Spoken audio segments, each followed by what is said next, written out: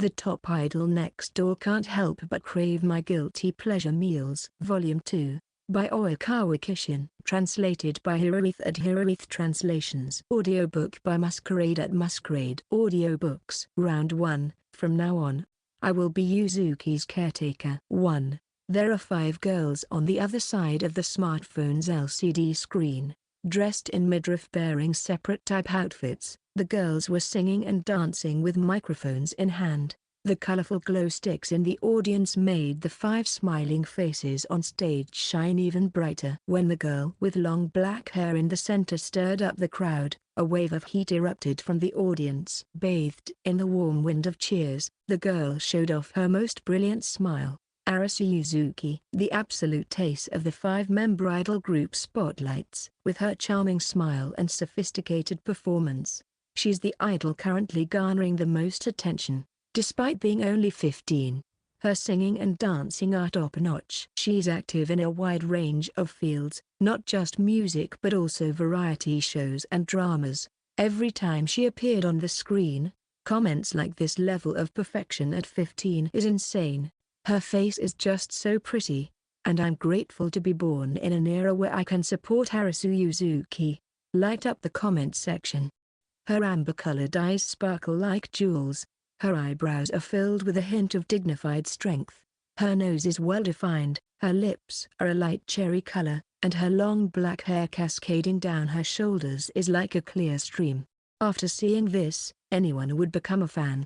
Having finished preparing dinner, I was watching an archive of a music program that aired the other day. Among the dozens of artists performing, even I, who was not a fan of spotlights, found myself inadvertently following her with my eyes. As the girls eventually left the stage, I put down my smartphone. Leaving the living room, I headed down the hallway. With some spare time on my hands, I thought I'd make use of it by cleaning the entrance. Shoe polishing, replacing insect repellent, sweeping.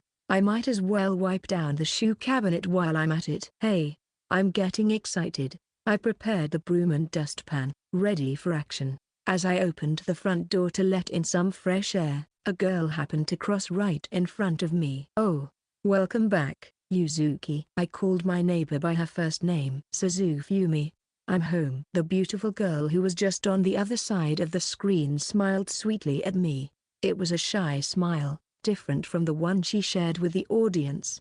Her attire had changed from the glamorous stage costume to a casual t-shirt and shorts, revealing her dazzling thighs. "I'll bring dinner over later, so look forward to it." HMPH, just so you know, I definitely won't eat it today. After our usual exchange, Yuzuki went into her room. Yes, my next-door neighbor is a top idol. Section. Orakita residence. We, the Mamori family, moved into this apartment complex during spring break about 2 months ago. Our family consists of a father, a mother, and a second-year high school son. But since my parents are always busy with the izakaya they run, they hardly ever come home. Therefore, I'm in charge of the household chores. Our apartment is number 809 on the 8th floor. If you go down the elevator and head to the left, our room is at the far end.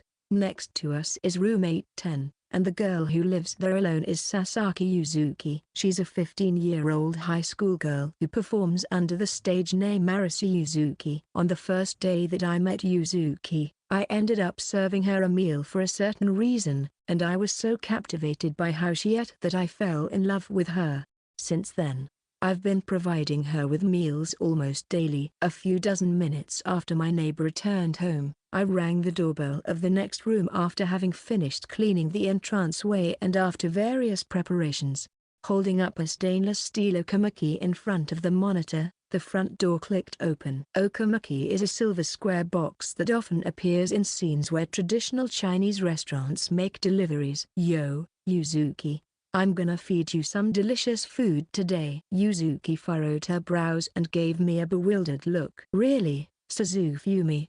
You never get tired of it? Every single day?" Yuzuki spoke in a somewhat dismayed tone. The sparkling idle smile from our first meeting was nowhere to be seen. "Every day, but this is the first time this week." "Yuzuki, You have no idea how frustrating these past days have been for me. Since June started, Yuzuki has been extremely busy with an increase in regular shows, recording new songs, and often, she had to attend dinner meetings with the staff and her manager after work, mostly dining out. Since she came straight home today and it's just past 9 in the evening, there's still plenty of time left for dinner even after accounting for time for her workouts and script reading. Well then, I'll make myself at home. It had been a full week since I last entered room 810. Because of that, I must admit I was a little nervous the moment I took off my shoes. My goal is to serve Yuzuki delicious meals to counteract her excessive dietary restrictions on herself, to maintain her figure and to make her so dependent on my cooking that she can't live without it. In other words, to make her fall for my meals. On the other hand, Yuzuki doesn't just passively accept my meals. She's desperately trying to turn me into a fan of Arasu Yuzuki by resisting the meals and using every trick in the book. She has her own logic behind this. Fans maintain a distance. Fans don't intrude on their idol's private life. In other words, if she can overwrite our relationship from neighbors to idol and fan, she figures I'll obediently listen to her. Mamori Suzufumi will make Sasaki Yuzuki fall for his meals. Sasaki Yuzuki will make Mamori Suzufumi fall for her as a fan. This is the secret relationship between a popular idol and a high school boy. Section. Prepare yourself for a special dish tonight. You seem quite confident. But I have no intention of losing today. There hasn't been a single day when Yuzuki has won against my guilty pleasure meal. Though she verbally rejects it, she inevitably gives in. That's the usual pattern. She must be aware of it herself. However, Yuzuki's expression remains full of confidence. It's been a week since I last ate your cooking, Suzufumi. We couldn't find the right time because of your busy schedule. That's right. In other words, I've successfully detoxed myself from your immoral meals. Yuzuki puffs out her chest with a triumphant HMMPH. Even now, with Suzufumi's okamaki right in front of me, my heart isn't the slightest bit disturbed. I could even skip dinner tonight without any problems. There's no way you'd be fine. Suddenly cutting down on your meals would shock your body. It's not sudden. After all, I've barely had anything but nutrition bars and protein for the past week. This girl, she's gone back to her extreme dieting the moment I took my eyes off her. Thanks to that, I feel light and everything is going smoothly. I'm not foolish enough to jump at Suzufumi's cooking when I'm in such perfect condition. What do you mean by not foolish enough? You'll surely collapse from hunger again if you keep living like that. No, in a way, I'm relieved. Now I can serve dinner without any reservations. We head to the kitchen at the end of the hallway. Despite her resistance to my cooking, Yuzuki always ends up letting me into her room one way or another. Whether that's being polite or just easy to sway, I'm not sure. The dining kitchen is very simple.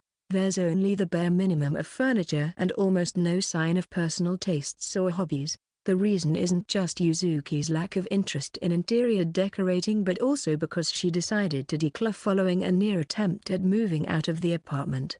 I helped out with that and even did a thorough cleaning while I was at it. Thanks to that, room 810 is as sparkling clean as a new home. Just wait at the table, Yuzuki.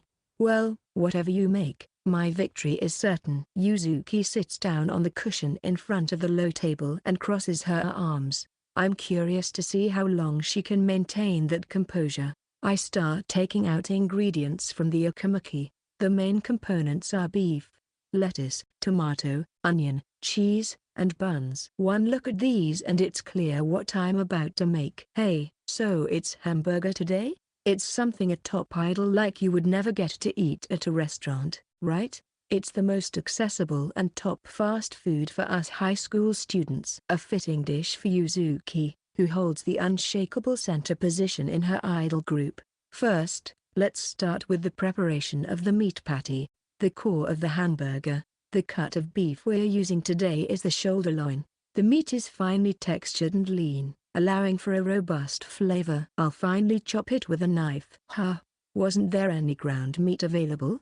A question flies in from the living room. It's intentional. Sure, using ground meat would make the patty's texture uniform and less likely to have unevenness. But this time, I'm pushing the meatiness to the forefront by mixing finely chopped and coarsely ground meat. I see. I casually glance back to find that Yuzuki, who was supposed to be sitting at the table, had moved about 50 centimeters closer to the kitchen. This scene feels familiar. Of course, there will be no breadcrumbs or eggs as filler.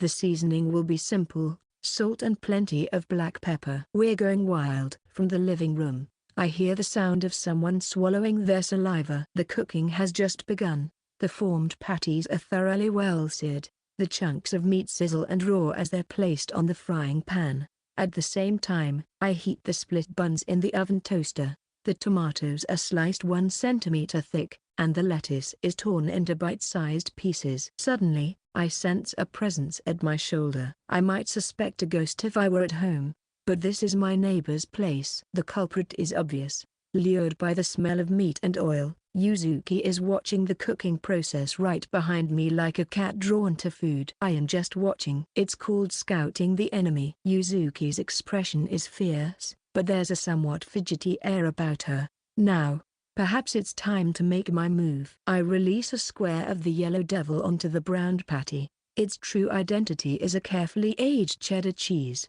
As the heat transfers, the thick slice of cheese slowly starts to lose its shape, merging with the patty as if it had been there all along. I pick up a bite-sized chunk of meat that I had been frying on the edge of the pan with chopsticks. Want to try a taste? As if I'd eat that. Is that so? Then I'll have it myself. As I casually bring it to my mouth, Yuzuki makes a small motion. Yeah, I have to say, it's quite good. Grr. Yuzuki shoots me a resentful look before returning to the cushion in front of the table. The buns seem to have toasted nicely. When I open the oven toaster, the scent of wheat and sesame wafts gently through the air. Everything is ready. All that's left is the final assault. I sit down across from Yuzuki while holding a tray with the ingredients. No matter how much you tempt me right in front of my eyes, the outcome won't change. First, I slather mayonnaise and ketchup on the bun sitting regally in the center of the square plate. The oil in the mayonnaise helps prevent the vegetables' moisture from soaking into the buns. Yuzuki, who had been watching my cooking, mutters softly. Come to think of it, it's been a while since I had mayonnaise. Next, I place the cheese-coated thick patty onto the bun with a spatula. The surface of the meat sizzles and emits a savory aroma. I haven't had meat or cheese at all too. Then the vegetables. Sautéed onions cooked in parallel with the patty, followed by tomato and lettuce, are stacked to make the hamburger even more luxurious. Sautéed onions in a hamburger. That's practically an angel's ring. It seemed that cracks were steadily spreading in Yuzuki's mentality. However, that's all the ingredients I've prepared. Hey hee hee. I somehow managed to hold on. Looks like I win this time. Yuzuki declared her victory, biting her lip hard and with a slight sheen of sweat on her forehead. To be honest, I didn't expect her to last this long, but even a perfect title at work has her weaknesses when it comes to private meals. Then after the lettuce, let's add another patty! Exclamation mark. As I moved to place the second piece of meat, I felt a force on my right arm. Yuzuki had somehow moved next to me and was grabbing my hand. You didn't say anything about that. Yuzuki shook her head from side to side, her eyes slightly moist. Wasn't that patty from Suzufumi? No, it was meant for Yuzuki to eat from the start. But you said all the ingredients were ready. That was only referring to the types. I didn't mention anything about the number or amount. That's not fair. With my arm restrained, I docked the second patty. Please stop. The juice from the second meat patty began to glisten as it moistened the vegetables. Yuzuki's breathing grew more ragged and her breath was damp with moisture like she had just finished an intense exercise. All right, at this rate, it seems you could even handle a third one. No way, no way, no way. I absolutely can't handle any more. Yuzuki let out a scream. Since this is a corner room and next to mine, her cries won't reach anyone no matter how loud she screams. The third patty was clearly thicker and bigger than the previous two, and there was more cheese too. Here comes a massive blow. Try to endure it, okay? Stop. Thud. As I placed the extra-large patty, the restraint on my right arm was released. "I told you to stop." Yuzuki covered the meat with a bun from the side of the plate and lifted the hamburger with both hands. She then opened her mouth wide and took a big bite. MMMHNNG.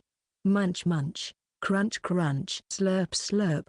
Various sound effects echoed. The fat that had oozed from the meat made Yuzuki's fingertips glisten. The rich flavor of the red meat, the fresh crunch of the vegetables, and the perfectly toasted crispy buns are a perfect match. Every bite into the coarsely ground patty releases the deliciousness of the meat and the fragrance of black pepper. This wild feeling of tearing it apart with my teeth is irresistible. You see, it's more like hunting rather than eating. With her eyes shining brightly, Yuzuki excitedly devoured the meat. True to her words, there was a sense of toughness as if she were a hunter thrusting a spear into her prey. The cheddar cheese matches perfectly too. It's rich and amplifies the deliciousness of the meat several times over. Biting into it with the buns almost makes me melt. Yuzuki was as talkative as ever during her meal. Perhaps it was a backlash from always suppressing her appetite. No matter how many times I witness this scene,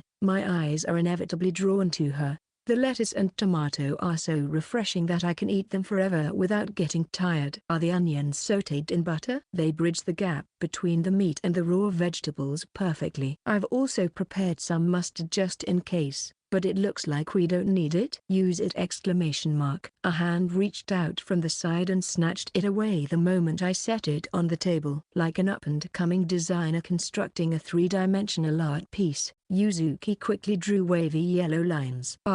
The spiciness and sweetness layer upon each other, elevating the ingredients to a higher stage. It seems junky yet refined, noble yet down to earth. This is the essence of a hamburger. The hamburger, which once boasted an impressive height, was now small enough to fit snugly in Yuzuki's petite hands. With every deep breath, I'm enveloped in a comforting smoky scent, and the sandwich of meat gives off a trickle of juice. The healing effect that spreads from my stomach to the whole body is truly like forest bathing. The hamburger would soon be gone, but the meal was still in its mid-phase. I placed my secret weapon on the table, a tabletop fryer. The rectangular container was filled to the brim with oil. I plugged the cord extending from the container into an outlet and began heating the oil.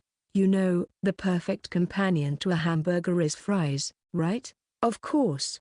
You'll have some, won't you? As I asked with a sly grin, Yuzuki's stomach made a gurgle sound in agreement. After a few minutes of letting the twist-shaped potato pieces swim in the sea of oil, I transferred the piping hot potatoes to a bowl and tossed them with chili pepper and paprika powder. The vivid red hue and the aroma of the spices stirred up the appetite, completing the spicy potatoes. As soon as I placed the potatoes on the plate, they were abducted into the spaceship that was Yuzuki's mouth. Hofu, afu. With her eyes tightly shut, Yuzuki rolled the potatoes on her tongue. After repeating afu for a while because it's hot, she swallowed. Being able to eat freshly fried hot potatoes is the real pleasure of home-cooked meals. The sweetness of the potatoes with the spiciness of the chili pepper is perfect. The paprika powder blends in to make the flavor mild without being too sharp. Thanks to the twist shape, the spices cling well, and I can enjoy the alternating crunch and fluffiness. I hadn't forgotten about the drinks either. Naturally, I prepared cola. Yuzuki quickly pressed her lips to the straw sticking out of the glass and slurped away. I never thought I'd be able to enjoy a hamburger set again in my life, but to think I could have it at home. The happy set woven by my mouth is hosting an endless carnival. The feast continued until Yuzuki was utterly fallen into the abyss of delicious meals. Section. Why do I always end up like this? After the meal, Yuzuki, tormented by regret as usual, rubbed her head against the table. The hamburger and potatoes were perfectly devoured. It was a splendid display of eating. Has the peak of your work passed for now? I'll feed you a delicious meal starting tomorrow morning. I won't lose next time. As Yuzuki slowly raised her face, there was a red liquid on the side of her lips. Hey, you've got ketchup there. Where? On the left side of your lips. Yuzuki wiped the ketchup with her index finger and then licked it off her fingertip. In that casual post-meal gesture, I felt my heart rate increase significantly. That was an incident from late May. The day Yuzuki returned to the apartment, we celebrated the fan meeting. When I ate a hand-wrapped crepe, some cream ended up in the same spot on my face. Yuzuki wiped it off with her own lips. It's almost like saying she gave me a kiss on the cheek. I can still clearly remember the feeling of her lips. At one point, I concluded in my mind that it was an idle move to charm a fan. However, I couldn't shake the thought that maybe it meant something more, and if anything, that feeling had only grown over time. I wanted to know Yuzuki's feelings, but I hesitated to probe too deeply. I had been agonizing alone, repeating self-questioning dozens of times each day. Suddenly, our eyes met as Yuzuki wiped off some ketchup. "What's wrong? Why are you staring like that? Is there still ketchup on my face?" "No, it's not that." "Then what is it?" Well, not only did Yuzuki come closer, but her face also drew near. Perhaps because I was so conscious of her, the breath that escaped her lips felt unusually seductive. I found myself unable to look away from her lips. "Come on, if you have something to say, just spit it out." How could I possibly answer that I was mesmerized by your lips? As we continued to stare at each other while I searched for an excuse, Yuzuki seemed to notice that my gaze had drifted downward. She glanced at my lips and then met my eyes again. The next moment, Yuzuki's face turned bright red. As if remembering something, Yuzuki covered her mouth with the back of her hand, averted her gaze, and let out a feeble voice. "Don't look too much." I felt a thumping sensation in my heart. Could it be true? Was that moment a sign of special feelings, and does Yuzuki have feelings for me? Yuzuki slowly brought her gaze back, and our eyes met again. Neither of us turned our faces away. The beating of my heart was so loud that I feared the sound might leak outside. "Someone, anyone, please break this situation. Otherwise, I might not be able to restrain my desire to touch Yuzuki's lips." My body was being drawn to Yuzuki on its own. For some reason, she didn't try to escape. She kept looking straight at me as if expecting something. "Someone, quickly." The chime ringing in the living room snapped Yuzuki and me back to reality. Who could it be? At this hour? Yuzuki hurriedly stood up, straightening her hair with her fingers, and moved toward the monitor installed in the living room. Saved. Whether it was a delivery person or the landlord, I might have crossed a line if that situation had continued. "Huh?" Yuzuki let out an uneasy voice. I also peered at the monitor from behind. On the LCD screen, a suspicious-looking woman in a hat and mask appeared. She wore a pitch-black coat, exuding an air of suspicion that seemed to scream for a police check. There was no weapon in the woman's hand, but it was entirely possible she had one hidden in an inner pocket of her clothes. She could be a robber or perhaps a stalker. I had heard that recently, troublesome fans could be of any gender. "Yuzuki, I'll go." "But, it might be bad if she finds out a man is with you. But if we pretend we're not here, we don't know what she might do." "Just in case, be ready to call 110. "Wait, Suzufumi. If I didn't remove the door chain, there should be no worry of forced entry." I opened the door and peeked out just a little bit. "May I ask who's there? Is this the residence of Sasaki Yuzuki-san?" The eyes and voice are youthful, possibly in their 20s or even a teenager. "Please answer my question." "Who are you?" "I see. So you did find yourself a man behind my back. It was right of me to visit unannounced." The woman seemed to have convinced herself. The likelihood of her being a stalker was becoming more likely. "Who are you? Where did you meet my Yuzuki? Confess the truth." "I'll return that question to you." "Who are you?" "I am Yuzuki's number one." She's the dangerous type who believes themselves to be Arisa Yuzuki's lover. Trying to probe further might be futile if that's the case. As I hesitated about whether to call the police, Yuzuki, who had been listening to our conversation from the entrance step, put on her sandals. Then, to my surprise, she stood beside me and reached for the chain lock. "Hey, Yuzuki." The door began to open. A hand from the woman in black reached through the gap.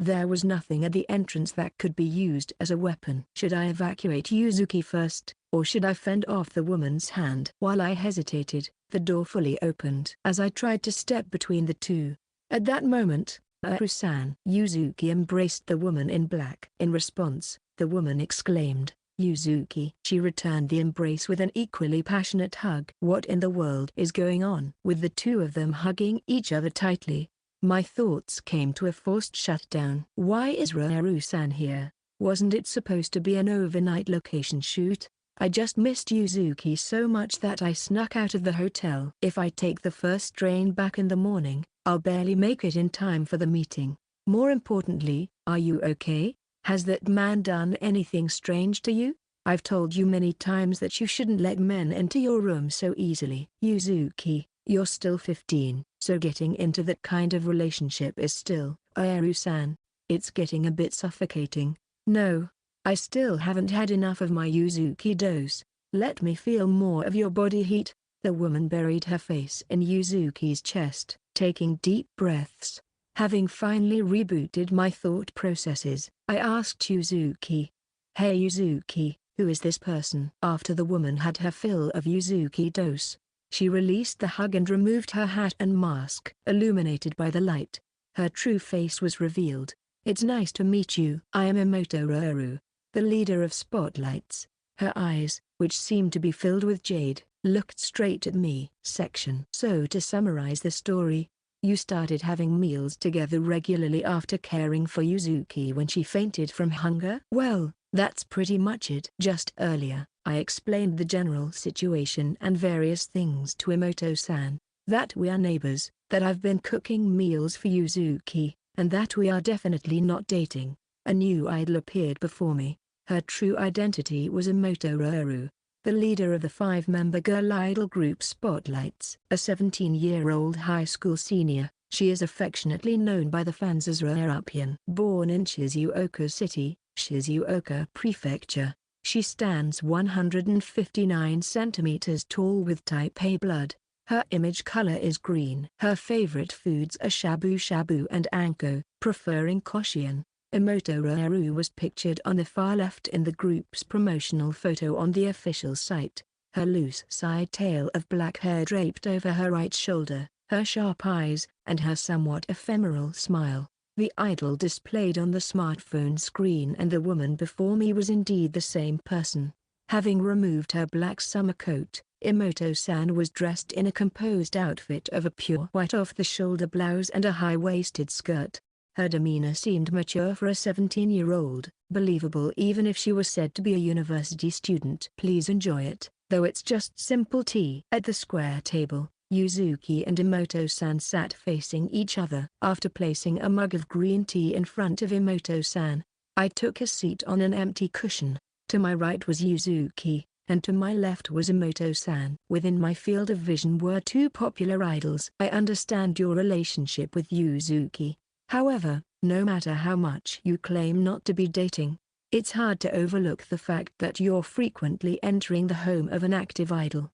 Emoto-san glared at me sharply, and the peaceful atmosphere she had when hugging Yuzuki earlier was nowhere to be felt. "Moreover, if what Mamori-san says is true, I have a question for you." Emoto-san pointed her finger decisively. "Is the food you prepare truly the best for Yuzuki?" "What do you mean by that?" "Pork bowls, Milanese doria, yakisoba, ramen, and today's hamburger with fries. Frankly, they hardly seem healthy." Ouch. That hit a sore spot. "But, well, fries are technically vegetables. Did you say something?" "No, nothing." The air around Emoto-san seemed to freeze instantly, so I hurriedly shut my mouth. "Even so, it's surely better than a diet of nothing but chocolate bars and protein, right? I want Yuzuki to experience more of the joy of food. That doesn't mean you should interfere with Yuzuki's stoic routine." Emoto-san's gaze was stern. Her good looks only intensified the sharpness of her eyes. "Yuzuki, it's not good for you either. Eating hamburgers and fries so late at night could upset your stomach and affect tomorrow's dance practice." When Emoto-san turned her gaze forward, Yuzuki shrank like a scolded kitten. But it looked so delicious. "Ugh, Mamori-san, please don't make Yuzuki pull such a face." A meteor-sized stray bullet came flying my way. It seemed Emoto-san was very lenient with Yuzuki. Honestly, the current situation was not favorable. The reason we had been able to engage in our foodful battles up to today was precisely because there had been no interference from others. I was well aware that this battle deviated from societal norms. Yuzuki, who had been awkwardly silent until then, spoke to Emoto-san as if to escape the silence. Emoto-senpai, that habit is showing again. You revert to your old way of calling me when you're flustered. Aaaaaah-san. When Yuzuki corrected herself, Emoto-san made a pleased mmhm sound. Yuzuki, you mentioned you might move last month, right? Did you cancel those plans at the last minute because of Mamori-san's influence? It's not that. I'm not trying to lecture you. As your sister, Anne, I'm just worried about you. Sister? When I echoed her words, Emoto-san eagerly began to speak. Just like a real sister. I've been looking after Yuzuki since before she entered junior high school. If it's the bond between us that counts, our bond is as strong as that of real siblings. With full confidence, Emoto-san puffed out her chest. I see. If she's close enough to Yuzuki to call herself a sister, then it's natural that she would know the code for the apartment's auto lock. First of all, it's a big no-no to get personally involved with fans, right? You never know what kind of trouble you could get into. Suzufumi isn't just a fan of mine. He's a neighbor who looks after me. In fact, Suzufumi has helped me out many times. That's not the point. It's too late if something dangerous happens to you. Emoto-san's tone makes it painfully clear that she's concerned about Yuzuki's well-being. Since she's not completely wrong, it's hard for me to strongly object. However, I wouldn't have started this foodful battle in the first place if I were the type to back down so easily. Emoto-san, please don't be too hard on Yuzuki. Ultimately, it all started because I offered to cook. For now, it's crucial to calm the situation. We can't let our holy war end in such an unfinished state. Wait, Suzufumi isn't to blame. It's my own fault for not resisting the meals. Yuzuki passionately argued with her hand on her chest. There was no hesitation in her eyes as she gazed at Emoto-san. Wait, I'm far more to blame. If I had made Yuzuki's eating habits more independent, there would be no need for me to fuss over her. If I had been more captivating as an idol, Suzufumi would have fallen for me as a fan long ago. No, it's me who. No, it's me who. Before we knew it, we had left Emoto-san out of the conversation. Each of us insisting on our own shortcomings. Both of you, enough. Emoto-san's voice crackled sharply, and Yuzuki and I immediately fell silent. I'm seriously thinking about this, but the two of you're just fooling around? No, we're not playing around. Emoto-san's eyebrows twitched. Perhaps she had taken it as an excuse. I braced myself, expecting another outburst. Mamori-san, I'll be straightforward. Yes. What is it? A cold sweat ran down my back. Please stop looking after Yuzuki immediately. I refuse. My response came out before I could even think. Emoto-san's eyes widened in surprise at my immediate refusal. You won't? Yes, I won't. This is something I cannot compromise on.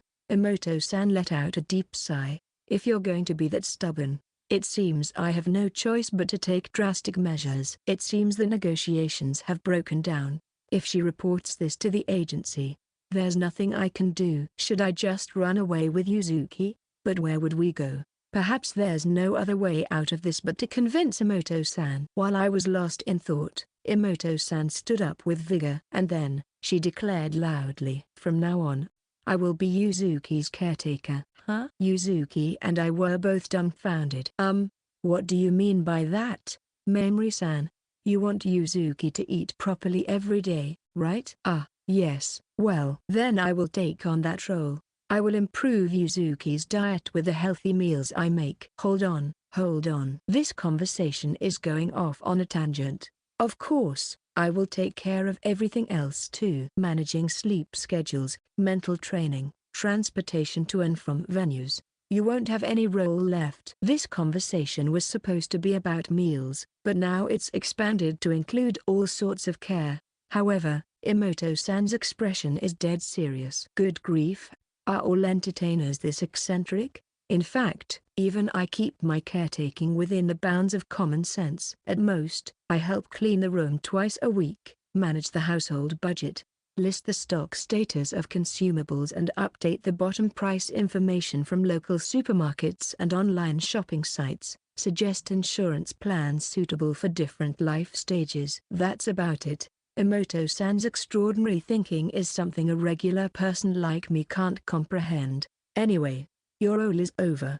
Mamori-san, thank you for your hard work. With a sense of superiority oozing from her face, Emoto-san crossed her arms and leaned back with a smug expression. She's been saying whatever she wants for a while now. Whether she's the leader or the sister, I won't let someone else take care of Yuzuki now. I glanced at Yuzuki, who was looking at me with anxious eyes.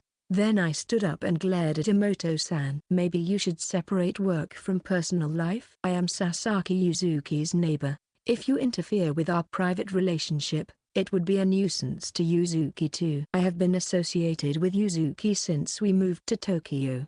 I take pride in the sisterly bond we've developed for over 3 years. It's a different level compared to you, who's only had a few months of contact. Trying to one-up someone over the length of your relationship. Aren't you being a bit petty? We were like fighters at a press conference, leaning in and clashing with our arguments. At a loss for what to do, Yuzuki could only look back and forth between me and Emoto-san. Both of you. Wait. Let's calm down for a moment. Yuzuki, as your sister, I cannot turn my back on this fight. Yuzuki, you need to watch closely, until either me or Emoto-san falls. Ignoring Yuzuki's flustered attempts to intervene, Emoto-san and I locked gazes fiercely. I will make Yuzuki healthy with moral meals, health-conscious meals. I will make Yuzuki fall with immoral meals, guilty pleasure meals. The gong for a new match rings out. Thus, the battle over Yuzuki between an idol and a high school boy began. Round 2, Arc. Friday nights are when students and salarymen alike spend their evenings in various ways, marking the peak moment of fun in the week. For example, my classmate and friend Hozumi was excitedly talking about his plans during today's lunch break. Tonight's a date at the aquarium with my girlfriend. For dinner, we're hitting up a fancy sushi restaurant that doesn't have a conveyor belt. Can't wait to savor the course meal. While it's great that his relationship is going well, I can't help but question the order of things. His girlfriend happens to be a Japanese history teacher at our school, Tokyo Metropolitan Orikita High School. Surprisingly pure, Hozumi's approach to love has him charging headfirst into this forbidden romance. It's been about 2 months since they started dating over spring break, and he was determined that today would be the day for their first kiss. While silently cheering him on, I ring the doorbell of room 810. After a brief pause, the door opens to reveal my next-door neighbor and active idol, Sasaki Yuzuki. Suzufumi. It's been since yesterday. Yuzuki looks somewhat awkward. It's the same today. Okay, shall we go in for now? Well then, excuse me for intruding. An awkward air hangs between us as we head to the living room. It's not that we had a fight, nor was there any trouble, but the atmosphere was uncomfortable somehow. On the low table, various dishes are already laid out. Rye bread, vermicelli salad, boiled broccoli, mushroom and egg drop soup, and a small portion of mixed nuts. It's an incredibly elegant menu, something you'd expect to see on the social media of an active model. It's clear who prepared this without having to think about it. The leader of the idol group spotlights and Yuzuki's older sister figure in Tokyo. From now on, I will be Yuzuki's caretaker. That declaration wasn't just for show. For the past 3 days, Emoto-san has been consistently preparing meals for Yuzuki. If the calorie-rich dishes I make are immoral meals, then Emoto-san's healthy dishes could be called moral meals. I take a seat on a cushion near the table. Inside the okamuki I brought is a cup of oolong tea, an original blend I had specially mixed at a specialty store. I didn't want to admit defeat by showing up empty-handed, so I at least brought a drink. When I timidly offer it, Yuzuki gratefully accepts it with a thank you. Afterward, Yuzuki quietly clasps her hands together and says itadakimasu before methodically eating the side dishes laid out on the table.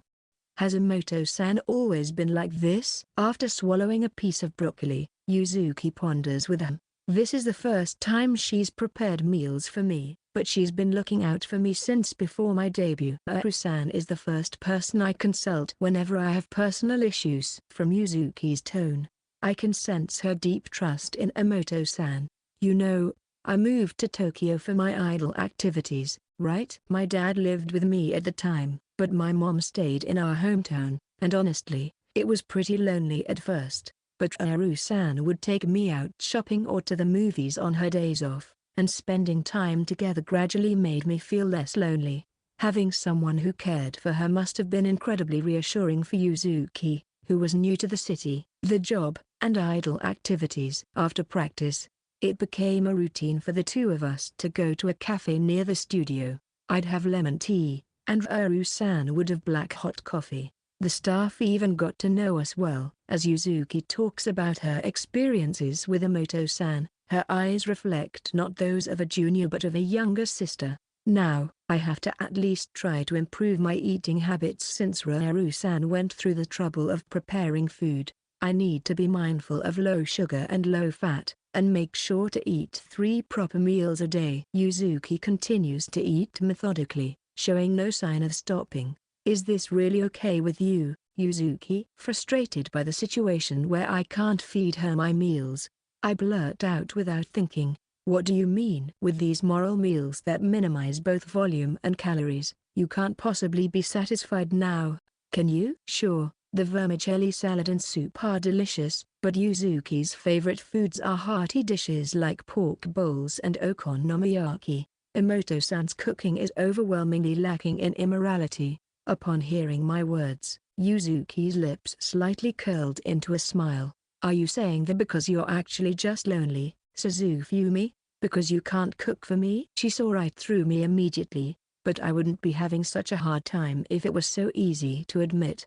It's not like that. Come on, you're suddenly acting all shy.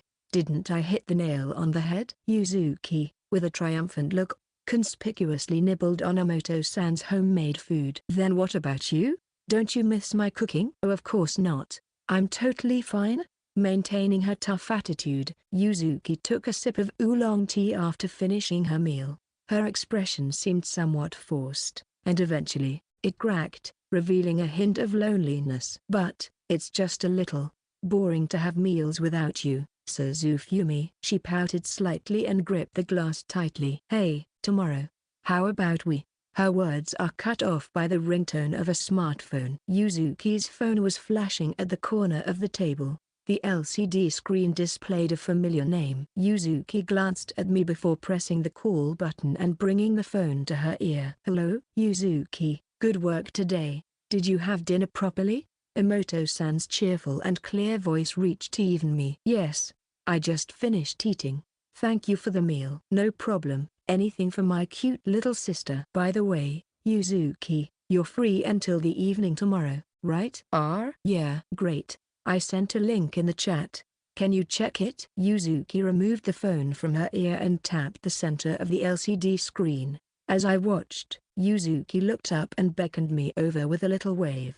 I peered over to the smartphone, and the display showed information about a wildlife park, zoo. You've been working on big projects lately and must be tired, right? Sleep and rest are important, but so is mental care. Why not get healed by some cute animals for a change? According to the wildlife park's homepage, they have not only terrestrial creatures but also marine life that you'd usually only see in large aquariums. They also seem to have a petting area. Yuzuki, you missed out on the zoo location shoot for the drama because it overlapped, didn't you? It's far and crowded, so it's difficult to go there privately, but this place is easy to get to from your apartment, so how about it? Did you remember that? That was months ago. Of course, you looked so eager to go back then. How could I forget? I see. Yuzuki's face beamed as she spoke on the phone. She blushed and scratched her cheek, her voice growing softer. So, does the plan sound good? Of course, if you have other things to do, you can prioritize those. I want to go.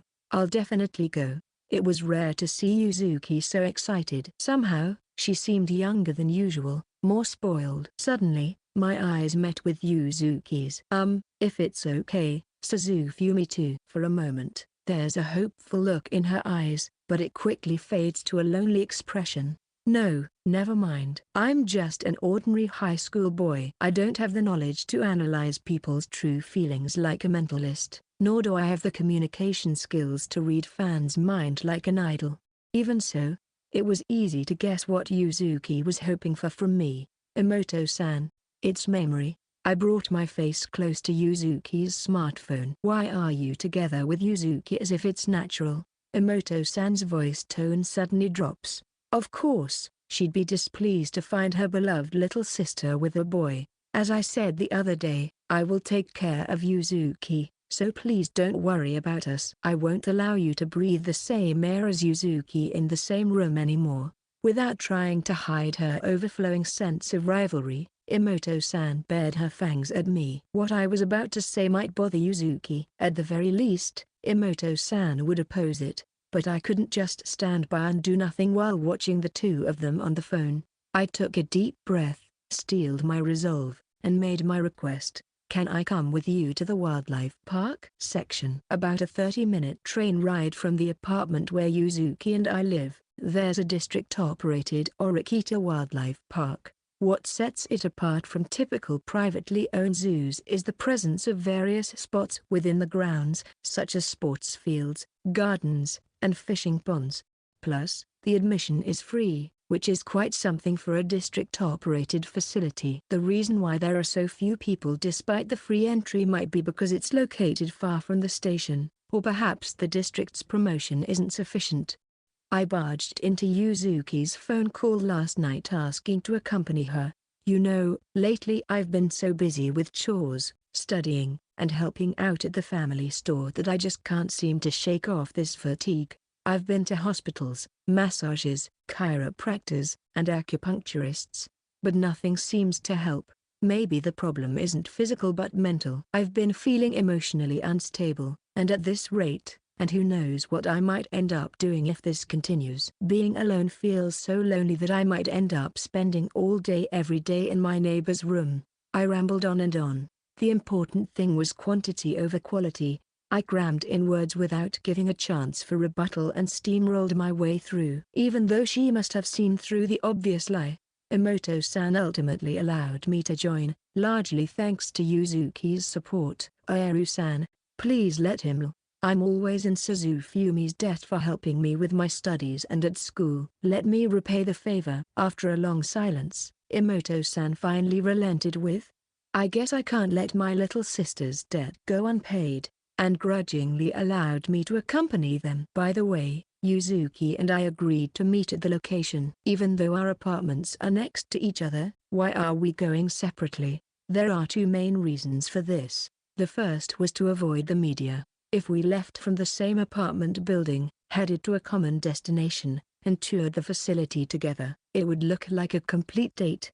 Even though there are 3 of us in the actual group, we can't rule out the possibility of being targeted by malicious reporting to fabricate a scandal.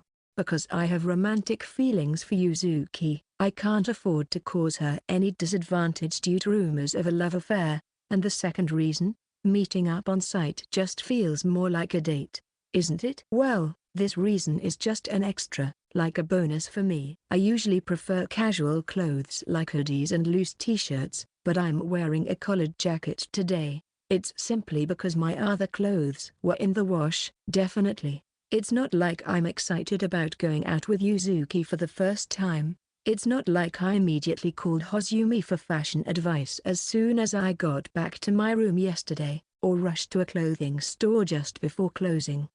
And arriving at the meeting place more than an hour early was just because I was worried about train delays, that's all. Since it was still before opening hours, the area was still wrapped in silence. The wildlife park, boasting the size of 3 domes, is surrounded by a road, with old office buildings and apartments lined up at regular intervals along the street. However, there's no traffic or people walking around. It's as if time has stopped in this area alone. A few minutes after my arrival, waiting around got boring, so I considered finding a place to kill time. However, I was at a loss because there was no convenience store or cafe in sight. As I looked around, someone tapped me on the shoulder from behind. Good morning.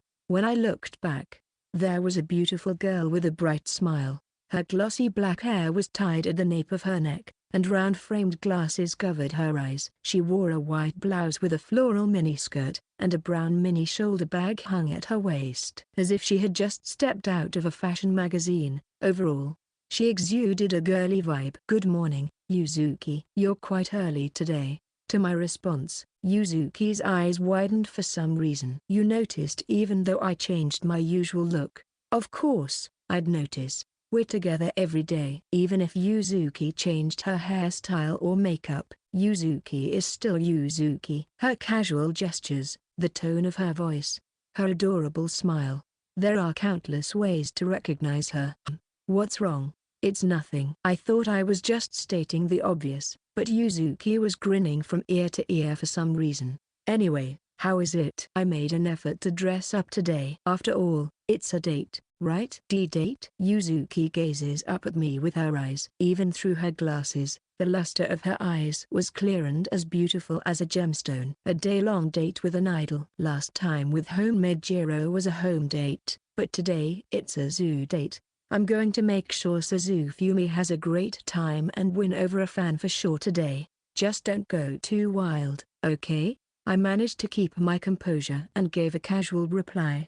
That was close. I had almost thought Yuzuki was looking forward to going out with me. I need to be careful not to get carried away too easily, and I really need to improve my low romance IQ. "Hey, what do you think about my outfit?" Maybe annoyed by my lackluster reaction, Yuzuki approached me with a pout. In times like these, it's best not to beat around the bush and to give straightforward praise. "Oh, it looks good on you." "Really? Well, I guess it's only natural for an idol.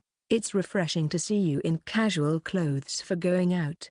But whatever you wear looks good on you. It must be because you have a good style." Thank you. Wearing glasses gives you a more composed look, and it adds an intellectual vibe, but it's not stiff at all. In fact, the contrast with your usual innocent look is charming. I see. Your bag enhances your cuteness and approachability, and the pop of color from your socks contributes to the bright atmosphere. The necklace is simple, but it adds just the right accent. Oh, okay, that's enough. No need to praise me anymore. With her face turning bright red, Yuzuki pushed her palm towards me. Maybe staring too much wasn't a good idea. Clearing her throat, Yuzuki then scanned my outfit from bottom to top. "Suzufumi, you also look different from usual. It's cool." "Really? Ah, I see." Being praised directly is pleasing but also incredibly embarrassing. Come to think of it, this is the first time I've gone out to play with someone of the opposite sex other than my childhood friend on a holiday.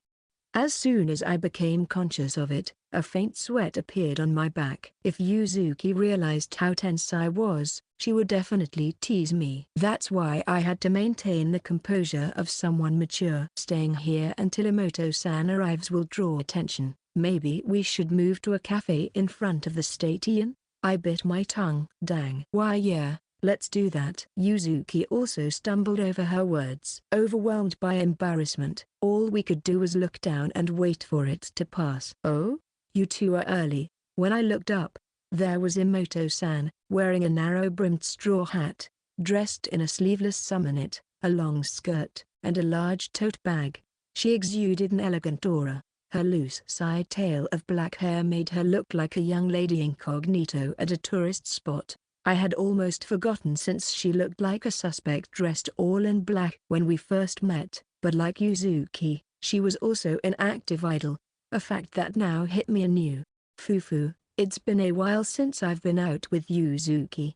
I've been really looking forward to today. Hugging Yuzuki with no hesitation, Emoto-san had an innocent smile like that of a child. "Well, then." As Emoto-san's gaze shifted towards me, the friendly atmosphere instantly dissipated. "Mamori-san, I allowed you to come this time because you insisted, but today's purpose is to relieve Yuzuki's stress. Please, do not get in Yuzuki's way, okay?" I managed to suppress the frown forming between my brows and put on a forced smile. "Thank you for having me today. Please leave Yuzuki's care to me, and feel free to enjoy the zoo on your own." Emoto-san. Fighting over her, Emoto-san and I exchanged glares that sparked in the air. See, come on. It's almost opening time. Let's go, both of you. Sensing the tension, Yuzuki led the way with a strained voice. We reluctantly put our differences aside for the moment and followed Yuzuki to the entrance. Dark auras emanating from Emoto-san and me clashed above our heads. Section. So cute. Inside the enclosure, a group of penguins waddled on the rocky terrain. Yuzuki clung to the fence like a little child, her eyes sparkling as she was completely captivated by the black and white penguins. I seem to remember her saying she wasn't particularly interested in penguins after eating homemade gyro, but now faced with the real thing, she seemed utterly charmed by them. It had been a while since I'd seen penguins too, so their cuteness also drew me in. Some were preening, others napping by the water's edge. Each was living freely, a stark contrast to the modern city dwellers caught up in school and work. Yuzuki followed each movement of the penguins and lit up at every little thing. Just watching her made me feel warm inside. It had been a long time since I'd visited the zoo, but I was genuinely enjoying myself. The other visitors were also captivated by the animals, so it seemed unlikely that Yuzuki or Emoto-san would be recognized. I've never been to a zoo in Tokyo before, but there are so many different animals. It's amazing. Didn't you go on a school trip in junior high school? I've been prioritizing work since moving to Tokyo, and I didn't really participate in school events. I heard the school trip was to Kyoto. Sometimes I wish I could relax at Etiquette while sipping hot tea or something. While following the swimming penguins with her gaze, Yuzuki's eyes held a touch of melancholy. Though she had no regrets about the path she chose, she seemed to harbor a longing for a normal school life. Penguins always seem so free, don't they? I bet they don't have any worries. That's not necessarily true. Emoto-san, who had been listening to our conversation, chimed in.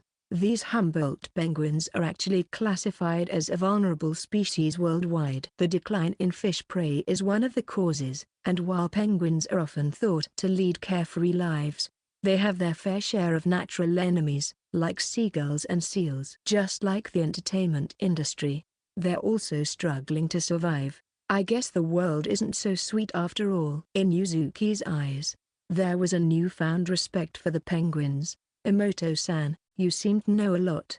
Do you like animals? Oh, yes. As Yuzuki's older sister, it's only natural that I know that much.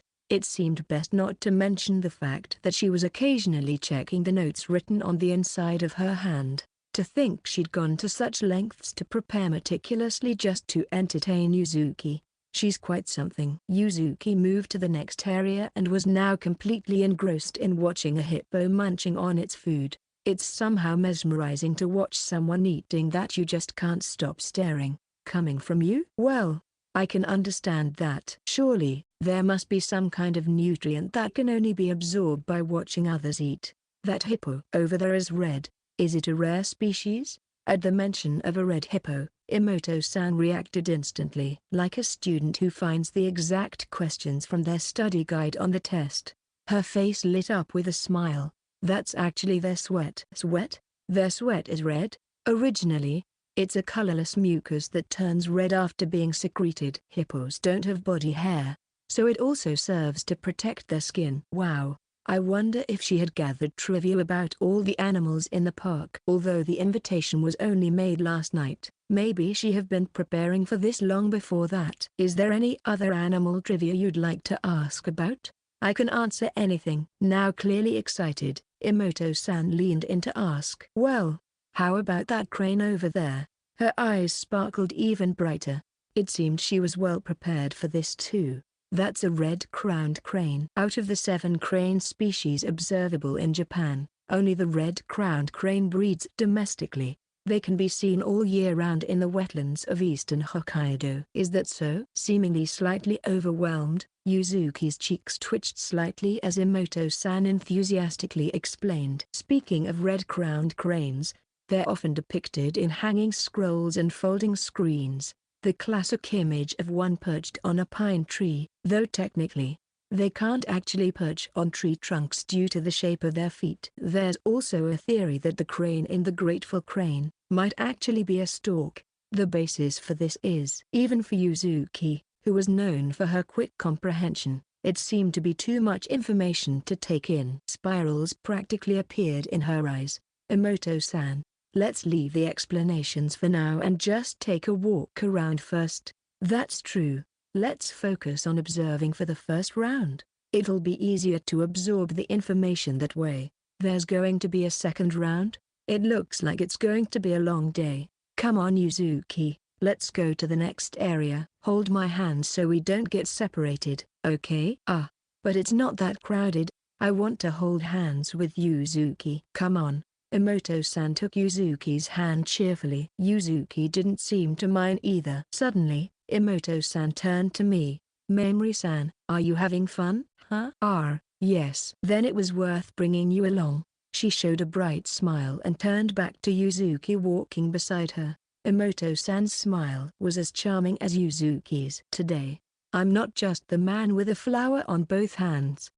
I'm literally spending my time with two popular idols who captivate people all over Japan right now.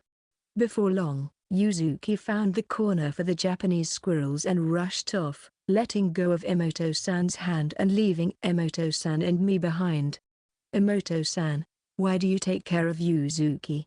Now that I had begun to understand her a little, I felt compelled to ask. After a brief moment of contemplation, Emoto-san answered as if it were the most natural thing in the world. It's the same as with Mamori-san. I do it because I love it. I can do anything if it's for Yuzuki. I see. With that response, there was no room for argument. Although our methods and principles might differ, our affection for Yuzuki were the same. After making a thorough 2 rounds of the zoo, the three of us were strolling through the garden on the premises. A forest path paved with cobblestones, lined with evenly spaced stone lanterns, and a single-story building standing across the pond. It felt as if we were visiting a tourist spot. Listening to the murmuring of the stream, I could feel my heart being purified. We decided to take a break at a wooden gazebo on the edge of the garden. With walls on 3 sides except for the front, it was secluded from view and perfect for a rest. Walking around has made me hungry. Yuzuki's casual remark caused both Emoto-san's and my eyes to gleam simultaneously. Yuzuki, let's have lunch.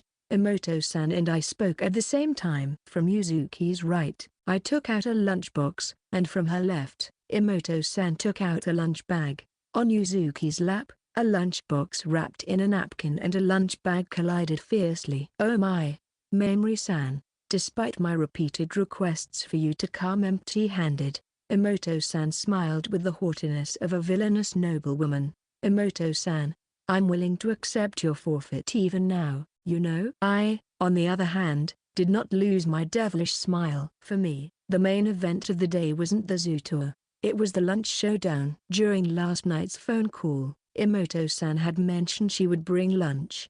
However, I couldn't let this precious opportunity to impress her slip by, so I also offered to bring a lunchbox. As a result of our unwillingness to concede to each other, Yuzuki now had 2 different lunch options before her. After all, Yuzuki isn't exclusively Emoto-san's, right? If she tries to monopolize Yuzuki with her older sister authority, then I'll just have to NTR her, or rather, MTR her from the sidelines. I started making this bento at 7 this morning for today's lunch. Could you please not interfere? Well, I started at 6:30, so shouldn't you let me go first? To go even further, I had started preparations the night before. I didn't just prepare, I bought a new frying pan just for today's meal. Before we knew it, we had both stood up and were glaring at each other like gunslingers in a Western movie waiting for the right moment to draw. We quietly eyed each other. After a few seconds of silence, we simultaneously turned our gazes towards Yuzuki. Yuzuki. Why yes? Startled by her name being called out of the blue, Yuzuki straightened up. Eat our bentos and judge which one is superior. I'll teach Emoto-san the taste of defeat. Yuzuki. Let's show him the bond between us sisters. Shall we? Unable to withstand our pressure, Yuzuki awkwardly nodded her head. Mamori-san, how about we decide on a penalty? The loser retires from being Yuzuki's caretaker. It wouldn't be interesting without something like that. I accept. Pure. He. Ah ha ha ha ha ha. Phew ha ha ha ha ha. We burst into loud laughter as if to flaunt our own abilities. Winning begins with spirit. I'll ignore the fact that Yuzuki is the only one with a frightened look in her eyes for now. The judging criteria are simple and clear. Which dish can make Yuzuki happier? Well then, I'll go first. I'll take the lead. Here you go. Pushing aside my lunchbox, Emoto-san began to take out the contents of her lunch bag. Well, that's fine. True champions always make a late entrance. Do your best as my opening act. What emerged from Emoto-san's bag were two types of containers. First, Emoto-san handed Yuzuki a plastic cup with a lid. Inside were cherry tomatoes, broccoli, and roughly chopped cucumbers. Pour some non-oil Japanese-style dressing, shake the cup well, and the seasoning will evenly coat everything, creating a satisfying taste even with a small amount. A shake salad, huh? I've seen those sold at convenience stores and cafes. And in the other container, there were oatmeal rice balls and meatballs, both bite-sized and skewered for easy eating. That was Emoto-san's prepared menu. While the visual flair and healthiness catch the eye, what should be noted is the convenience. The salad ingredients are chunky, so they can be eaten with just a pick, without the need for chopsticks or a fork. We idols must be able to quickly and efficiently take in nutrition in any situation, as there won't always be a table or flat surface available. Having set a punishment for the loser, Emoto-san seemed very confident. Her menu had a good balance of meat and vegetables. Start with the salad. It'll help moderate your blood sugar rise. Itadakimasu. Yuzuki stabbed a peach-colored pick into the broccoli and brought it to her mouth, followed by the cherry tomatoes and cucumbers. The crisp, pleasant sound echoed through the gazebo. How is it? Tasty. Emoto-san looked on with hopeful eyes. The next moment, I saw something unbelievable. Void, or perhaps emptiness. The cosmos, infinity. The concept of emptiness in Buddhism. All light had vanished from Yuzuki's eyes. It seemed that healthy didn't resonate with her hungry self. Like a robot, she moved only her mouth mechanically, without using any facial muscles. Yuzuki must be so moved that she's lost for words. Does this mean I've already won? Emoto-san was completely oblivious to her younger sister's distress. Rather, she was utterly convinced of her own victory. Yuzuki chose the oatmeal rice ball as the second choice. It seemed to be mixed with white sesame seeds and hijiki seaweed. A popping sound could be heard from inside her mouth. I was almost impressed by how much Yuzuki could suppress her emotions as she remained silent. The texture of the white sesame seeds and hijiki makes for an interesting accent, doesn't it? The seaside flavor covers the mild taste of the rice ball. Emoto-san's nose was held high in pride, almost outshining Pinocchio. Was it extreme positivity, or was she simply oblivious to her surroundings? But in the end, just then, a faint glimmer of light returned to Yuzuki's eyes. It was no wonder, considering the last side dish was meatballs, dressed in black vinegar and glistening in the sunlight. The reason for Yuzuki's rising excitement hardly needed explaining. I've been looking forward to this meat. Itadakimasu. With each chew, Yuzuki's expression darkens for some reason. As far as I knew, she didn't dislike the sourness of black vinegar.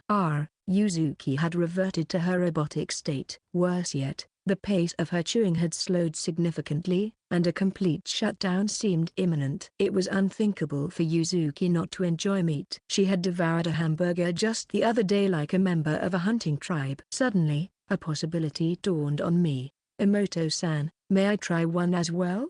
Are you also drawn to the lunch I've made? Please, go ahead. Taking her up on the offer, I popped a meatball skewered on a pick into my mouth. I instantly understood the subtle reason behind Yuzuki's expression. Is this okara?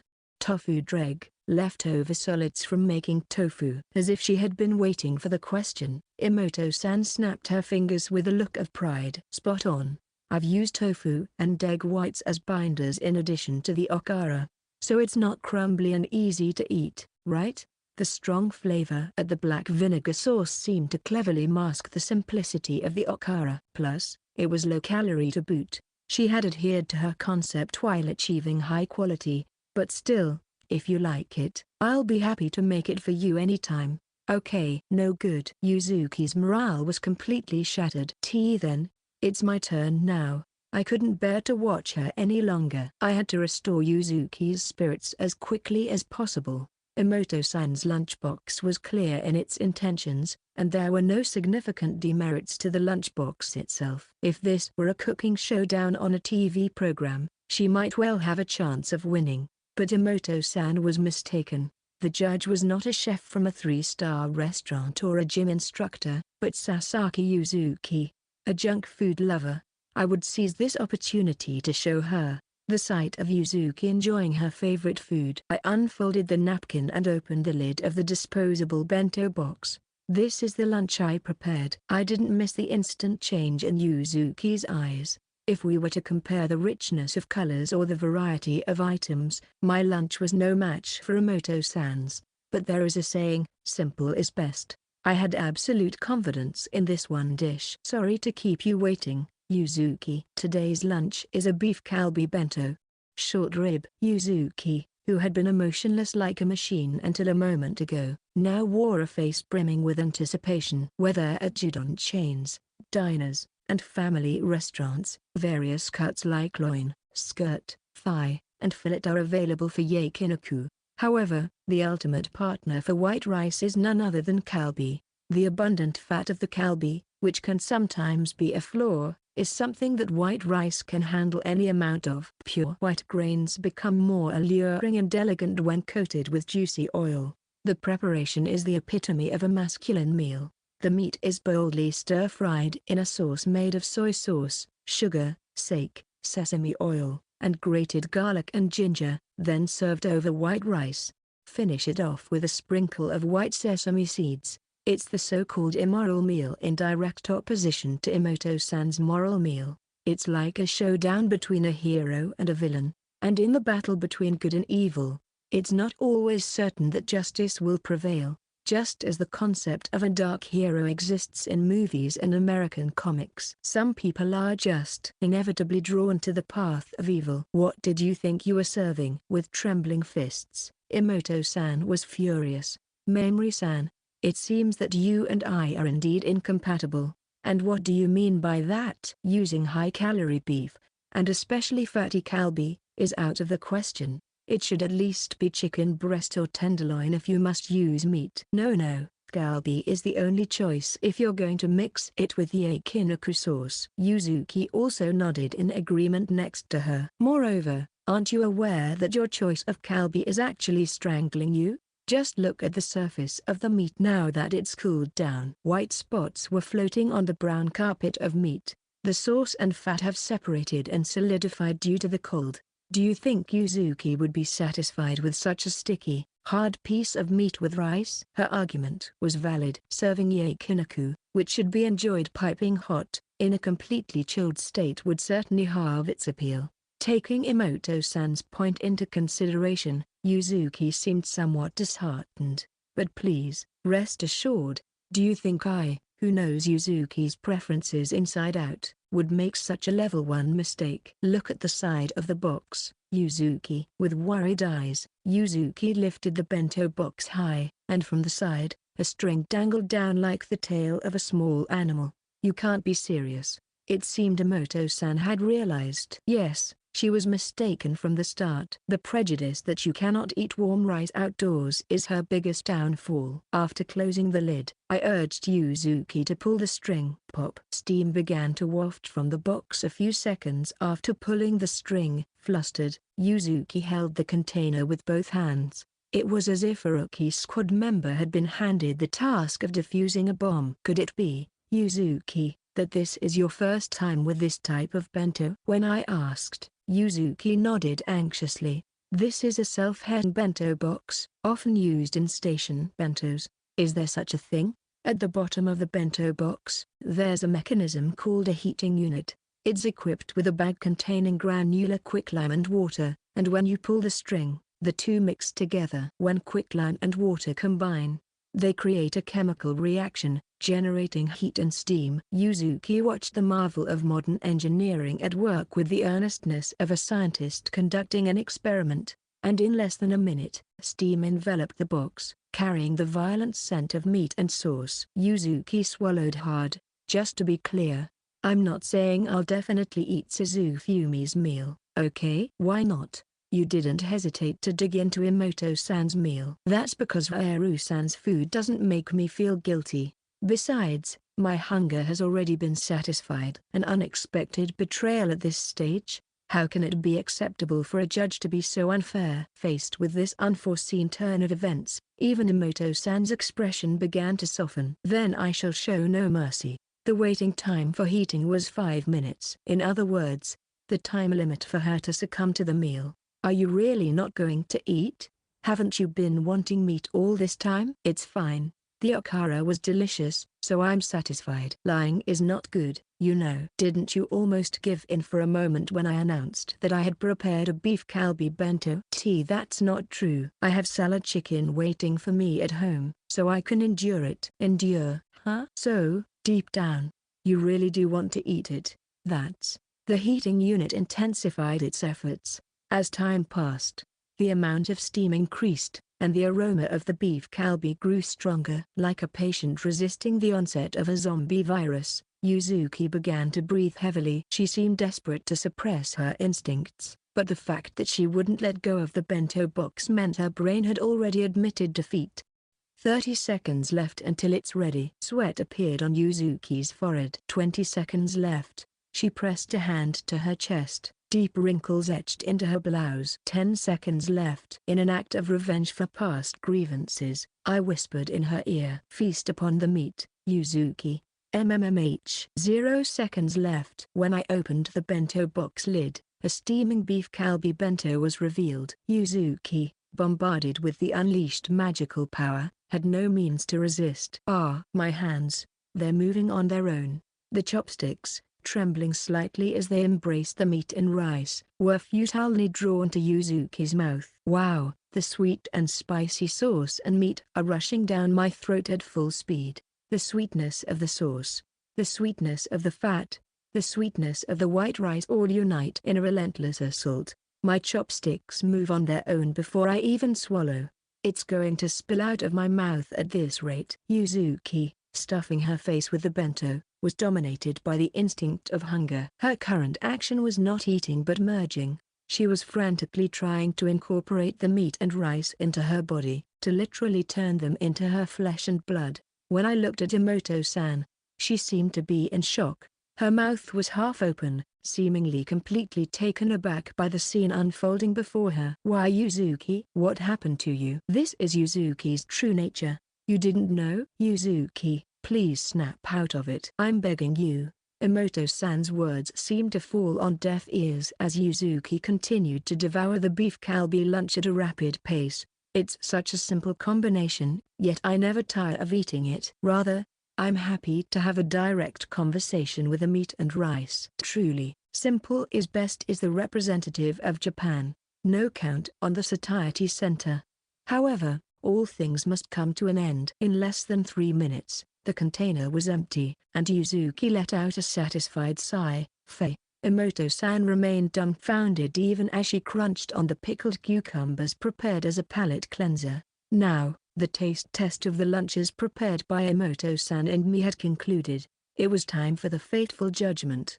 The judgment was based on a one-judge system, heavily influenced by the preferences of the judge. Emoto-san, who had been full of confidence until moments ago, now had wandering eyes and was trembling slightly. The loser has to retire from being Yuzuki's caretaker, right? Emoto-san? Emoto-san let out a groan of agony. Oh senpai idol-sama. The spit you spat out couldn't be swallowed back. The outcome seemed clear without even checking. But as her rival, I had to properly send her off. These past few days had made me strongly aware of my desire to make Yuzuki fall for the meal, and this was the least I could do to thank her. Then, Yuzuki, which meal satisfied you more? Please raise your hand to judge. 3, 2, 1. Hey, what there are people here. A rough voice interrupted me. Looking in the direction of the voice, there stood 2 men in their early 20s. One is in a white tank top, and the other is in a black tank top. They looked like differently colored enemy characters from an rebounds per game. Looks like there's an open seat at the end here. TSK, what should we do? It seemed he had been wandering around looking for a place to rest. The man in the white tank top was visibly irritated. Let's just sit here. Man, I'm seriously tired. The man in the black tank top was also in a bad mood. His sandals were flimsy, hardly suitable for strolling through this area. So, we're sharing a table with you guys. Sorry to intrude on your date. Of course. There was no reason to refuse. However, I felt it was better not to stay too long. The white tank top man who approached the bench first made a curious face. Eventually, he stopped in front of Yuzuki. I feel like I've seen you somewhere before. Is that so? Prompted by the white tank top's reaction, the black tank top also approached us. Definitely. Are you a celebrity? An idol? Seriously? It's my first time seeing her. And who's the guy next to her? Her boyfriend. In these few seconds, I had a hunch. This duo was definitely loose-lipped. If Yuzuki's identity as a popular idol was revealed, strange rumors would spread. There was no way out of the gazebo with the white and black tank tops blocking the way except to ask them to make a way. Trying to escape forcefully would be like admitting to a secret date. As I was pondering how to broach the subject, Emoto-san stepped forward. Actually, we're in the middle of a location shoot for a walk around town. In her hand was a gimbal with a smartphone attached, as if to say we were in the middle of filming. However, the display remained off. In other words, it was a bluff. Oh, so you are a celebrity? Then let me take a photo. I want to brag to my friends. Before the white tank top could reach into his pocket, Emoto-san made an apologetic gesture with her free hand. I'm sorry. Due to our contract, we can't reveal any information about the cast or the filming location before the broadcast. We'll be charged a penalty fee if we do. In front of Yuzuki, she had been acting like a protective older sister. But now she was as polite as a junior employee respecting her senior. She lowered the corners of her eyebrows apologetically and smiled faintly. It's just one picture, it won't hurt. Mid-sentence, the white tank top's right hand floated up to his chest. It was enveloped by Emoto-san's hand. Since we can't do a photo, how about a handshake instead? Is that okay? Her sharp eyes captured the man and wouldn't let go. The white tank top instantly turned docile, muttering okay in agreement. The black tank top, who shook hands next, also seemed smitten. There might be an announcement from the station later, so please look forward to it. Leaving the somewhat dazed men behind, we quickly left the gazebo. Walking beside me, Emoto-san had returned to her cool, composed demeanor, like a boss who had just finished a task. You seem quite experienced. As an older sister, I always simulate protecting my younger sister. If you claim to be Yuzuki's caretaker, shouldn't you prove your worth in such situations? I couldn't argue with that. Honestly, I might have been too excited. I was so happy to be out with Yuzuki that I hadn't thought about what to do in a situation like this, so I was hesitant for a moment in front of the white and black tank tops. It's a bit earlier than planned, but let's call it a day. With Mamori-san here, it would be troublesome if someone else approached us. A considerable amount of time had passed since we entered, and the park was now fairly crowded. It's unfortunate, but it seemed best to do as I was told. Mamori-san, please allow me to say one last thing. What is it? Emoto-san's piercing gaze captured me. Your cooking skills seem quite impressive, but from my perspective, you're still rookie. Unable to fend off even the slightest trouble for Yuzuki. What kind of caretaker are you? First of all, showing up in such a frivolous outfit, aren't you just signaling to everyone around that you're on a date? And arriving at the meeting place an hour early. It's blatantly obvious that you have an ulterior motive to spend even a second longer alone with Yuzuki. How indecent. Wait, didn't she say just one last thing? I've been getting hammered here. And doesn't that last criticism apply to Emoto-san as well? Anyway, that will be all for today. Excuse me. Emoto-san took Yuzuki's hand and quickly walked away from me. Yuzuki seemed to want to say something, but she just waved at me timidly and walked off in the opposite direction with Emoto-san. To think that I would owe something to my rival, Emoto-san, seems I am indeed still rookie. I'll admit defeat this time, but I'll definitely secure a complete victory next time. Wait, hold on. Why am I acting as if I've been defeated? It feels like I'm forgetting something important. Ah, that's right. The outcome of the immoral meal versus moral meal showdown hadn't been decided. Could it be that she hurried away to avoid settling the score amidst the commotion? Emoto Ruru. A tough character indeed. Round 3, Suzufumi no Baka 1. It's nearing the halfway point of June. The Kanto region has entered the rainy season, and the grey clouds are constantly swimming in the sky. Laundry is hard to dry, leather goods are prone to mold due to the humidity, and it's about time to start studying for tests, so my mood just isn't the best right now. I've listed various reasons, but ultimately, the biggest cause of my low spirits is that I can't cook for Yuzuki. It seems Yuzuki's work has been piling up as we approach summer, so she's been coming home later and later each day. With the recent drastic changes in temperature, I'm worried she might fall ill. However, at least for today, I have to worry about myself more than Yuzuki because a 3-way conference is about to be held at my house. Normally, this would have been finished in May, but it's been pushed back to June for the Mamori family due to both of my parents working. My parents pour most of their lives into the izakaya they run, Ankan. Even though it's been only 3 months since we moved, they've barely come home to the apartment.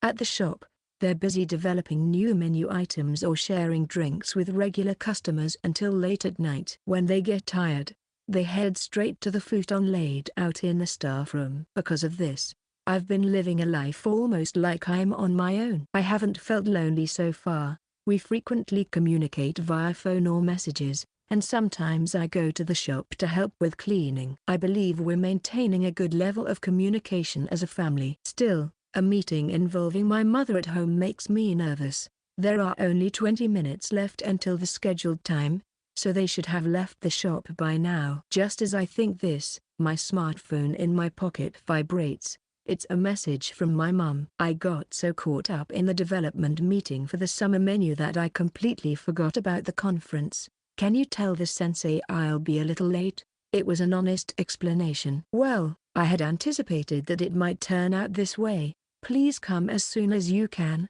and drive safely. I send the message and place my smartphone on the table. I feel bad that the homeroom teacher is going out of her way to come to our house. At Arikita High School, 3-way conferences are usually held in the student guidance room.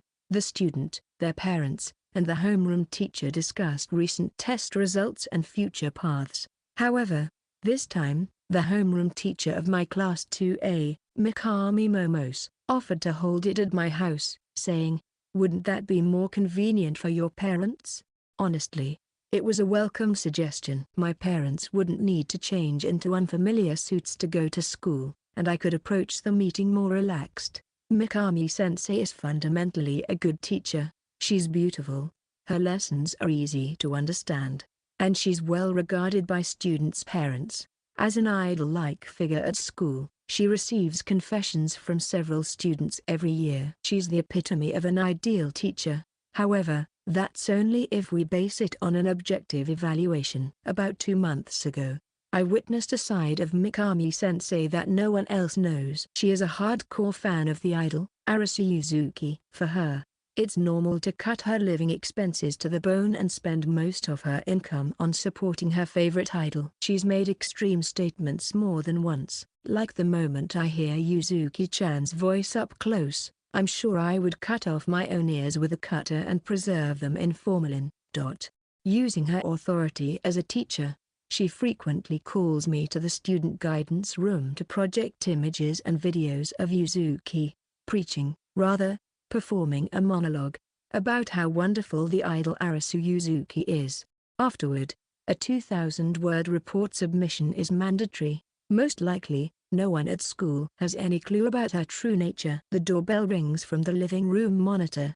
Mikami-sensei has arrived at the entrance. I'm Mikami Momose, the homeroom teacher of Class 2A from Arikita High School. I'm here for the conference with Mamori Suzufumi-san. Thank you for your hard work. Sensei. I'll open the door right away. Aside from her excessive enthusiasm for Yuzuki, I generally have a positive feeling towards Mikami-sensei. Since she's gone out of her way to come for a home visit, I should treat her with great hospitality. The intercom rings. There stands Mikami-sensei with a gentle smile when I open the door. Hello, Mamori-kun. Dressed in a grey suit, Mikami-sensei smiles softly like a blooming flower petal. Round eyes, a rounded nose, and glossy lips. Her face, combining innocence and dignity, would not seem out of place even in an idol group. What's more, she once aspired to be an idol herself. She appears to be in her mid-20s, but even now, I think she could easily switch careers with her qualifications. She's as perfect as Yuzuki in terms of appearance alone. I'm sorry for the trouble of having you come all this way. Not at all. This is part of a teacher's job, Mikami-sensei says as she takes off her heels to enter. She must have changed her clothes since we parted ways in the classroom, as her attire had shifted to something more formal. Beneath her grey jacket was a white U-neck pullover. It was elegant yet gave off a soft impression. Her skirt was just a bit longer than knee length, showing her good figure through her slender legs. The moment Mikami-sensei stepped into the entrance, she sniffed the air. I've just refilled the potpourri in the entranceway, so it must smell nice, right?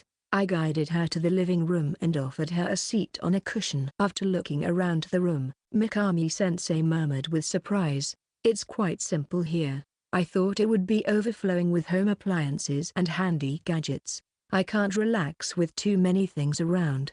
Besides, I actually enjoy the time I spend doing household chores, so I'm not really pursuing time-saving appliances. While I prioritize efficiency when helping out at the shop, there's no need to rush that much at home. The space has become larger since moving into this apartment, but my parents are mostly absent, leaving me with more space than I need. Actually, my mother will be arriving late, so please wait for a bit. Would you prefer coffee or tea?" "Thank you. I think I'll have tea. Could I also have some sugar and milk if you have it?" "All right. How many sugar sticks would you like?" "4.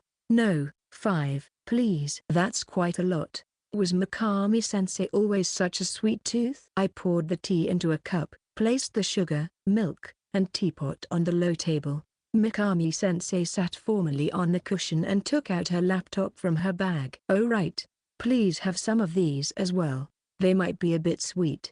Mikami-sensei's eyes widened when I placed the individually wrapped cookies next to the tea. "Could these be homemade?" "Yes, I always make the cookies myself. Store-bought ones are delicious, but I can adjust the amount of butter and sweetness to my liking when I make them myself.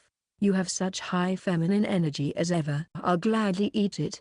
Mikami-sensei's voice bubbled with excitement, like a high school girl receiving Tomo Choco, friendship chocolate, on Valentine's Day. It seems that her occasionally age-appropriate reactions are popular among the students. "With these, I can survive for 2 more days." I take that back. That's not something a woman in her mid-20s would say. Then it hit me. Is the reason you want extra sugar in your tea because hydration and sugar are the basics of energy? Thanks to this, I think I can make it through the night. She's using an off-school conference as an opportunity for nutritional intake. Maybe I should have prepared more sweets besides the cookies. By the way, the cleaning is impeccable. Mamori-kun, you moved into this apartment during spring break, right? Yes, the day after the closing ceremony. It's a good time to change your environment. How are things with your neighbors on the same floor? Well, it's not so bad. What about your next-door neighbor? Do you talk to them often? Sensei. Suddenly, there's a tremendous sense of pressure. This feels more like an interrogation than a casual inquiry. Did you bring a proper housewarming gift? You need to be careful with those things, right? No. Getting too friendly isn't good either. In fact, don't. No matter how close you are, setting boundaries is important. Could it be that this person? By the way, what time does the person in apartment 810 usually come home? They didn't seem to have a work bag today, so did they go straight to the site from school? If that's the case, I'm worried that the high school they attend in uniform might be exposed. Or maybe they'll be coming home soon. So should I keep watch through the door, viewer? The more she spoke, the more heated she became. Mikami-sensei had leaned forward, almost spilling over the table. Don't misunderstand. As a teacher, I'm just making sure that my students are settling into their new life properly. It's not because I want to see Yuzuki-chan outside of school. I'm not planning to order posters from a printing company with the data from surveillance camera footage. I don't want to catch the melting scent that lingers on her the moment she steps out of the elevator and I step in. Standing before my highly agitated homeroom teacher, I desperately wished for my mother's arrival. No, you mustn't falter, Momos. Today is strictly Mamori-kun's three-way interview. Remember the pride of member number 00005. I should just support the brilliantly shining Yuzuki-chan on stage and on screen. Once I step out of the school, my relationship with Yuzuki-chan will no longer be that of a teacher and student. You're amazing, Momos. You're great, Momos. Engaging in an inner dialogue with her eyes closed, Mikami-sensei exuded an aura akin to that of a missionary from a new religion. Eventually, she opened her eyes wide and downed her overly sweet tea as if savoring an espresso. Phew. I've somehow managed to overcome my own desires. At last, I understood. The true purpose of Mikami-sensei choosing my home for the parent-teacher-student meeting was not out of consideration for my parents but rather to research her favorite idol who lived next door. Just when I thought she had regained her composure, she began to look around restlessly. Like a detective analyzing a crime scene, Mikami-sensei placed her hand on her chin. There was a sense of discomfort I felt when I entered the house. But, she stood up abruptly and began to wander around the living room. Eventually, she crouched down in front of a cushion in the corner of the room. Excuse me. The next moment, Mikami-sensei buried her face in the cushion. From her forehead to her chin, she pressed firmly against it. Mikami-sensei. After what seemed like a minute, Mikami-sensei finally lifted her face. Her expression was filled with darkness. Mamori-kun, I have a question. What is it? Why does this cushion smell like Yuzuki-chan? A shiver ran down my spine. For real, I felt a chill to the core. Well, we rotate the cushions in our house. Of course, we regularly wash the covers, and we also spray them with disinfectant and sun-dry them. But then I remembered the incident that made me realize this person was a hardcore fan of Yuzuki. She had a history of rubbing her cheek against Sasaki Yuzuki's chair in the classroom of 1B. Could it be that she memorized Yuzuki's scent at that time? And now, did she match the residual scent on the cushion to identify who was using it? After all, I am a teacher at Orikita High School. I am in a position to legally access students' personal information.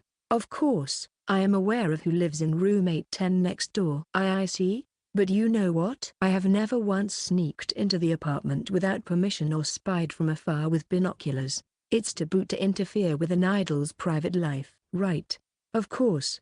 However, it seems that a certain boy doesn't feel the same way. Despite being a fan of Yuzuki-chan, he has crossed the boundary between performer and audience and invited her into his room. What have you been doing with her? Mikami-sensei's entire body trembled slightly. Behind her, a black flame-like aura rose waveringly. As a long-standing fan with member number 00005, I must teach newcomers the proper way to be a fan. Even if you are my beloved student, favoritism is not allowed. There must be punishment for sins. The hammer of judgment. What she pulled out of her bag was a rectangular box. The label read Arasu Yuzuki Mini Tapestry. Mikami-sensei gripped it tightly, ready to swing it as she approached me. First of all, why was she even carrying such a thing? I was quickly cornered by the window, unable to move. In many ways, I braced myself for death. Then, I heard the sound of the front door unlocking. She's finally here. It seemed that Mom had arrived just in the nick of time.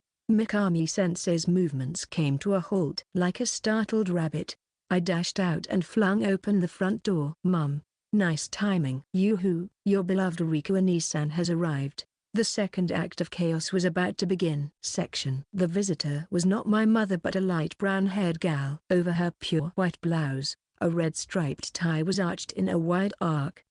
What's wrong? You're holding your head. Were you that happy to see me? Rika peered up at me as I hung my head. Her wavy hair hangs over her shoulders, revealing her emerald-colored earrings. In her right hand, a plastic bag was stuffed to the brim with cleaning supplies and food as usual. It seemed she had come to take care of things again today. Kishibe Rika. She was my childhood friend who lived in the house next door before I moved to the Orikita residence. Being a senior in high school close in age, Rika and I had been acquainted since childhood, and our families have been close ever since. Come to think of it, I had given her a spare key the other day, eyes that looked strong-willed, a beauty mark under her right eye, false eyelashes that curled back like ski jumps, a beautifully shaped nose, and pink lips. She may look like a picture-perfect gal, but she was a clumsy energetic girl inside. Moreover, she was the poster girl who worked the floor at Ankin, an izakaya run by the Mamori family. Rika self-proclaimed herself as Suzuzumi-san, always looking out for me in various ways. Despite her motivation, her clumsiness was her only flaw. No, I'd be happy to have Rika right now. Come on in quickly. Suzu, aren't you being too proactive today? Blushing, Rika scratched the back of her head as she took off her loafers. But I have a parent-teacher-student conference soon. Can you stay quiet on the sofa in the back for now? Hey, don't treat me like a little kid. I'm older than Suzu. Pouting, Rika pushed against me with her shoulders. Mikami-sensei was elegantly sipping tea on the cushion when I returned to the living room. Oh, it's Kishibe-san from third year, right? Mikami-sensei smiled like a young lady resting at a lakeside villa, as if she had donned the persona of about 10 cats. Her wild behavior from before was nowhere to be seen. Why is Mikami-sensei here? That's what I said, it's a parent-teacher-student conference. Rika's face froze. Kishibe-san, good afternoon. The energetic Rika from before was nowhere to be found. Confronted with Mikami-sensei, she suddenly lost her energy and quickly hid behind my back. Rika had a period of truancy when she was younger. As a result, she was surprisingly shy despite her flashy appearance. Even in high school, she hardly spoke to anyone outside a small circle of close friends. Come on, greet her properly. I'm Kishibe Rika from Class 3E. Rika mumbled her introduction from behind my shoulder, to which Mikami-sensei responded with a smile. I'm Momose Mikami, Mamori-kun's homeroom teacher. Nice to meet you, Kishibe-san. Phew. With the arrival of an Orikita high school student, Mikami-sensei's berserker mode seemed to have subsided. It would be more accurate to say she put on her teacher's mask once again. For the moment, I had escaped the predicament. My gratitude towards Rika was short-lived, as Mikami-sensei looked back and forth between me and Rika before asking, could it be, are you two dating? No, we're just childhood friends. Is that how it seems? There was a newfound firmness in Rika's voice, which had been listless until just moments ago. Yes. Judging from your trust in Mamori-kun, it doesn't seem like a superficial relationship, right? Anyone can totally tell, right? Rika placed her hands on her cheeks and wiggled her body back and forth. She reminded me of a dancing flower you might find in general store. Well, we've been together for about 10 years now, so it's not so much dating as it is like siblings, or rather, we've gone beyond lovers and are more like a married couple. 10 years. That's true love, isn't it? I have the feeling that they've been having a subtle misunderstanding for a while. I wondered from which point I should correct it. Then it would be absolutely out of the question to bring another woman home, right? Mikami-sensei's gaze sharpened once again. The berserker within her had not yet breathed its last. I totally agree with that. Don't play along with her. It only makes things more complicated. Look, Rika, you sit quietly on the sofa. Mikami-sensei and I have a meeting to attend to now. I took on the role of mediator and forcefully tried to steer things back on track. However, Rika didn't sit on the sofa behind us but directly opposite Mikami-sensei. No. Why do you sit there? I'll join the three-way meeting in place of his mum. Rika energetically raised her hand like a student eager to answer a question. Because I'm Suzuzumi-san, right? It's only natural for me to be present during my brother's career consultation. Rika sat down on the cushion in a ladylike manner and began eating round crackers she took out of a plastic bag. Crumbs fell and scattered over the fibers of her black knee-high socks. I wasn't sure where to begin with my retort. For the time being, I sat down to Rika's right, leaned over, and began to pick up the crumbs from her knee-highs with a tissue. Well, I'm sure anyone would worry about their lover's future. I don't mind, really. That's great. Then I won't hold back. Please stop crunching while you talk. It's hard to pick them up when they fall on the rug. Besides, I was just messaging his mom a little while ago. She said she was stuck in a traffic jam. I don't think she'll be able to make it for a while. My gaze shifted to the wall clock, and I noticed that more than 10 minutes had passed since the scheduled start time of the meeting. Mikami-sensei was unpredictable, and Rika was already on a rampage. The gathering itself was becoming a mess. I don't know. The two of them seemed more interested in stories about my past rather than in the meeting. And when I was crying at home after a fight with a classmate, Suzu patted my head and said, "No matter what happens, I'm on Rika's side," with a determined look, and that was just so cool. Oh my. Mamori-kun shows his dependable side in front of Kishibe-san, doesn't he? That's right. It's those sudden displays of manliness that make my heart skip a beat. Even these earrings. He gave them to me as a surprise birthday present. Suzu's right cheek twitches when he's keeping a secret, so I can always tell when he's planning a surprise, but he's totally unaware of it, which is cute. It was good that Rika was getting along with Mikami-sensei. But the situation with my embarrassing past stories being exposed needed to be stopped immediately. Until Mom arrives, I should serve some tea and snacks to buy some time. I casually moved to the kitchen to start preparations. Given that my embarrassing past was being revealed in real time, I didn't want to take too long. I opened the fridge, rummaged through the cupboards, unpacked boxes, and checked every food item we had at home. There was a variety of ingredients available: meat, fish, vegetables, cheese, but what would be the most appropriate dish for the current situation? Eventually, I came upon what I believed to be the right menu. It wouldn't take much time or effort. The cooking was done in no time. I approached Rika, who was still incessantly eating crackers, and spoke to her. "Can I use those?" On the tray I'd brought over, there were 3 kinds of spread served in dishes, accompanied by various toppings. Add crackers to that, and there's only one item on the menu.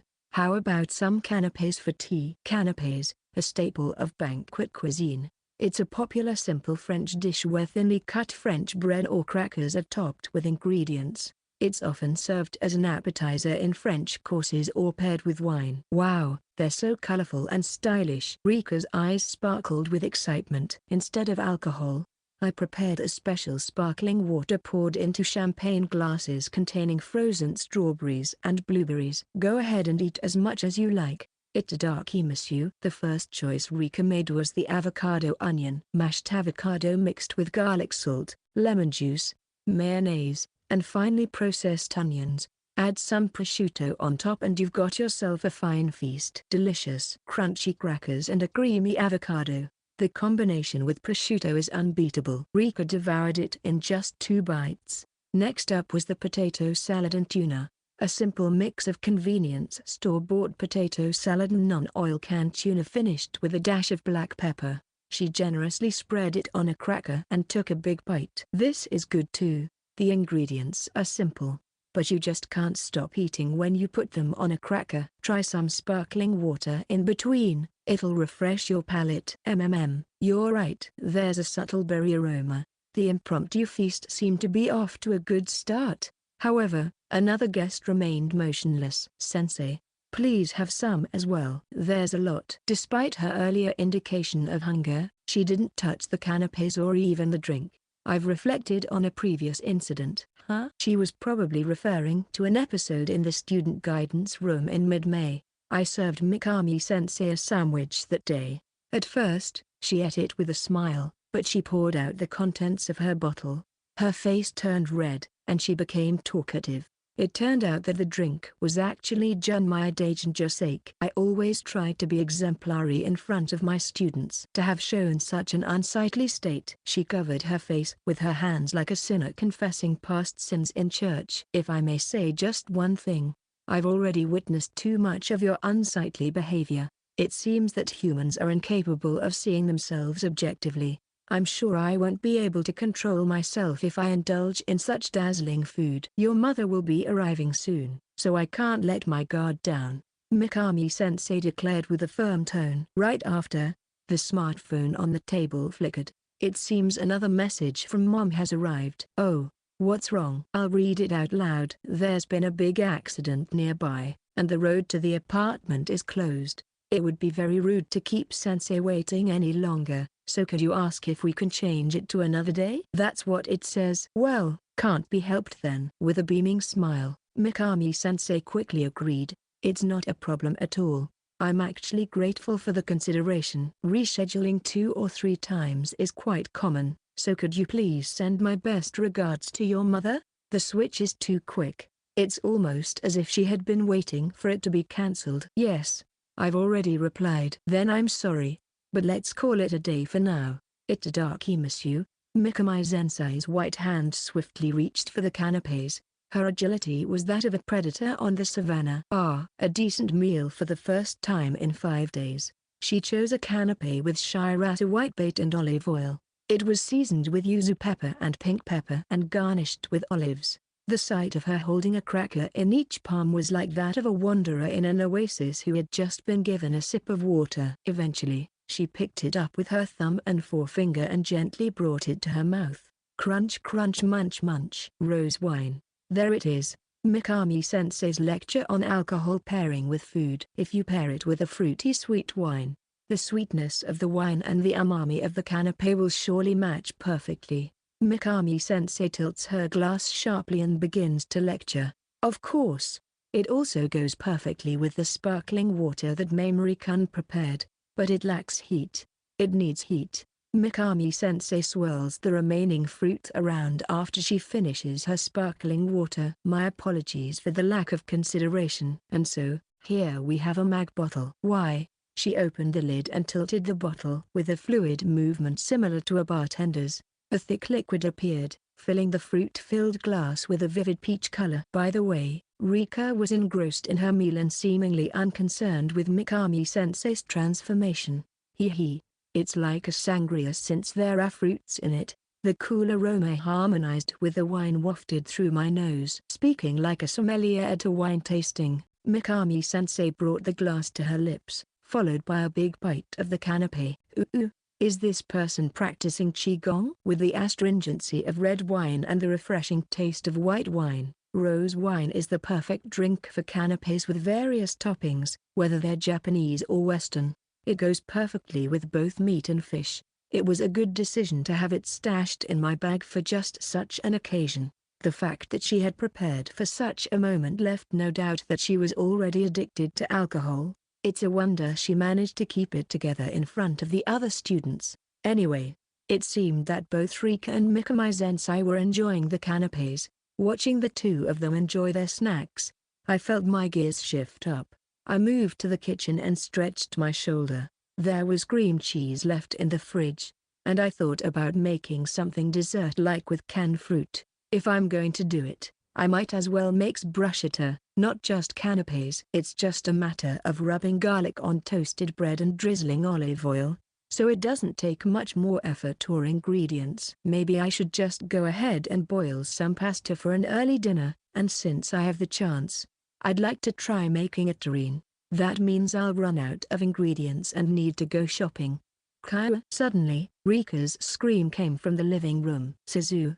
Help help. What happened? I hurried back to the living room to find 2 tentacles wrapped around Rika's upper body. Kishibe-san is quite cute too, huh? Well, not quite as cute as me, but with her face flushed, Mikami-sensei was wriggling her fingertips like a snake sizing up its prey. A mag bottle with its lid open was rolling on the floor next to the cushion. Did she really finish the whole bottle in such a short time? Your style is good, especially these 2 soft hills that make me want to climb them without a second thought. But still, I think Yuzuki-chan's Twin Peaks are the best. If only the day would come when I could overlook the scenery from the top of that place.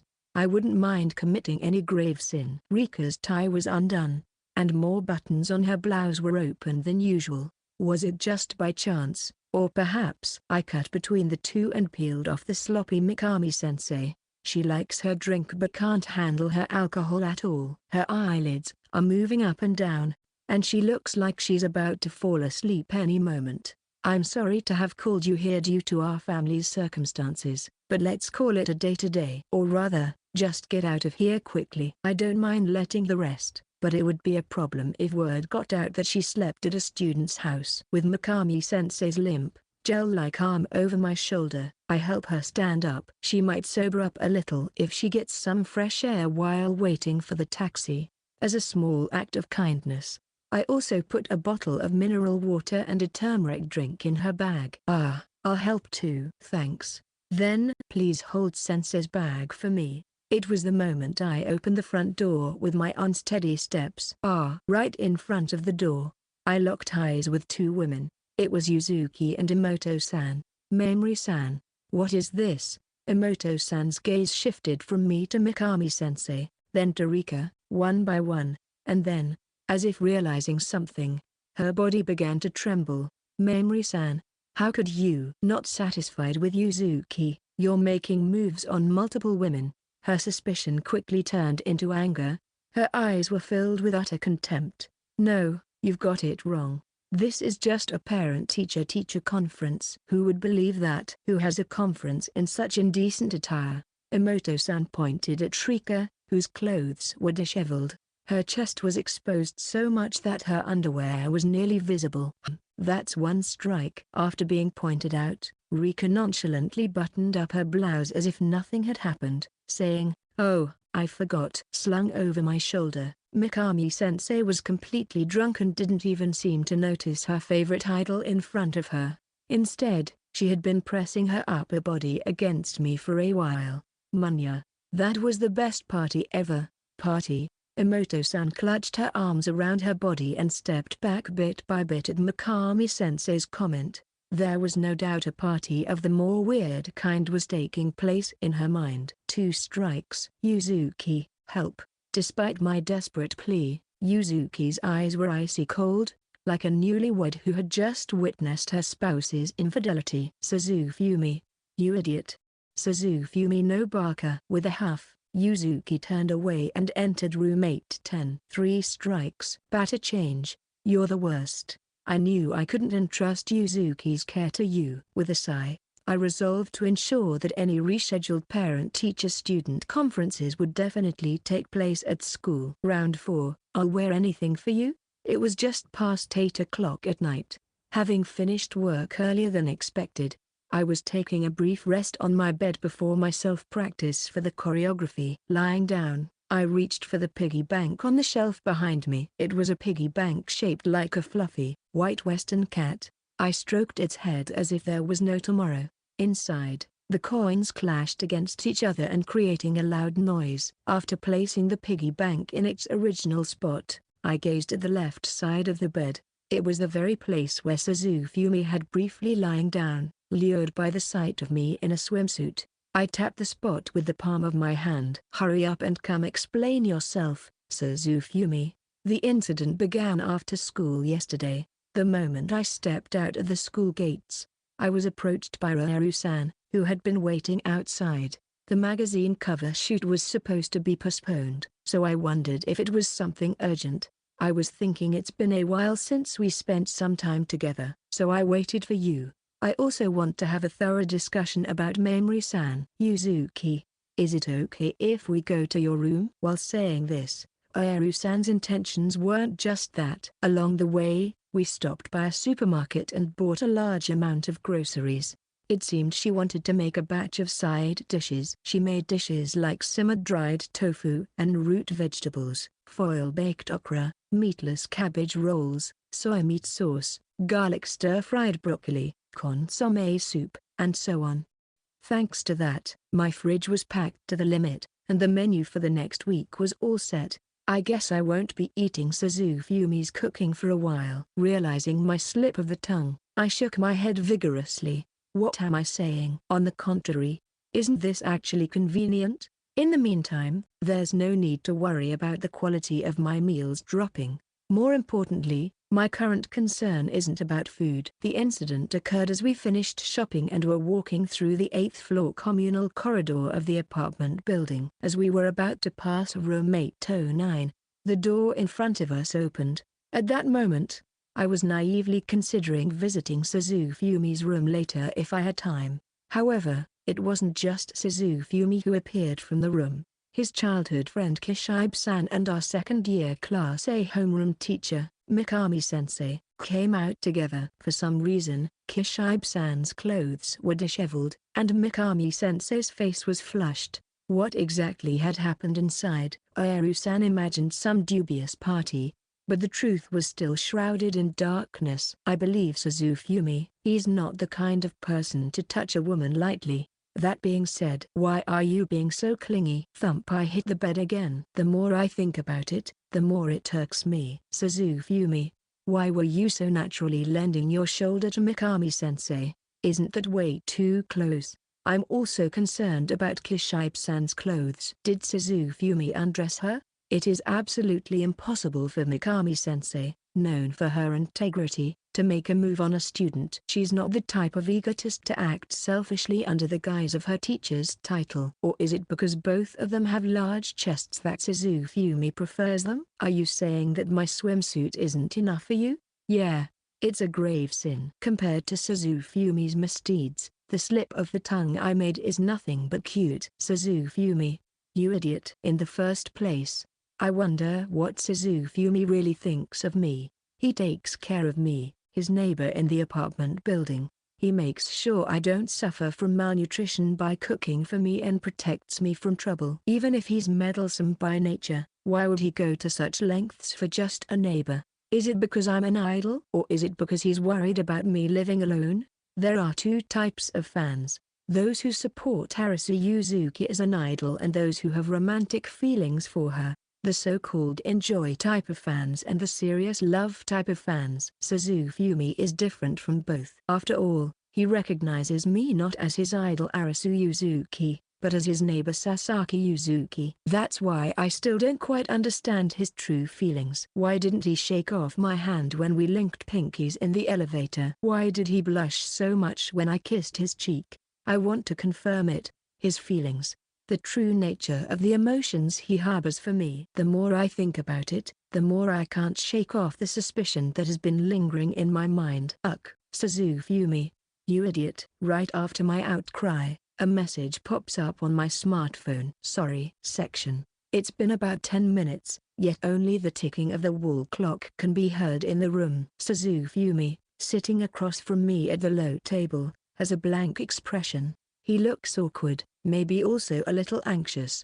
He seems restless and constantly gripping and releasing the hem of his t-shirt. What? You said you had something to tell me. I managed to squeeze out the words. I can't seem to switch my emotions off, and my voice comes out more curt than I thought it would be. I thought I should explain myself. What for? I'm not even mad at you. Wait. Am I really this bad at controlling my emotions? Specifying that I'm not mad is just like admitting that I am mad. Suzufumi, it's your life, so I think you can hang out with whoever you want. And coming over to a girl's room like this is just an everyday thing for you, isn't it? My mouth moves on its own, constantly spilling words I don't mean to say. This just makes it even harder for Suzufumi to talk. There was supposed to be a parent-teacher-student meeting yesterday, and Rika just happened to be there. It might sound like a lie, but I want you to believe me, Yuzuki. What Suzufumi is saying isn't impossible. Kishibe-san's sudden visit to the apartment wasn't the first time it happened, but that doesn't mean I can just cast aside my doubts so easily. There's nothing for Yuzuki to worry about. I'm sorry if I made you feel worried. I'm worried. About what? I probe just a little bit deeper. Does that mean he realizes how I feel? Or is it just a general statement? What I'm saying is, I didn't lay a finger on Rika or Sensei. To be precise, I did take care of Sensei when she was drunk, but there were no ulterior motives. That's all. Groaning with a troubled look, he places a hand on his forehead. Seeing Suzufumi this flustered is quite rare. Strangely, my heart starts to feel lighter. I'm happy that he's seriously trying to clear up my misunderstanding. All right, I get it. I'm fine now. I'll believe you, I answer with a smile. The haze that was deep in my heart had somehow disappeared before I knew it. Suzufumi's tense expression instantly softens, and I can't help but feel my heart skip a beat. I mean, I know that Suzufumi isn't a womanizer. You seem to be really mad, though. Did you say something? No, nothing. As I giggle, Suzufumi also lets out a smile. Well, I guess I'll be heading home then. Already? Yeah, you already had dinner with Emoto-san today, right? Besides, don't you have a recording session early tomorrow? That's true, but I could faintly smell food on Kishibe-san and Mikami-sensei when they came out of Suzufumi's room. The aroma of meat and fish, along with the wholesome scent of whole grain. Maybe the three of them had been enjoying an afternoon tea together. The haze that had once cleared in my heart was now reappeared again. I was simply jealous. They had a fun time together, but he did nothing for me. But of course, I couldn't possibly ask him to cook for me. That would be tantamount to falling for his meals. Suddenly, a brilliant idea popped into my head. I could pull it off because I'm an idol, and it would also be the perfect answer to captivate Suzufumi as a fan. There was no way I would let him go home so easily. I called out to Suzufumi, I need to grab something from the bedroom, could you wait for me for a moment? What I was about to do was essentially mark my territory. Suzufumi, sorry to keep you waiting. When I returned to the living room from the bedroom, Suzufumi's eyes widened in surprise. How is it? Does it suit me? Oh, of course he'd be surprised. I had suddenly changed from my lounge air into a maid outfit. So, what do you think? Well, it's not bad. Scratching his cheek and looking away, Suzufumi seemed flustered. He's totally nervous. This is it. That's the reaction I wanted to see. Watching Suzufumi blush filled me with pride. My tired body from work was instantly infused with energy. The maid outfit I was wearing wasn't the classic type you'd see in a mansion but a gothic Lolita-like modern design outfit. The décolletage was quite open, making it feel breezy. Even though I had bought it cheaply online, the design was quite elaborate. A black dress with a white apron and a fluffy headband. The fabric was thick, and if the chest exposure was a bit more modest, it could easily pass as a uniform for a maid cafe. It's been a while since I've made an idol move to win over Suzufumi as a fan. My chosen strategy was a photo session. It's a classic fan service where idols and fans get together in the same frame with a camera, capturing a unique pose on film. When I was just starting out, I was closer to my fans, so I used to do photo sessions more frequently than now. By taking pictures at close range, I could plant a strong memory in the fans' minds, and by having them display the actual photo at home, they would keep thinking about their favorite idol even when we were apart. It was indeed marking territory. But why do you even have a maid outfit? I gave you a photo book the other day, remember? It was decided then that I'd also wear a maid outfit, so I was studying the angles for the shoot. I also have costumes with pannier-type skirts like this, so I sometimes practice the choreography while wearing them. I've got a variety of other things in my closet too, you know? I never thought I'd use it for this purpose, though. All right, let's take a picture now. As I moved closer to him, Suzufumi's body twitched in response. He's so shy. This was his punishment for neglecting the popular idol next door and having fun with his childhood friend and the school sensei instead. I turned on my idol switch and used the same chant I would at a regular photo session, with a dazzling smile. Ready, lights, snap. After taking out the film and waiting for a while, an image of me making a peace sign toward the camera and Suzufumi looking away was revealed. Why are you looking away? Let's take it again. Take it again. It's fine since I'm showing clearly in the picture. Looking somewhat embarrassed, Suzufumi averted his gaze from me. I asked him a question. Do you have a hard time taking photos, Suzufumi? It's not that I have a hard time. It's just that I don't find it particularly interesting to see myself in them. I do like looking at photos of people I know, though. I've heard reasons like lacking confidence in one's appearance or not being photogenic, but this reason seems unusual. Come to think of it, Suzufumi's interests always seem to be directed outward, with little care for the inward. Even his usual fashion choices don't seem to have much care behind them. Well, I do appreciate it when he dresses up enthusiastically like he did for our last visit to the wildlife park. It's such a waste, you know. Your face isn't that bad, Suzufumi. That bad, huh? Yeah, not that bad. I smirked mischievously, and Suzufumi responded with a resigned expression. It seemed like it would be okay to continue the photoshoot. Take 2. This time, I moved the camera closer to make sure Suzufumi wouldn't escape, and we both brought our faces closer together. Glancing to the side, I saw that Suzufumi was now properly facing the camera. Wow, his eyelashes are so long. It's amazing they're natural. And such fine skin, even though it doesn't look like he takes care of it every day.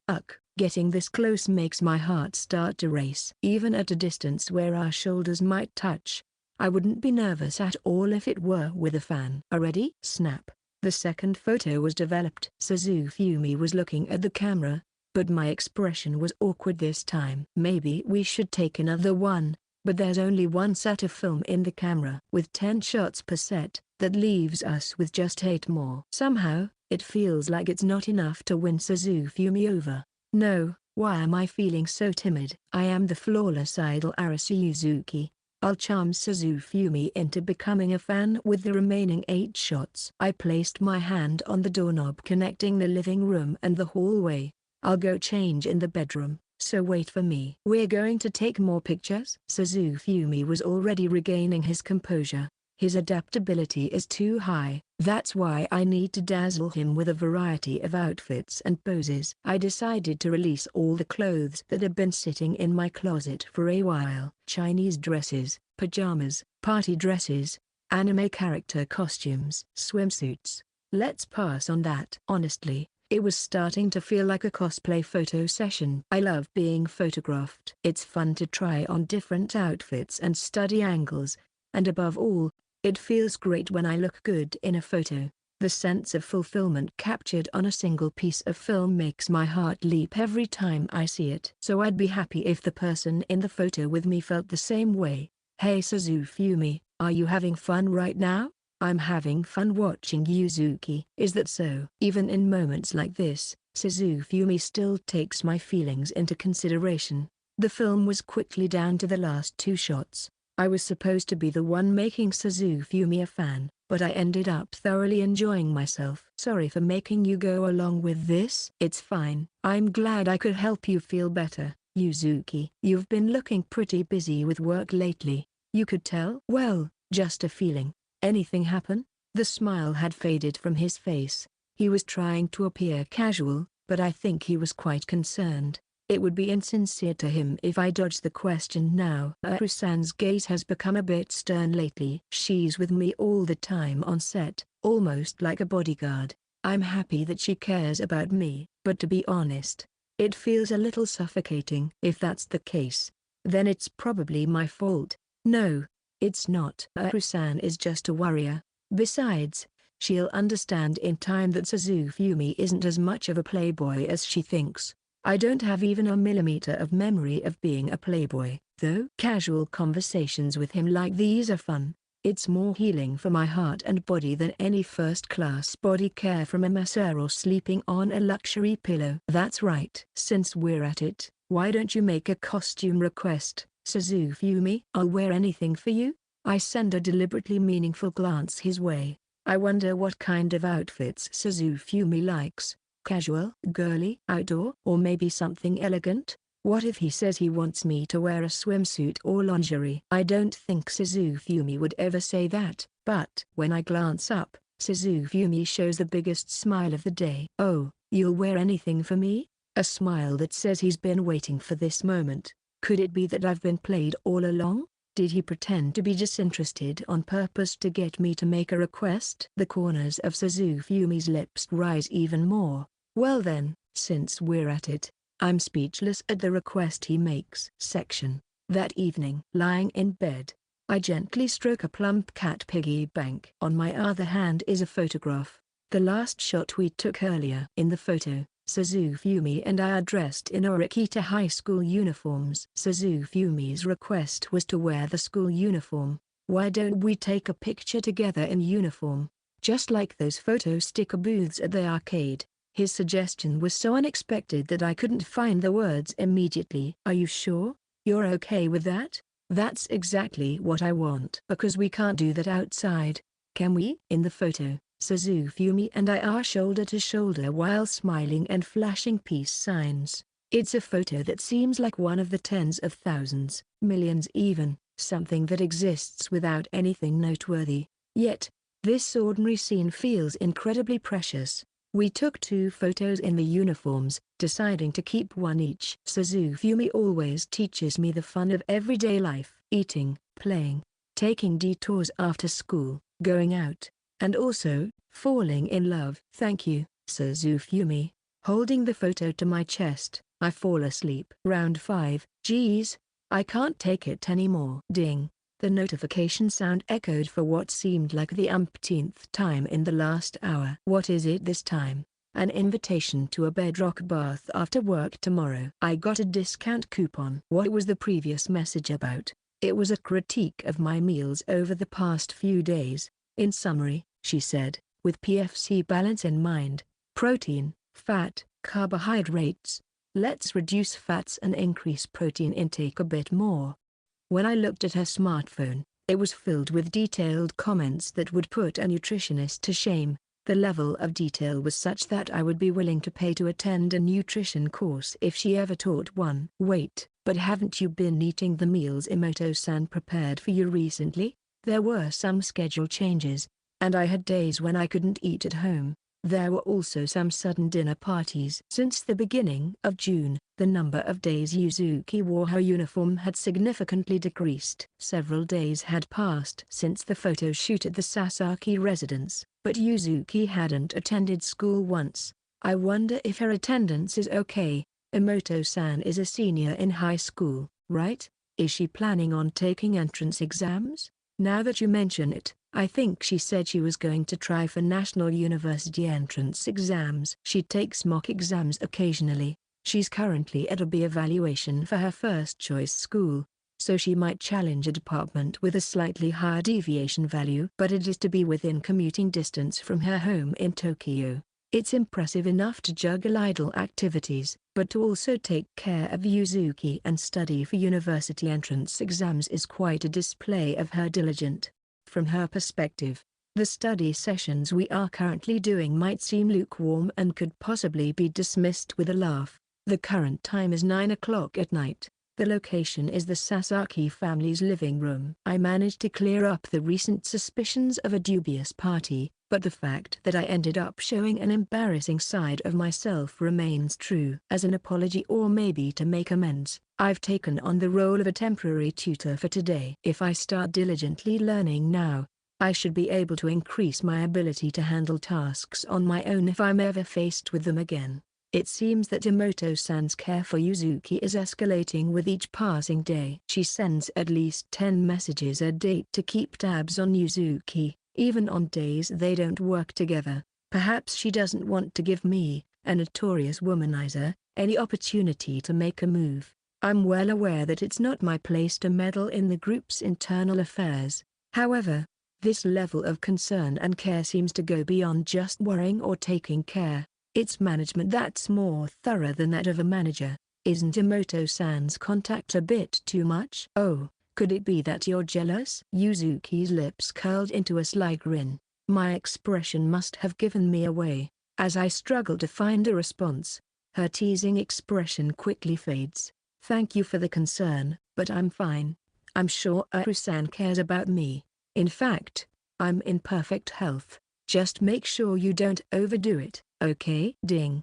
The notification sound that I had grown tired of hearing over the past hour rang out in the room once again. No way. What's wrong? Aaaaaah-san seems to be coming over now. She wants to make more meals for me. I'm sorry, but, got it. I guess I'd better get out of here. It's annoying to feel like Yuzuki is being taken away from me, but given that Emoto-san suspects me of being a playboy, it's best to step back now to avoid complicating things further. We've met our study goals for the day, so the original purpose has been fulfilled. If I were to be honest about my feelings, frustrated would sum it up perfectly. If this were like a month ago, when it was just between me and Yuzuki, I could be more aggressive without worrying about appearances. As it is now, no one is in trouble, so for me to say anything would indeed be out of place. If asked whether I feel lonely, of course I do. But telling Yuzuki that would only cause her trouble. As I gathered my notes and textbooks, Yuzuki narrowed her eyes. Don't worry, I won't suddenly disappear again. Suzufumi, be a good boy and wait for me. Suddenly, I feel a hand gently stroking my head. It seems my feelings had already been seen through. Right now, it's hard to tell who's supposed to be taking care of whom. HMPH. Are you just teasing me in your idol mode and trying to charm me into becoming a fan? I'm not that easy to sway, okay? No. This is me speaking to Suzufumi as Sasaki Yuzuki. I know I was easy to sway. Sorry for talking big. We made a promise, didn't we? That if you seemed like you were drifting away, Yuzuki, I'd hold you back, no matter how many times it takes. I recall the promise we made the day before the fan meeting at my home. That's right. Suzufumi, you'd come to see me no matter where I am. Wouldn't you? As long as the concept of an idol you can visit exists, nodding might be synonymous with accepting Yuzuki's idol moves. Still, I nodded without hesitation. Section. A few days later, during lunch break, Yuzuki summoned me via message, asking me to join her for a distraction. I found myself at a certain place within the school. I knock on the door twice, and a voice comes from inside. What's your order? A triple cheeseburger with fries on the side. Entry permitted. After completing a password authentication that felt like something we'd done before, I opened the glass-paneled lattice door. Hi. Yuzuki raises her hand lightly, and I respond with the same gesture. I take off my indoor shoes and sit down on the front side of the tatami mat, with Yuzuki sitting in Ciizo across the chabudai, low table, on the far side. It's amazing that you found such a hidden spot. I didn't even know our school had a traditional etiquette room, and I'm a second-year student. This is the traditional etiquette room of Orikita High School. A traditional etiquette room is, as the name implies, a space for learning traditional Japanese etiquette, akin to a tea ceremony room. Unlike other classrooms, this one is a Japanese-style room with tatami mats on the floor. The traditional etiquette room is located on the first floor at the very back of the club building, separate from the teaching block. The room just before it used to be the Rakugo Research Club's room, which had been disbanded years ago and now seemed to serve as a storeroom. Cardboard boxes filled with items that didn't fit in the room were haphazardly piled up in the hallway, leaving just enough space for one person to pass through.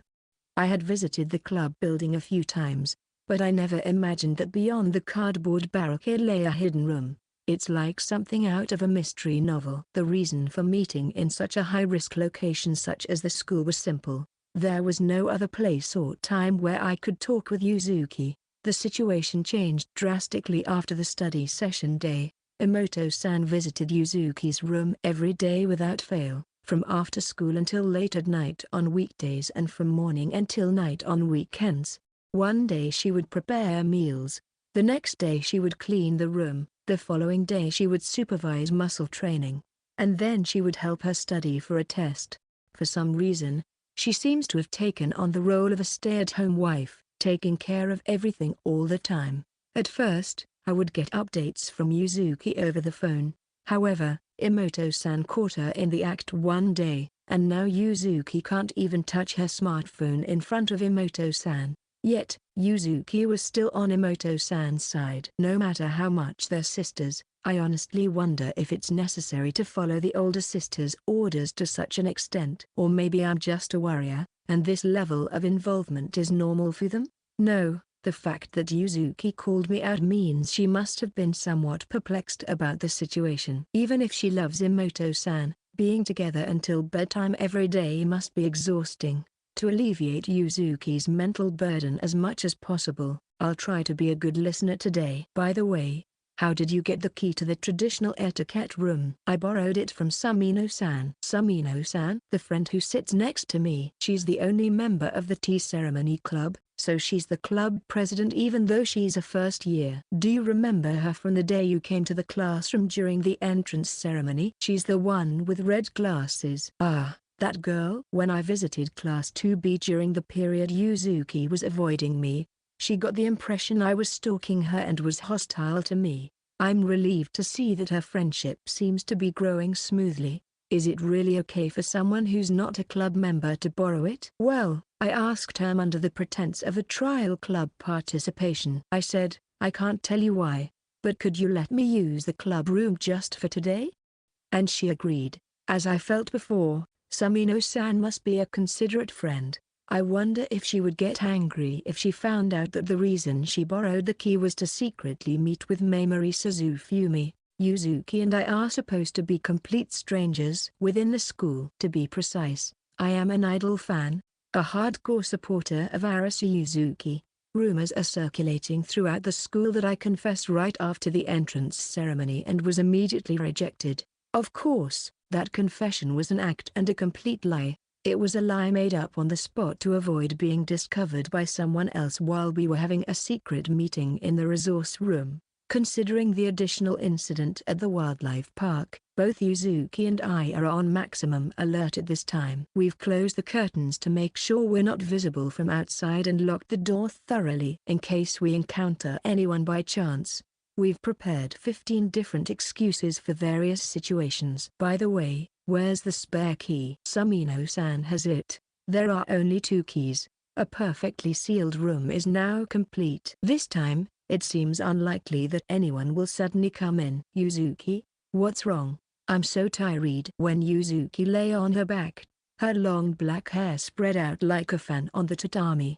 Until just moments ago, she was sitting up straight, but as soon as the security was confirmed, she switched into full relaxation mode. I'm tired. Ayaru-san is too meticulous. The way to hang laundry, how to line up shoes, and even lectures on manners for ceremonies and celebrations. It's practically a training course. I can't breathe if it keeps going like this. Yuzuki vented the emotions that must have been accumulating deep inside her. I know the room is sealed, but I hope the soundproofing is sufficient. I thought you said you were okay on the phone the other day. That was just me putting on a brave face. If I were really okay, I wouldn't have called you out to a place like this. I see. She must have been holding back a lot, as her language is more direct than usual and somewhat childlike. Since we've gone to the trouble of coming to the etiquette room, shall we have some tea? Please. Since we can't just borrow the equipment without permission, I take out a water bottle from my bag and pour some hojicha into the lid cup. I'll leave it on the chabudai. It's been about 3 months since I met Yuzuki, but this might be the first time I've seen her so completely relaxed. Perhaps this is what they call liberation from oppression. She must have been living a very constrained life these past few days. Her skirt has flipped up daringly due to the momentum of her falling back. Although her underwear isn't visible, her thighs are exposed to the very edge. The contrast between the black of her socks and the white of her legs almost captivates my gaze. Hey, your skirt is flipped up. I try to warn her while keeping as calm as possible. However, the person in question doesn't seem to care and instead sends a bewitching glance my way. Suzufumi, you're such a pervert. Idiot. Fix it quickly. Yuzuki completely ignores my warning. She remains lying down, bending her left knee and showing off an even more provocative line. I need to look away quickly, but my body doesn't respond. It's as if my gaze is pinned down by gravity. If this continues, I'll end up seeing it. Is that okay? Is this on purpose? You're the one who did it, right? I can see it. In this sealed room. Yuzuki, letting me. Her underwear, it's black. Not white, not pink, but black. It's not a reverse triangle. It's an unusual shape. Like trunks. Or perhaps shorts. Then, under her skirt, she's wearing safety shorts. Of course, an idol must take precautions against panty shots, right? Just because it's not visible doesn't mean it's okay. I had always thought this, but Yuzuki should soon learn that the safe if it's not underwear theory doesn't work on guys. Besides, my legs are the crystallization of my effort. I never skip my daily strength training and running to maintain the sharpness of my dance moves. I'm not training in a way that would embarrass me if someone saw. I summon a memory I had sealed away. Previously, claiming to recreate a photo book, Yuzuki changed into a swimsuit right in front of me. At that time, it wasn't just the top but also the bottom that was daring. And the memory of her toned lower body was etched into my mind. If you want, I don't mind if you look closer. A challenging gaze locked onto me. She might just be teasing, assuming that I wouldn't engage in such jokes. If it's a sign of trust, I'm happy. However, I am a man. I'm not saintly enough to remain in a state of emptiness when a girl I like is lying down in a provocative pose right in front of me. Also, Yuzuki's ears had turned red without me noticing. She had returned to her senses and seemed to be embarrassed by her own words. If you're going to be embarrassed, you shouldn't do it in the first place. GRR. Finally, Yuzuki sat up and straightened her disheveled skirt. Then she took a sip of her hojicha tea and let out a sigh. That's calming. The theanine and pyrazine in hojicha have relaxing effects. Plus, I think it goes perfectly with today's lunch. I placed a bento box I had taken out of my bag next to the tea. Why are you trying to win me over with food as if it's the most natural thing in the world? Emoto-san's prepared dishes are mainly side dishes. That means the main staple is lacking. We're alone in a private room within the school, out of her sight. Such an opportunity is rare. I had already informed Yuzuki that she didn't need to bring any staple food today. Unfortunately, I don't need rice or bread. I'm fine with just the side dishes Roharu-san made for me. There's nothing else to be seen in this traditional etiquette room aside from the built-in furniture, dishes, and the bag I brought. I left my bag in the classroom. I felt as if two horns were sprouting from my head. Oh, I see. Did you forget Emoto-san's homemade dishes because you were longing for my cooking? No. You're wrong. Seriously, it really wasn't on purpose. All right, no need to be so defensive. I understand. I told you.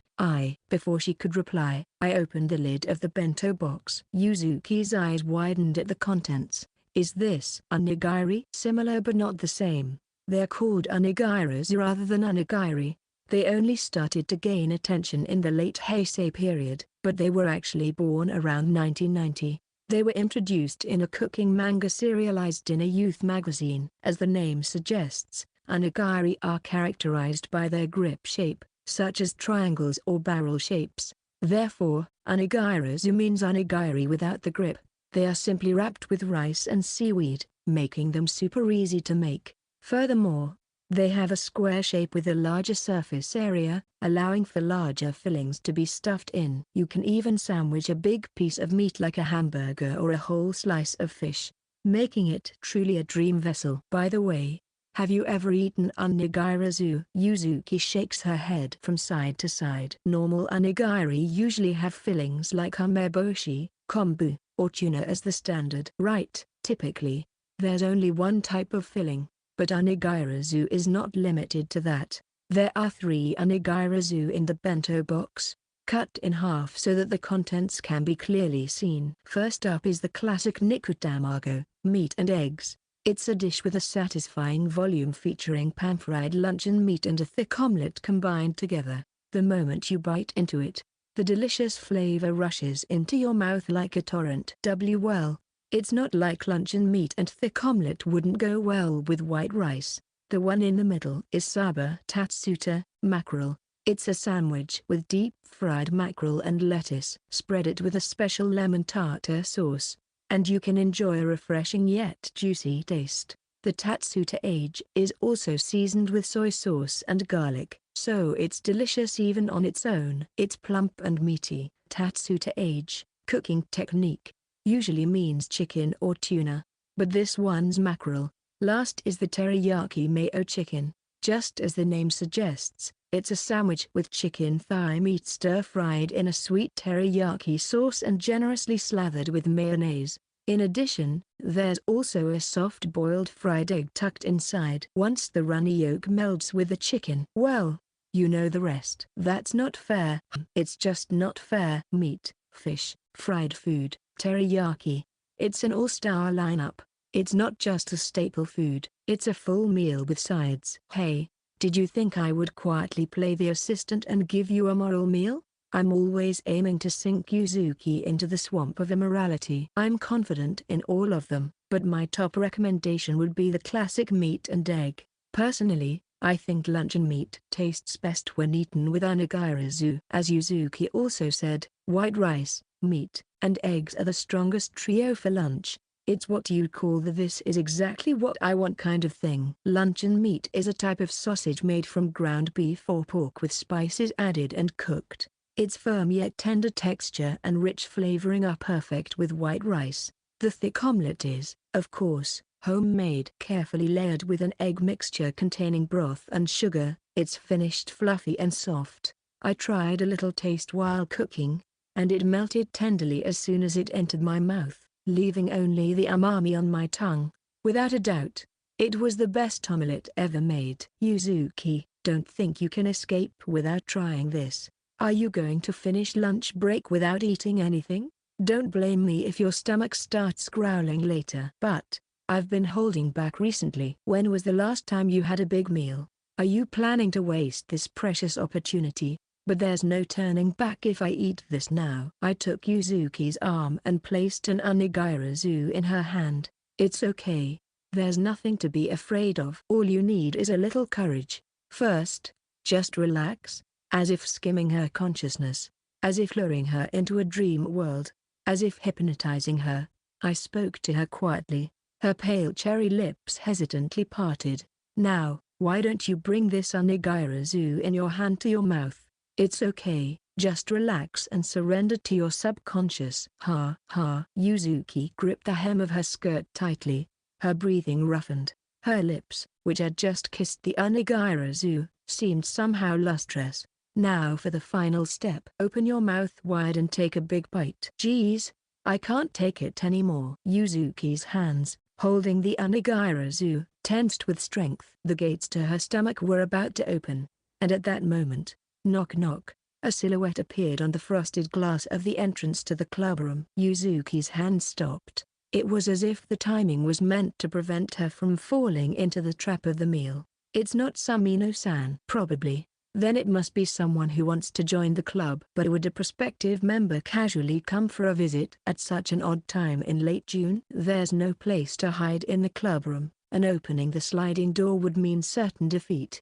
I put on my indoor shoes and called out cautiously. Who is it? This exchange reminds me of the day I first met Mamori-san. No way. The voice's owner goes without saying. It's Yuzuki's older sister, Anne, and the leader of Spotlights, Emoto. Yuzuki is here too, right? Yes, I am. Yuzuki, you've long passed our meeting time, haven't you? We promised to meet in front of the school gate, and you didn't answer your phone. With a face that said, I forgot, Yuzuki checked her smartphone. I planned to leave school early for work this afternoon. After having lunch and having a brief chat with Suzufumi, I was going to head straight there, but I ended up staying longer than I intended. While I was happy that she took the time to confide in me, I couldn't help but feel genuinely sorry for getting in the way of her work. Resigned, I opened the door, and Emoto-san appeared before us. In contrast to Emoto-san, who wore a relaxed smile, Yuzuki looked perplexed. I also wondered why an outsider was allowed inside the school and how Emoto-san knew which room to find Yuzuki in. Various whys were swirling around, as if sensing our questions. Emoto-san spoke up.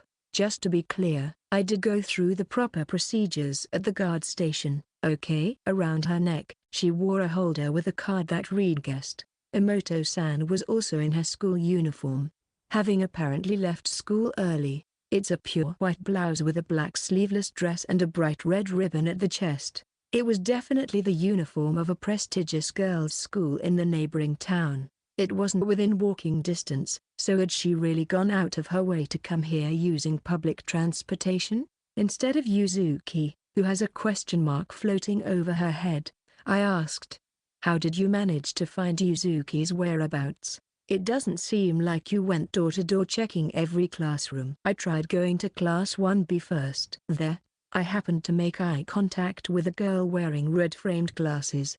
It seemed she knew me. So when I said I had urgent business with Yuzuki, she told me where to find you.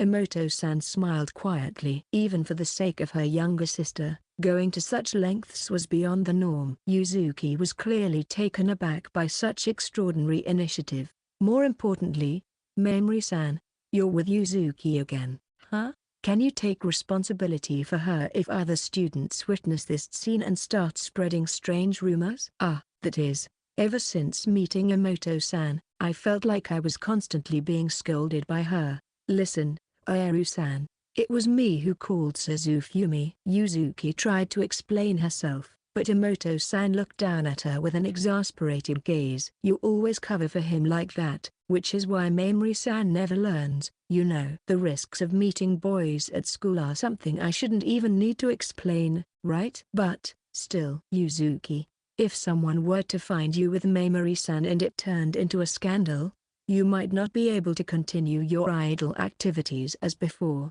Didn't you always want to remain an idol above all else? Why do you insist on being with Mamori-san so much? Has being an idol become less important to you? Emoto-san stepped onto the tatami and grabbed Yuzuki's shoulders. The look on her face was one of desperation. Yuzuki, too, didn't try to hide her annoyed look. Normally, she would be more receptive to her advice. Reacting to her response, Emoto-san's eyebrows twitched for a moment before she glared at me. Mamori-san, we'll have a thorough discussion about this matter another time. We can't afford to take it easy today. Let's go, Yuzuki. Wait, Aaaaaah-san. Emoto-san forcibly pulled Yuzuki's hand, urging her to stand up. It seemed less about concern for being late to work and more about wanting to separate Yuzuki and me as quickly as possible. Her tone was more impatient than usual. Maybe she was growing impatient with Yuzuki's reluctance to leave my side. Arasaka Yuzuki is everyone's idol. You said it yourself when you debuted that you wanted to make as many fans as possible smile. I'll work harder too, so let's join forces again like we used to, okay? Hey, rely on me more. Wait, if you pull me that hard. At that moment, everyone present held their breath.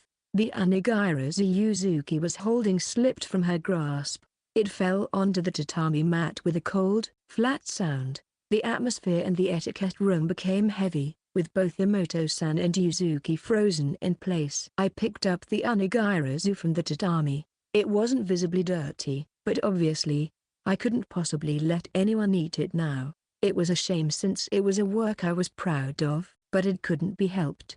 Emoto-san's face had turned completely pale. It's not. I didn't mean to do that on purpose. I understand, Emoto-san. When I spoke up, Emoto-san flinched. Nobody is at fault here. It was just bad timing. I tried to keep my tone as gentle as possible so she wouldn't feel unnecessarily guilty. Suddenly, a strong force was applied to my right arm. By the time I realized it, Yuzuki had bitten into the onigiri I had just picked up. Hey, Yuzuki. Yuzuki, stop that. But Yuzuki continued to eat voraciously, and in no time, the meat and egg onigiri had vanished from my hands. Thank you for the meal. It was delicious. Yuzuki turned to look at Emoto-san, who was still standing stiffly. Yuzuki, I was at fault just now, but... Emoto-senpai. Her voice was as cold as a blade thrust forward. Thank you for coming to pick me up, but today, I want to go to the site alone, so please excuse me. Also, Yuzuki turned around, as if frozen over. Her amber eyes were dark. I no longer think of you as my older sister, and as Yuzuki walked away, Emoto-san reached out to her. But her hand grasped only air, unable to touch Yuzuki. Round 6, I'll show you the hidden side of Arasaka Yuzuki. The next day, Saturday afternoon, I step out onto the balcony to bring in the clothes hanging on the hangers. With less than a week left in June, the daytime temperatures are steadily rising. It's convenient that shirts and underwear are dry by lunchtime if you hang them out in the morning. The futon that had been exposed to the sun next to the laundry was also filling up with sleep-inducing warmth. Looking down at the neighborhood park, I could see elementary school kids playing soccer in their short sleeves. Summer vacation will arrive in a month. I'm sure that the park will soon become lively every day with families and children gathering. While I'm out on the balcony, I also harvest and thin out the vegetable plants in my home garden. After that, I ironed, cleaned the bath, and cleaned up the room. I worked through the household chores in that order. Since I finish my homework in the morning, I'm free for the rest of the time before evening. The neighbor in room 810 left for work in the morning. By the way, the other neighbors in room 808, a middle-aged couple, told me in the elevator this morning that they were off to a hot spring trip in Tokugai from today. They told me their dream was to visit hot springs in all 47 prefectures together. For lunch, I had instant bag noodles. It might be the first time I've eaten dried noodles this year. Of course, just noodles would be lonely, so I added ham, bean sprouts, lard, and so on. It was a very quiet holiday. It was so calm that it even felt a bit empty. I didn't realize that just reducing the cooking part of daily chores could leave me with so much free time. A minor incident occurred yesterday at lunchtime. Well, it wasn't something big enough to call an incident. Just a simple accident. A common mistake that could happen anywhere. Yuzuki might have laughed it off if I had managed to follow up properly. Yuzuki was really mad. Huh. It was the first time I had seen Yuzuki so blatantly angry. Even when I was explaining away the suspicion of a dubious party, she was in a bad mood. But she didn't reject me outright. It wouldn't have escalated so much if it had just been about dropping the onigirizu. It seemed like Yuzuki's built-up frustration exploded due to the falling accident. Emoto-san had indeed been a bit too interfering with her life lately. Not just with daily meals, but she was trying to get deeply involved in school life and private matters as well. Maybe she went too far, but I couldn't see her as the villain. Regardless of the outcome, she truly wished for Yuzuki's success as an idol from the bottom of her heart. Her actions in the traditional etiquette room were just a bit overzealous. I'm worried about Yuzuki, but I'm also concerned about Emoto-san. When she left the traditional etiquette room, she looked as if it was the end of the world. I wonder if those two are working together today? I hope they make up soon. As I'm thinking about this, the doorbell to my room rings. Who could it be? I peek at the monitor, and my eyes widen.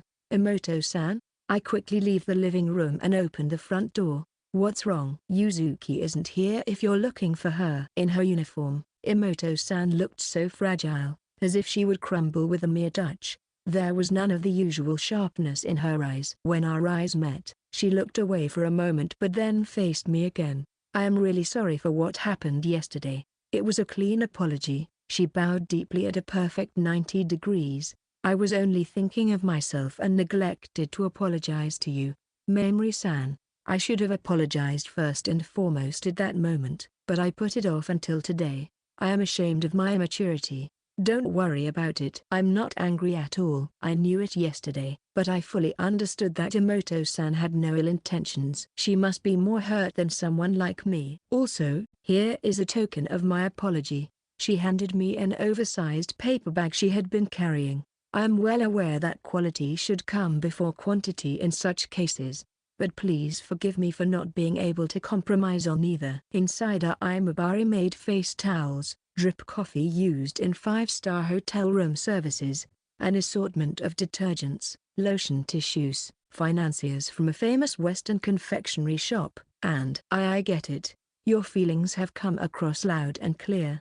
It's unlikely even wedding gifts or mid-year gifts would have such variety. Had she been running around a department store from yesterday to today? Has Yuzuki said anything since then? Fidgeting while wriggling her fingers, Emoto-san asked. No. Rather, she didn't come home yesterday. I knew it. That's because she's avoiding me. Lately, Emoto-san had been visiting the apartment every day without fail to take care of Yuzuki. Her guess was probably correct. Aren't you going to meet her at work? We had group activities yesterday, but there was no chance to talk, just the two of us. The next time we can meet for work is a week from now. I can't get through to her on the phone, and she's not replying to messages. I just hope she hasn't gotten into any trouble. Even in this situation, Emoto-san was worried about Yuzuki's well-being. Mamori-san, you didn't ask where Yuzuki might be staying? Well, I haven't been in touch with her since we parted at the traditional etiquette room. As I touched my right cheek while responding, Emoto-san's shoulders slumped down as if she were possessed by a spirit. If this situation continued for a week, Emoto-san's mental state would undoubtedly collapse. For now, the situation won't change unless I apologize, so I'll visit Yuzuki's room again soon. Well then, I'll be off now. Until the door closed, Emoto-san kept her head deeply bowed. For now, the situation won't change unless I apologize, so I'll visit Yuzuki's room again soon. Well then, I'll be off now. Until the door closed, Emoto-san kept her head deeply bowed. Sorting through the contents of a large bag in the living room, I muttered to myself, I knew it. My body reacted to it. According to my childhood friend, I've always had a twitch in my right cheek when I lie. I tried hard to be conscious of it this time, but it seems that a habit ingrained over many years isn't so easy to break. I lied to Emoto-san. In fact, I have plans to meet Yuzuki later. The place is neither the apartment nor the school. I hoisted my Boston bag onto my shoulder, psyching myself up. The classic location for a secret meeting is a hotel, isn't it? Section. Wow, it's so spacious. Later that evening, Yuzuki entered the room after me and marveled at its size. She was dressed in her usual style, a t-shirt and shorts, but her face was disguised with a mask and fake glasses. We were at a modern Japanese-style hotel somewhere in Tokyo. We took off our shoes and slid open the Fuzuma sliding door, and there was a large tatami room, 12 tatami mats in size, with the pleasant scent of rush grass. In the center of the room, there was a low wooden table with cushions on either side and a tray with a teapot, teacups, and manju was placed on it. At the back of the room was a mysterious space with a table and chairs, familiar from ryokan stays, seemingly called her own, broad veranda. The bathroom and wash basin were lined up to the right of the entrance just before the sliding door. Using such a spacious room that could easily accommodate 5 or 6 people just for the two of us was quite extravagant. It all started with a phone call that came a few hours before Emoto-san's visit to my house. As I was finishing up my homework, my smartphone on the corner of the table vibrated. It was Yuzuki. Hello, Yuzuki? I was worried because you hadn't come back. Sorry. I just can't seem to sort out my feelings. Do you have time to talk for a bit now? Yuzuki's voice was dark and heavy. Don't worry about yesterday. If anything, I was the one at fault. It all started because I insisted on having lunch together. No, Suzufumi. You shouldn't apologize because you did nothing wrong. I see. The atmosphere at yesterday's worksite must have been heavy. No, Yuzuki would probably behave as usual on the surface so as not to cause any unnecessary worry to the other members. Are you still mad about Emoto-san? It's not that I'm mad, I just don't want to see her right now. The voice on the phone was wavering, seemingly mixed with various emotions. It seemed as if Yuzuki herself didn't fully understand the true nature of her feelings. I'll be done with work after lunch. When I get back to the apartment, Aaaaaah-san will probably come over, right? I don't know how I should face her. Yuzuki is an idol. Overwriting her true feelings and pretending with fake ones should be a piece of cake for her, just like how she interacted with me in idol mode back in the school's resource room before. The reason she doesn't use that method with Emoto-san is that she is not just a simple colleague or a senpai to her. It's because of the days they've spent together and the gratitude she feels that she can't easily let go. I borrowed the office's nap room yesterday, but I can't keep doing that. Well, I guess so. Even though she understands the need to talk things out with Emoto-san, her heart probably hasn't caught up with her yet. Sorry for talking about this. I guess it's none of your business, Suzufumi. Her tone of voice lifted slightly. Yuzuki was clearly forcing herself. It seemed like the conversation was coming to an end, but none of the problems had been resolved. If you're not going back to the apartment, where will you sleep tonight? You won't be able to rest properly if you don't sleep in a proper place. Maybe I'll stay at some business hotel. I've never booked one myself, but I guess I just call them normally. I was worried. No matter how top class an idol Yuzuki is, she's still a 15-year-old girl. I couldn't just leave her out on her own. Above all, Yuzuki was currently at a loss for where to direct her emotions. Mulling over things alone didn't seem like it would lead to anything positive. What Yuzuki needs now is an escape. Time to pause. Time to look back on the past. Time to think about nothing. Time to be a little bit whiny. No matter how perfect the idol Arasu Yuzuki may be, I never expect perfection from the private Sasaki Yuzuki. In fact, I want Sasaki Yuzuki to feel free to voice her weaknesses and share her worries with me, especially if it's for the sake of maintaining Arasu Yuzuki's perfection. As I could feel a hint of anxiety in her voice, I told Yuzuki cheerfully, "Then, let's indulge yourself for once." After that, I searched for an available hotel and successfully arranged to stay there. The only thing I asked Yuzuki to do was to have her parents fill out a consent form for her stay and send it. Minors need their guardian's consent to use lodging facilities. Yuzuki seemed to be excited when she entered the room. She took off her mask and fake glasses and immediately started snapping photos of the interior with her smartphone. I've been looking forward to this because I only stay at ordinary business hotels for work. Yuzuki was bouncing on the chair in the spacious veranda and aimlessly opening the sliding doors of the closet and the refrigerator. She looked as restless as an elementary school student who stayed overnight in a hotel for the first time. By the way, I'm covering the accommodation costs. I haven't just been watching Yuzuki being taken care of by Emoto-san from afar, biting my handkerchief in silence. I've been sneaking in day part-time jobs when I can to save up some pocket money. Yuzuki offered to pay half of the lodging fee, but I politely declined. This is my way of hospitality. It's my small wish for her to completely rest her mind and body. The money I saved up from part-time jobs for emergencies is proving useful in an unexpected way. I feel guilty for lying to Emoto-san, but Yuzuki asked me to do it. Please keep my whereabouts a secret if Aaaaaah-san comes to Suzufumi's place. They had been together almost every day recently, so she probably wanted to enjoy some time to herself for a change. Even with someone close, there are some things that can only be seen for the first time by taking a distance from them. Right now, the priority is to let Yuzuki rest her heart. As I was brewing tea in a teapot, Yuzuki sat down opposite me at the table. She took a sip of tea filled in the teacup and let out a sigh. "I'm surprised you found this place on such short notice. It must have been expensive, right? Don't you think it's a bit tactless to ask about the price? Besides, with Yuzuki's income from her nearly non-stop work, she could easily afford to stay at a much more luxurious ryokan." "Yuzuki, you said it before, right? Sometimes I wish I could relax at ryokan while sipping hot tea or something." "You remembered?" "Yeah." During a visit to the wildlife park, Yuzuki told me that she hadn't been able to participate in a single school trip since junior high school. That's why I chose a room that felt just like a school trip. A Japanese-style room.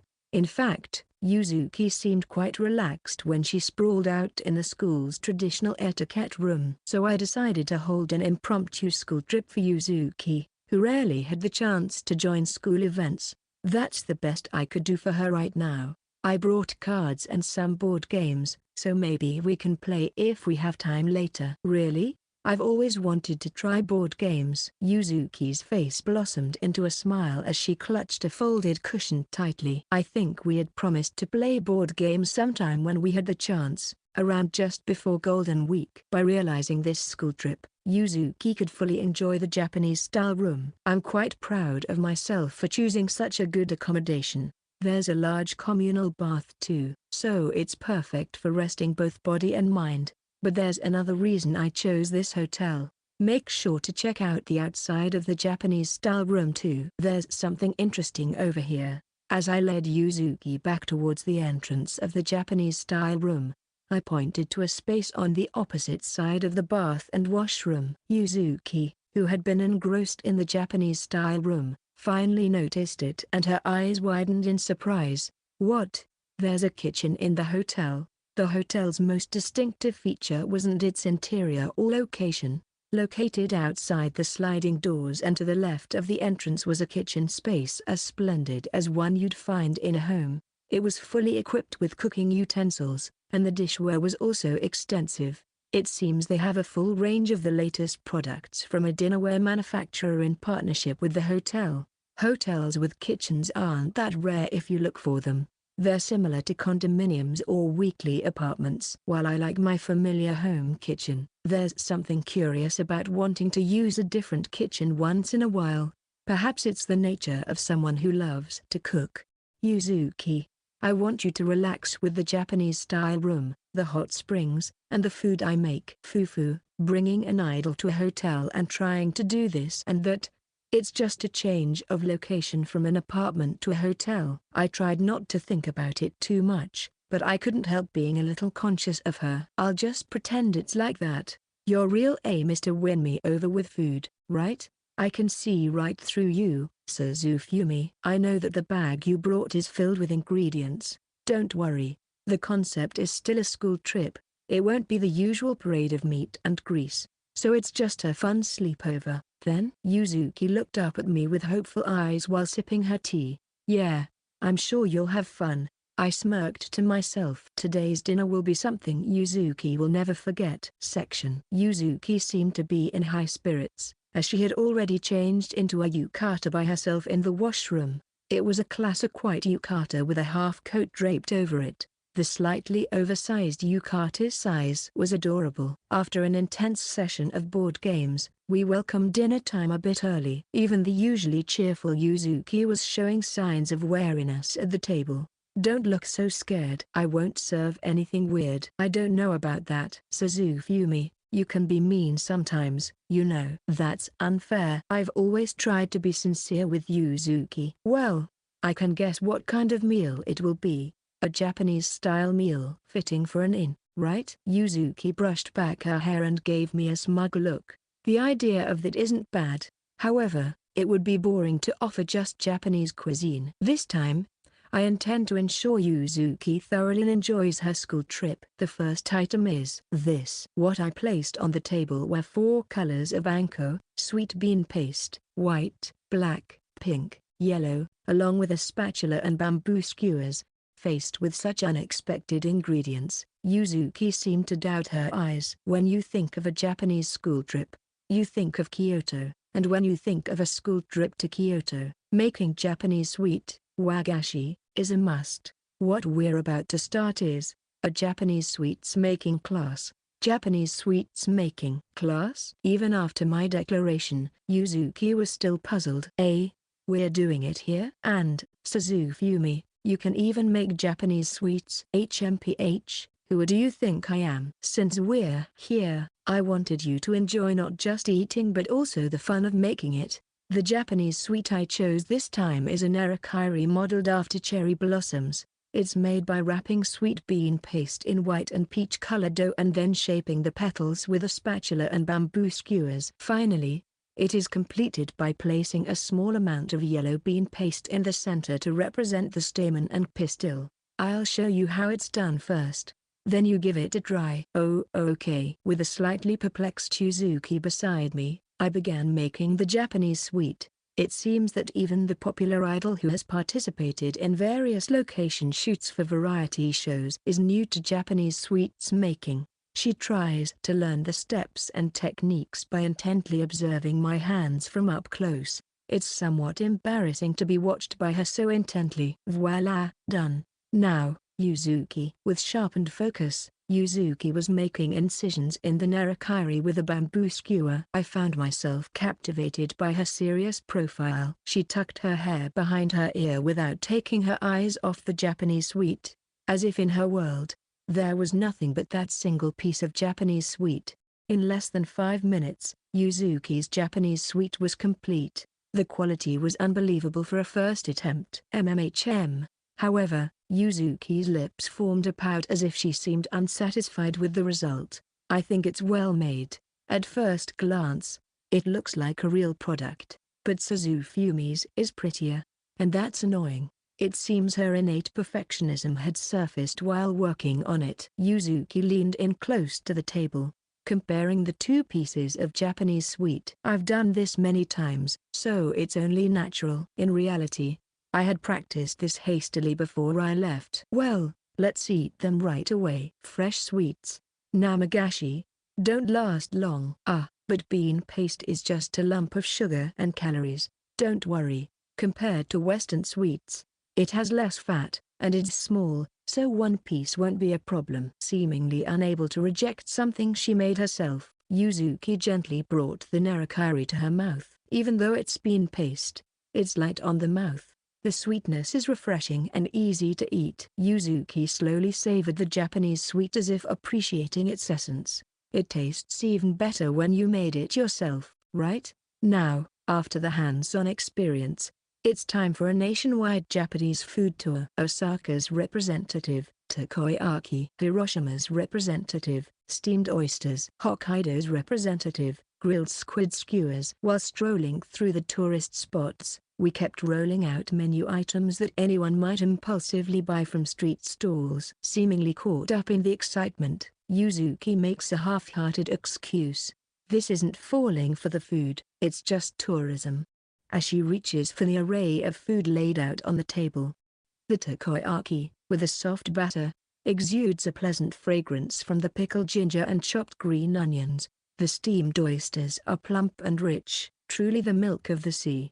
And the grilled squid skewers, with the bitterness of the liver mingling with the refreshing taste of ginger. It's impossible to stop eating. With Yuzuki's cheerful food report as background music, I go to the kitchen to prepare the next dish. Everything was so delicious. School trips are the best. Yuzuki exhales deeply as she finishes her tea. It seems she thoroughly enjoyed our indoor food tour. After the hands-on experience and the food tour, it's finally time for the climax of the school trip. The real dinner is about to begin. Sorry to keep you waiting, Yuzuki. I place a dish I prepared in the kitchen on the table. Tonight's dinner is an assortment of tempura. Fried food. And such a mountain of it. Tempura is a world-renowned Japanese dish that stands alongside sushi and sukiyaki. Meat, fish, vegetables, each wrapped in a golden batter like it's a work of art. The thin and light batter enhances the flavor of the ingredients, allowing you to literally taste the feeling of ascending to the heavens. It's unfair to bring out fried food at this time. It's a whole different level of immorality compared to the rest of the menu. Hey, now that you're fully in meal mode, can you really refuse tempura? Today's lineup includes whiting, type of fish, shishito peppers, eggplant, shiso leaves, perilla, and large prawns. Enjoy them with tensui dipping sauce or matcha salt, whichever you prefer. After coming this far, you might as well eat it. Are you planning to flee before the final act? Her stomach's morale is at its peak. Any retreat order now could incite a riot. But after grimacing at the bitter challenge, Yuzuki pushes the plate of tempura back. I won't eat it. It seems that sheer momentum alone won't be enough to push through. I'm fully satisfied with the food tour we've had so far. It seems that your plan to enrich the side menu has backfired. Despite her strong stance, she keeps glancing at the tempura, obviously very conscious of it. The whiting and vegetables are in season right now, you know? Why don't you try to feel the change of the season with your tongue? I won't be swayed by such sweet talk. And the prawns are impressive too, okay? You don't often come across prawns this big. They'll probably send them to the office as a year-end gift. Probably. While saying this, Yuzuki covers her eyes with her hand, like a child trying not to catch sight of something indecent. I'll ask you one more time. Are you sure you don't want it? I don't want it. I'm going to take it away then. Is that okay? Until now, she would have pounced on the food the moment I tried to take it away. It seems that tactic no longer works. Her determination is admirable. All right, I give up on the tempura. It's my loss this time. I take the plate of tempura away and carry it back to the kitchen. I did it. Yuzuki placed her chopsticks down and quietly clenched her fist. Finally, I have finally overcome the temptation of Suzufumi's cooking head-on. Even though I missed out on the tempura made with seasonal ingredients, I'm not the slightest bit regretful at all. Yuzuki's loud declaration was full of a tragic sense of victory. Was there ever a more painful victory speech? But the battle isn't over yet. Suzufumi, what are you doing? In the kitchen, I had taken out a new weapon. It was a bowl, as expected of a hotel in collaboration with a dinnerware manufacturer. The cupboard was stocked with bowls as well. First, I heaped the steaming rice into the bowl. Then, I arranged the once retired assortment of tempura one after another, building it up like a castle. All that was left was to pour over a sauce made from tempura dipping sauce, water, soy sauce, sugar, and mirin to complete the fried castle. People call this kind of castle by the name tendon. As I was about to pour the sauce, a new weapon made its appearance. This too was provided for free. Its name was sauce pourer, taro cake. It had a teapot-like container attached to a silver rod for holding the sauce. The spout was divided into 3 from which the sauce would flow out like a shower. I stood before the tendon with sauce pourer in hand. Now, the second round begins. Yuzuki, who had been desperately avoiding her eyes from the tempura until now, had her eyes glued to my hands. She couldn't wait to see the sauce flowing down. Instinct is like a ghost. It doesn't disappear so easily after being shaken off once or twice. If it could be easily tamed by anyone, it wouldn't be called one of the 3 basic desires. Now, please listen carefully. Wait. Stop. If you do that. 3 streams of sauce emerged from the sauce pourer, dyeing the tempura brown. The hot batter and the sauce crackled as they mixed. The girl who witnessed the birth of a new life called tendon now had her reason collapse in an instant. What emerged from the collapsed reason was a girl faithful to her appetite. Itadakimasu. As if caressing her cheek, Yuzuki's left hand touched the bowl, lifting it into the air. The first prey caught by her chopsticks was a prawn. Yuzuki opened her mouth wide and bit into nearly half of it in one go. The crunchy batter and the plump prawns create a symphony of sounds that loop eternally in the depths of my ears. This prawn is so meaty, it completely dominates the stage in the center of the tendon. Her eyes grew more relaxed as she continued to shovel in the rice. There's nothing but bliss in stuffing fried food and rice together. Even the rice soaked with sauce is a feast in itself. Yuzuki hasn't put down the bowl even once throughout this time. On the contrary, she leaned further forward as if she was about to be absorbed headfirst into the bowl. The whiting is as light and fluffy as a cloud, without any greasiness. It feels like you've forgotten you've eaten it the moment you swallow it. The eggplant has soaked up the sauce and oil to the max, bursting with flavor as you bite into it. It's so silky that it slides down your throat in an instant. The slight bitterness of the shishito peppers and shiso leaves acts as a guardian guiding the tendon to the right taste. The sound of the bowl and chopsticks touching became clearer and clearer. It seemed that the performance was nearing its finale. By the way, there's still some tempura left, but would you like to try it with matcha salt? I've also prepared curry salt and cherry blossom salt just in case. I'll eat them all. It seems the closing curtain is still far off. Section. I'm full. I can't eat anymore. After finishing the dishes, I returned from the kitchen space to the tatami room. Holding her stomach with both hands, Yuzuki was lying on the tatami like a seal. She had seconds of the tempura, so of course she'd be full. She must have been leading a very strict diet these past few weeks. It seems I was able to contribute to her letting off some steam. I hope this will help Yuzuki and Emoto-san reconcile even a little. Well, I guess it's about time for me to take my leave. As I hoisted my Boston bag onto my shoulder, Yuzuki, who had been lying down, sprang up in an instant. You're leaving already? Yuzuki sat in a girl-sitting position, staring at me with eyes that seemed to ooze a sense of loneliness. You could stay a little longer. When making the reservation, I had secured 2 rooms. A Japanese-style room with a kitchen on the 8th floor and a relatively inexpensive Western-style room on the 3rd floor. Part of the reason was Yuzuki's status as an idol, but it also wouldn't be appropriate for a young man and woman to share a room and sleep together. Besides, Yuzuki probably wouldn't be able to sleep well with me around. If you run into any trouble, feel free to contact me. Oh, and brace yourself, I'll be coming to make breakfast tomorrow morning. So be ready for that. okay?" Even as I tried to reassure her with a smile, Yuzuki's reaction was faint. Maybe she wants to enjoy more board games, but it's already past 10 at night, and getting too carried away could interfere with tomorrow's work. As I was about to step out of the room, the hem of my shirt was tugged from below. "If you don't let go, I can't leave." "Then you should shake me off, Suzufumi." Looking down as I turn around, our eyes meet. Her wet amber eyes quietly gazed up at me. To be honest, I too wanted to spend more time with Yuzuki, but it would be too greedy to ask for more. The white fingers slipping from my shirt slowly try to return to their original position. Yuzuki bit her lower lip as if suppressing her emotions and remained silent. Just as I was about to seal away my loneliness and say goodnight, I felt the hem of my shirt being grasped again, this time much more firmly. "I've decided." Yuzuki's expression gradually filled with confidence.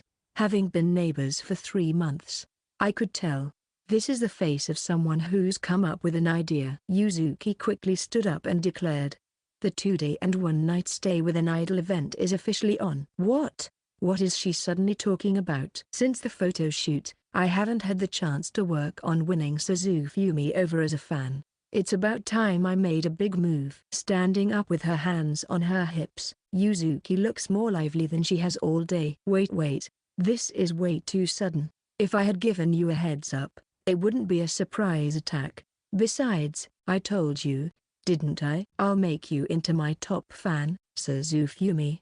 I'll show you the hidden side of Arase Yuzuki that you can't even see on a making of DVD. With a perfect wink, Yuzuki struck a pose as if aiming right at my heart with her index finger. "Are you serious?" My first ever sleepover was unexpectedly accompanied by an idol. Round 7, Suzufumi no Baka 2. When it comes to hot spring resorts in Japan, places like Atami, Kusatsu, Hakone, and Yufuin are the famous ones. According to the couple in room 808, who consider hot spring trips their hobby, our country has nearly 3,000 hot spring resorts. This includes not only the aforementioned tourist spots but also countless ones in Tokyo. The hotel we're staying at is one of them, where we can enjoy the natural hot springs drawn up from underground to our heart's content. The moment of sinking into a bathtub many times larger than the one at home is nothing short of bliss. Stretching out my legs and soaking up to my shoulders in the hot water,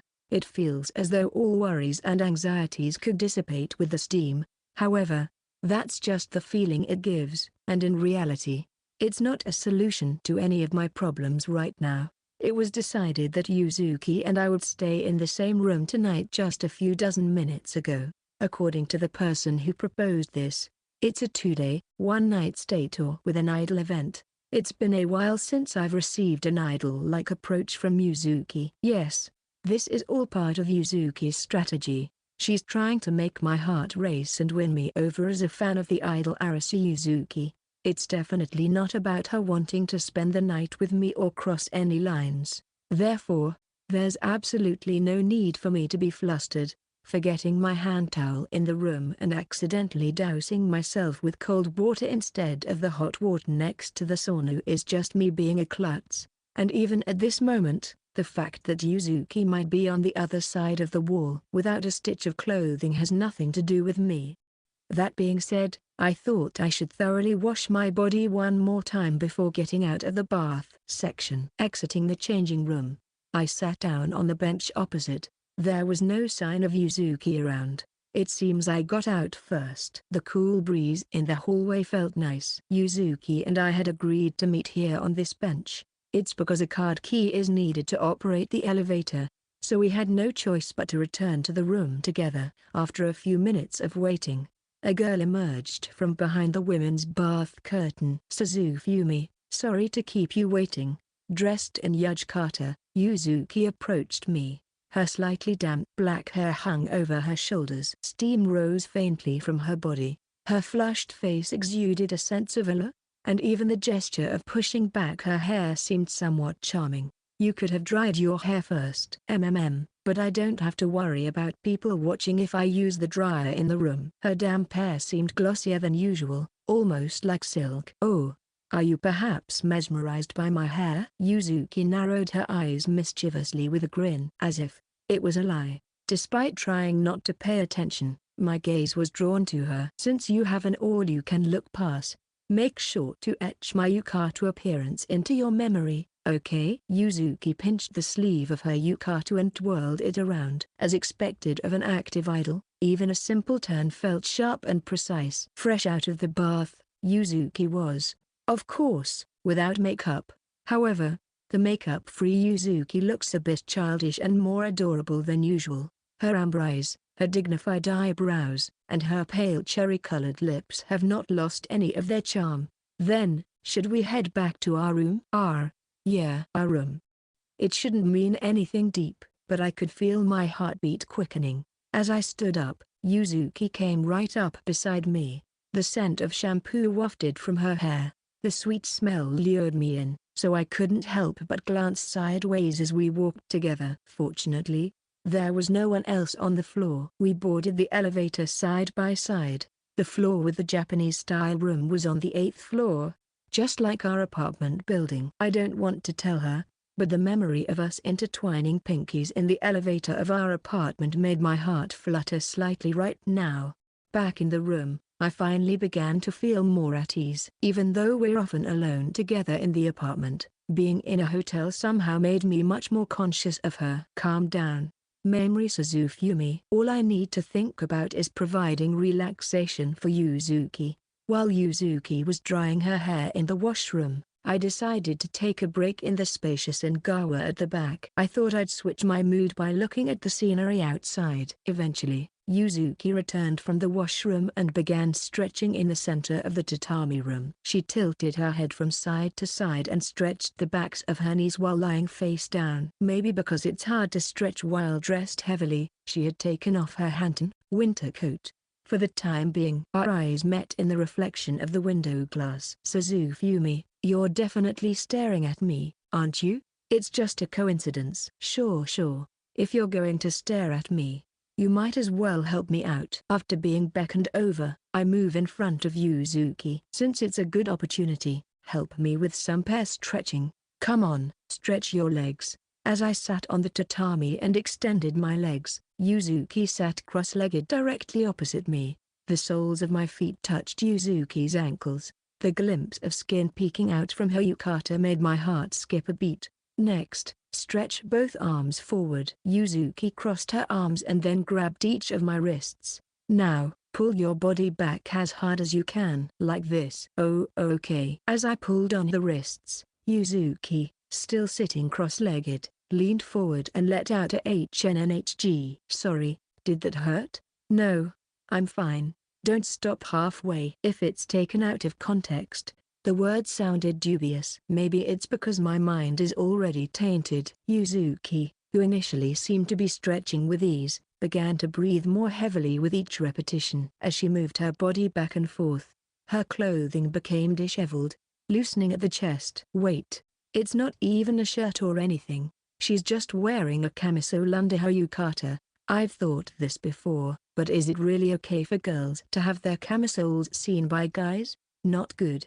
I need to focus on supporting her. It's absolutely unacceptable to harbor any impure thoughts while Yuzuki is diligently doing her stretching routine. But as if to test my willpower, her yukata kept becoming more undone. Maybe the obi was tied too loosely, or perhaps the stretching had caused it to loosen. The chest area was so wide open that I almost suspected she was doing it on purpose. Yuzuki, however, was gritting her teeth and had her eyes closed. The fact that she was completely oblivious to it only made it worse. When the set number of repetitions was finished, Yuzuki collapsed onto her back. I've been neglecting my back muscle training lately. I felt pathetic for having been disturbed by her earlier after seeing Yuzuki like this. I vowed to assist with the stretching with sincere intentions next time. I'm thirsty. I need some water. It was the moment Yuzuki stood up in front of me to head to the kitchen. Slip. The bright red obi separated from the yukata. Let's assess this situation. Yuzuki's chest was widely exposed, revealing a pale pink camisole. Her yukata was no longer just disheveled. It looked almost as if it had been purposely worn out of fashion. As a result, having lost the restraint of the obi, The kimono obeyed gravity and peeled off as smoothly as peeling the shell off a boiled egg. It would still be somewhat fine if it were only the top. It seems that for Yuzuki, exposing a camisole is not something to be overly embarrassed about. But what about the bottom? Trying to categorize panties as shorts is definitely a stretch. As proof, Yuzuki's face quickly turned red. In the late-night tatami room, Yuzuki's scream echoed. Since then, we have been quietly attending to our separate tasks in the tatami room and the kitchen. Yuzuki was immersed in listening to what seemed to be a new song while I was taking care of the cooking utensils. It wasn't that we had a fight. It was just an awkward situation. In an attempt to follow up with Yuzuki, I chose to say, I barely saw anything, though to be honest, I think I caught a glimpse of something yellow, different from the color of her camisole. But it could have been a misunderstanding, and there was no benefit in being honest about it. Yuzuki accepted my words and seemed relieved on the surface. Still, things didn't go back to normal right away. If this were the Oriki's residence and we were to return to our separate rooms, a night's rest might give us time to sort out our feelings. But tonight, we will be together until bedtime. Or rather, we're together in one bedroom. It was impossible not to be conscious of it. Yuzuki, who had initially been excited about the 2-day and 1-night stay with an idol event, seemed to have reverted to her natural self. Whenever our eyes met, she would turn her face away immediately. Should I move to a Western-style room by myself now? But that would be like confessing that I had actually seen her underwear if I said something like that and ran away. It was past 1 in the morning. While it didn't matter much to me since it was a day off tomorrow, Yuzuki had to head to a site in the morning. To avoid unnecessarily cutting into her sleep time, I should be the one to speak up. We should probably get some sleep. At the mention of sleep, Yuzuki's shoulders tremble. Then, with a movement as stiff as a tin soldier without oil, she slowly turned towards me. That's right. There was no bed in this room. It seemed that a complete set of futons was stored in the closet. The room was reasonably spacious, and it wouldn't be too awkward if we laid out the futons at opposite ends. But my expectations were shattered in an instant.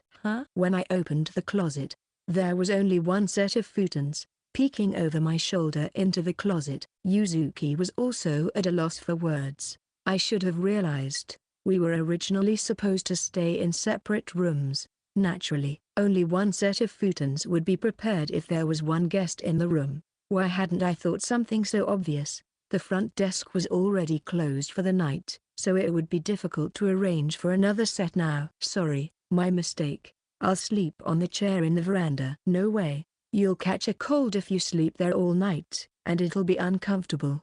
Then I guess I'll go to the Western-style room on the 3rd floor. As I turned to head to the door, the hem of my yukata was tugged from behind, pinching the edge of the yukata. Yuzuki covered her mouth with her sleeve and whispered softly, "Sleep together?" Yuzuki's face was flushed with embarrassment, yet she looked up at me with pleading eyes. "Well, that's a bit. Is it because you don't want to share a futon with me?" "It's not like that."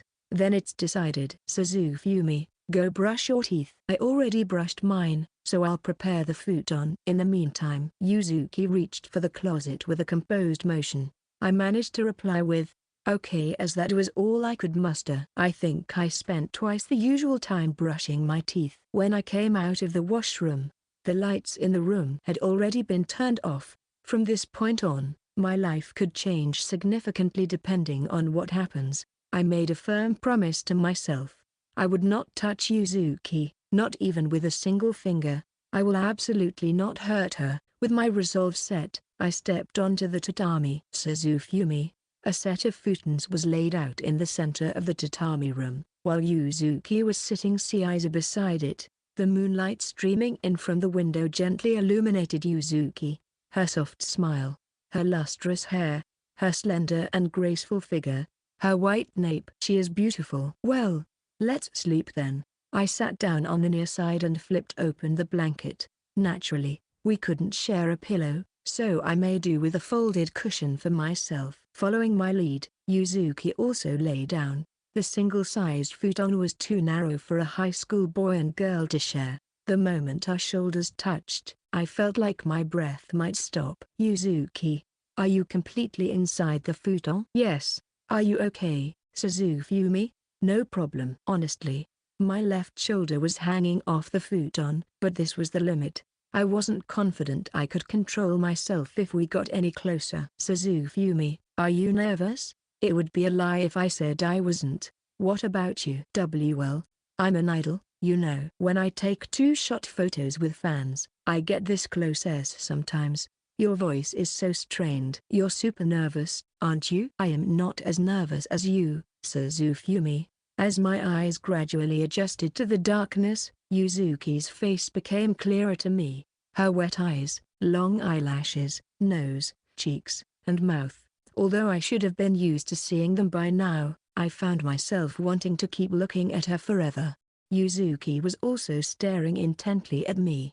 Our distance was only about 10 centimeters. A slight change in our posture, and our lips might accidentally touch. I stayed still like a statue, not moving an inch. These few minutes felt like an eternity. Still, I couldn't help but wish that this time would continue forever. Yet time flows equally for all. Time waits for no one. That's why we can't stand still forever. Yuzuki, have you come to dislike Emoto-san? When I asked, Yuzuki's eyes wavered. I don't dislike her, but I'm seriously angry about her treating your food so poorly, Suzufumi's. I don't mind it. You know, maybe it's about time you forgave her. Silence flowed. No sound could be heard from outside or the next room. I've been reflecting on it now. When I first came to Tokyo, I was a bit arrogant. Really? It was surprising to hear such words coming from Yuzuki. The excitement of my first time in Tokyo and the expectation of becoming the idol I'd always dreamed of. I wasn't seeing what was around me. I didn't want to lose to the other members, and my fighting spirit got ahead of me. When Spotlights was released, Yuzuki was in her first year of junior high school. Counting back to the preparations for her debut, she must have been still in elementary school when she moved to Tokyo. It's not unreasonable that her emotions took precedence.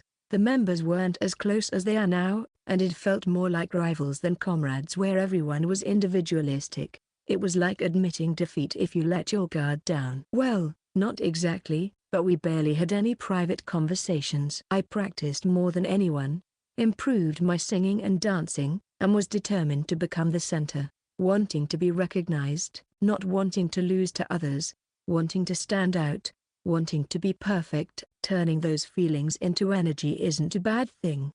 So when I was told that my position for the debut song was at the edge, it felt like all my efforts were being called into question. I even confronted the producer directly, asking, "Why am I not the center? You're being so blunt." "I know, right?" Yuzuki replied with a wry smile. I was rejected immediately, and there I was, crying alone in the studio. Aaaaaah-san, who was supposed to have left earlier, came back and spoke to me. "I see. Emoto-san was taking care of others even though she was still in junior high school herself back then, hardly in a position to be looking after others." I was on the far right of the group formation, and Aaaaaah-san was on the far left, as fellow outliers. I thought she would empathize with me. Wasn't that the case? After listening to my story, the first thing Aaaaaah-san said was, "Yuzuki, you're quite greedy, aren't you?" "Greedy? Yeah, greedy. There are plenty of people in the world who have talent but aren't blessed with luck or the right circumstances. Moreover, it's hard to debut as an idol if you're not young. So I was incredibly lucky to get the chance at 12. Yet, all I had in mind was becoming the center, and I felt as if my effort had been denied when I was rejected." Aaaaaah-san saw through my naivety and pointed it out to me. Yuzuki smiled nostalgically. Despite talking about her embarrassing past, there was warmth in her voice. But it didn't end there. Aaaaaah-san played back practice videos and recorded audio she had saved, giving me an objective opinion on what I was lacking. Despite being busy with her own stuff, I think she reviewed them over and over again to encourage me. Back then, for Emoto-san, Yuzuki was supposed to be the rival to be defeated first. It was about giving aid to an enemy, something not everyone could do. Looking back, I realized that my singing and dancing were worse than I thought. My pitch wasn't stable, and my dance moves, especially the finer movements of my fingers, were sloppy. I laughed at how I could even think of being the center. Yuzuki smiled wryly. Before leaving the studio, Ruaru-san said, "If you ever have a hard time again, feel free to talk to me, but I'm not very good at relying on others." That's true. I knew all too well her habit of keeping her troubles to herself, especially back then when everyone was so competitive. Even though she's a senpai, I wondered if it was okay to be so dependent on her, but it seemed Ruaru-san had long seen through my personality. In the end, she said this, "Then from today, I'll become Yuzuki's older sister. That way, you can rely on me without hesitation, right?"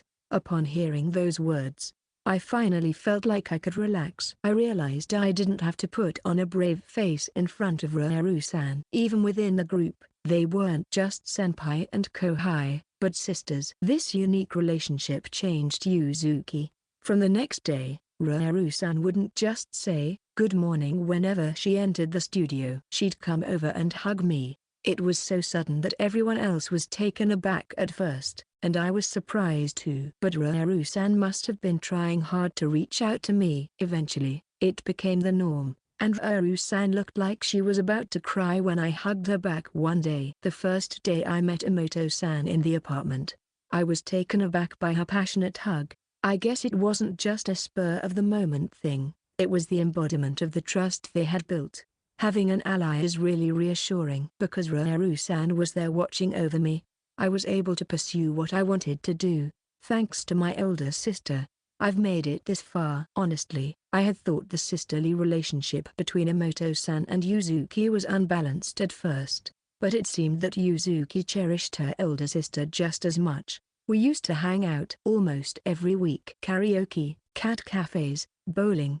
We spent time together in various places and even got matching nails once.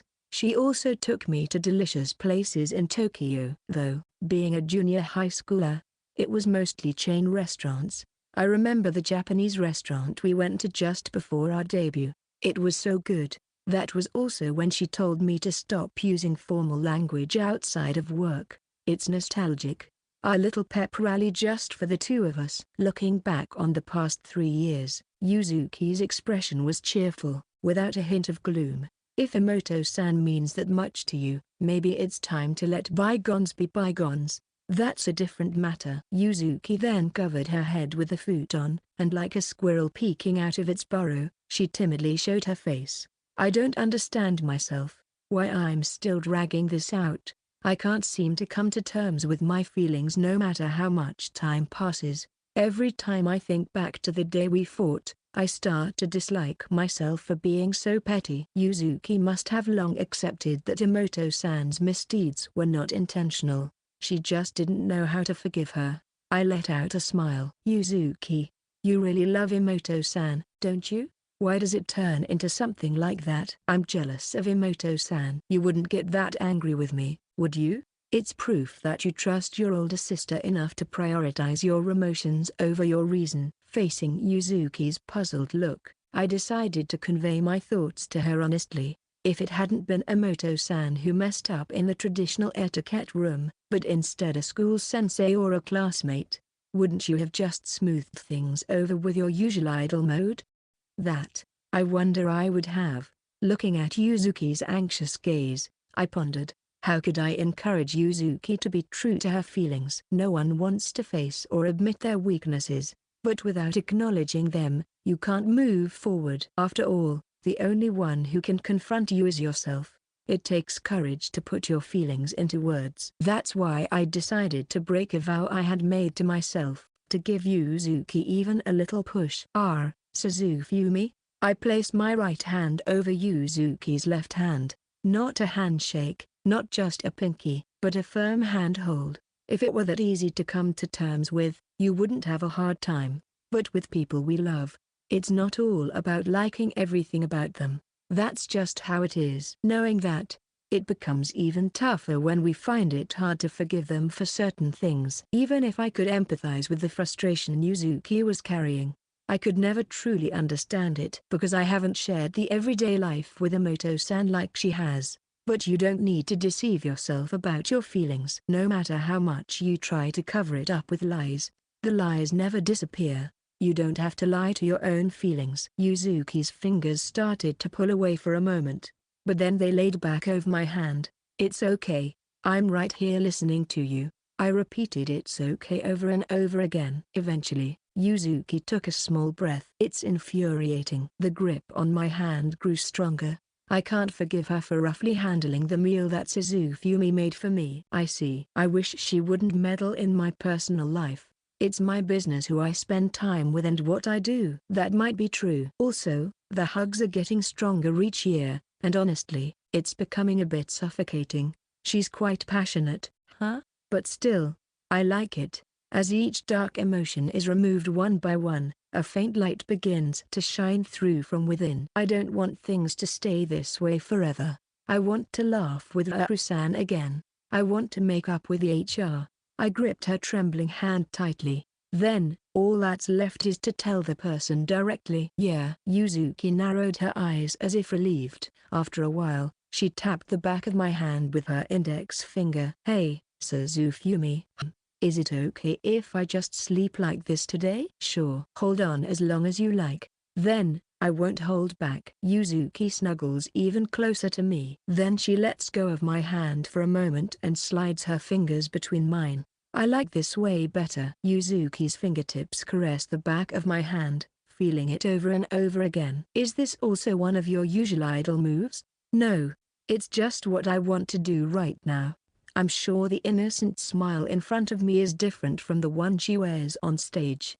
The untouchable, unreachable idol isn't here. Suzufumi, are you happy? Yeah, I'm happy. Me too. With those words, Yuzuki dives under the covers. Her expression is no longer visible. I wish the sound of my pounding heart could reach her. Eventually, we both fall into a deep sleep. Only our breathing quietly resonates in the room. Section. At 7 in the morning, I wake up as usual. Before my smartphone alarm goes off, the sight of the beautiful girl breathing peacefully in front of me almost makes me raise my voice. After a few moments, I remember the fact that I shared a bed with the popular idol next door. Even after a night has passed, Yuzuki's fingers are still entwined with my right hand. While feeling reluctant to let go, I gently withdrew my hand and got out of bed. After covering Yuzuki with the futon, I wash my face and brush my teeth, then head to the kitchen. Even after washing my hands before cooking, the afterglow of last night doesn't fade. I clearly remembered the warmth and feel of Yuzuki's hand. I hope she will feel the same when she wakes up later.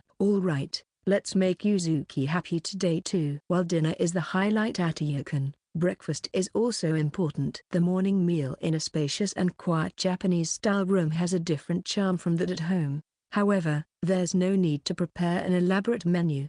In fact, at times like these, the more classic the menu is, the more pleasant it is. First, I prepare the miso soup.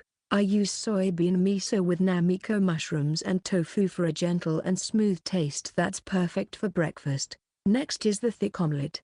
I drizzle a little soy sauce and add chopped green onions to enhance the texture. For me, the indispensable item for a Japanese breakfast is takosan, octopus, sausages. I cut the sausages in half, make cuts on the cross-section, and cook it. The heated wieners spread their 8 legs on the frying pan. Finally, a bowl full of steaming white rice completes the meal. I place the full breakfast set on a tray and return to the Japanese-style room. Yuzuki is still in the dream world, exposing her defenseless sleeping face. I was tempted to poke her cheek, but I resisted. I set the breakfast on the low table and opened the curtains. The refreshing sunlight streams into the room, causing Yuzuki to squint from the brightness. Come on, it's morning. Wake up. Sitting up abruptly, Yuzuki's head angled loosely. Seemed to not be a morning person. Yuzuki swayed side to side with her eyes closed like a metronome. Her completely relaxed expression was a fresh sight. A new side of Yuzuki that also made my heart flutter. Yuzuki dozed for a while but eventually began to sniff the air. Smells good. A smile spread across Yuzuki's face. It seemed she was still not fully awake. As a test, I brought a plate with sausages and a thick omelette closer to Yuzuki's nose. Crispy and fragrant sausages, and the omelette seasoned strongly with soy sauce. They go so well with rice. This girl started a food critic in her dream. The juice from the sausage overflows in the mouth. A veritable fountain. The more you chew, the more the savory taste and aroma of the meat fills your mouth. There's green onion in the omelette too. The refreshing scent is perfect for waking up in the morning. To identify the ingredients with such precision without both sight and taste. What an incredibly sharp sense of smell. Then, I brought the miso soup to Yuzuki's nose. The deep richness and slight bitterness of the red miso soup tightens up the mouth. The namiko mushrooms and tofu are comforting. The accuracy was so astounding that I began to feel a little scared. It was as if I was facing a strong enemy character who could predict every attack. So, I quickly returned to the kitchen to prepare an additional menu item. Even though it was a morning in a Japanese-style room, there was no need to limit the menu to Japanese cuisine. I made pancakes with cake flour, eggs, sugar, salt, milk, vanilla essence, and baking powder, drenched them in maple syrup, and topped them off with crispy bacon. The sweetness of the pancakes and the saltiness of the bacon were a classic combination. Finally, I added a generous dollop of whipped cream. Once again, I place it on the tray, and the moment I step on the tatami mats, Yuzuki began to sniff the air, mumbling, "Wait, I shouldn't be within her detection range yet." The light texture of the pancakes melts quickly in the mouth, and I can't stop moving my knife and fork. The batter uses cake flour with less gluten, so it's moist and fluffy. The compatibility with whipped cream goes without saying, but the saltiness of the crispy bacon matches perfectly too. It's addictive. Mumble, mumble. A perfect play was achieved. Even in her sleep, Yuzuki is still Yuzuki. Suddenly, Yuzuki opens her eyes and looks around. I feel like I was eating delicious food in a dream just now. Such a strong passion for food. Even if she hadn't succeeded as an idol, she would have reigned supreme as a top A TV personality for sure. "Good morning, Yuzuki. Breakfast is ready." Upon spotting the tray full of breakfast, Yuzuki's eyes sharpened instantly. "I will not give in. Don't worry, it's already too late."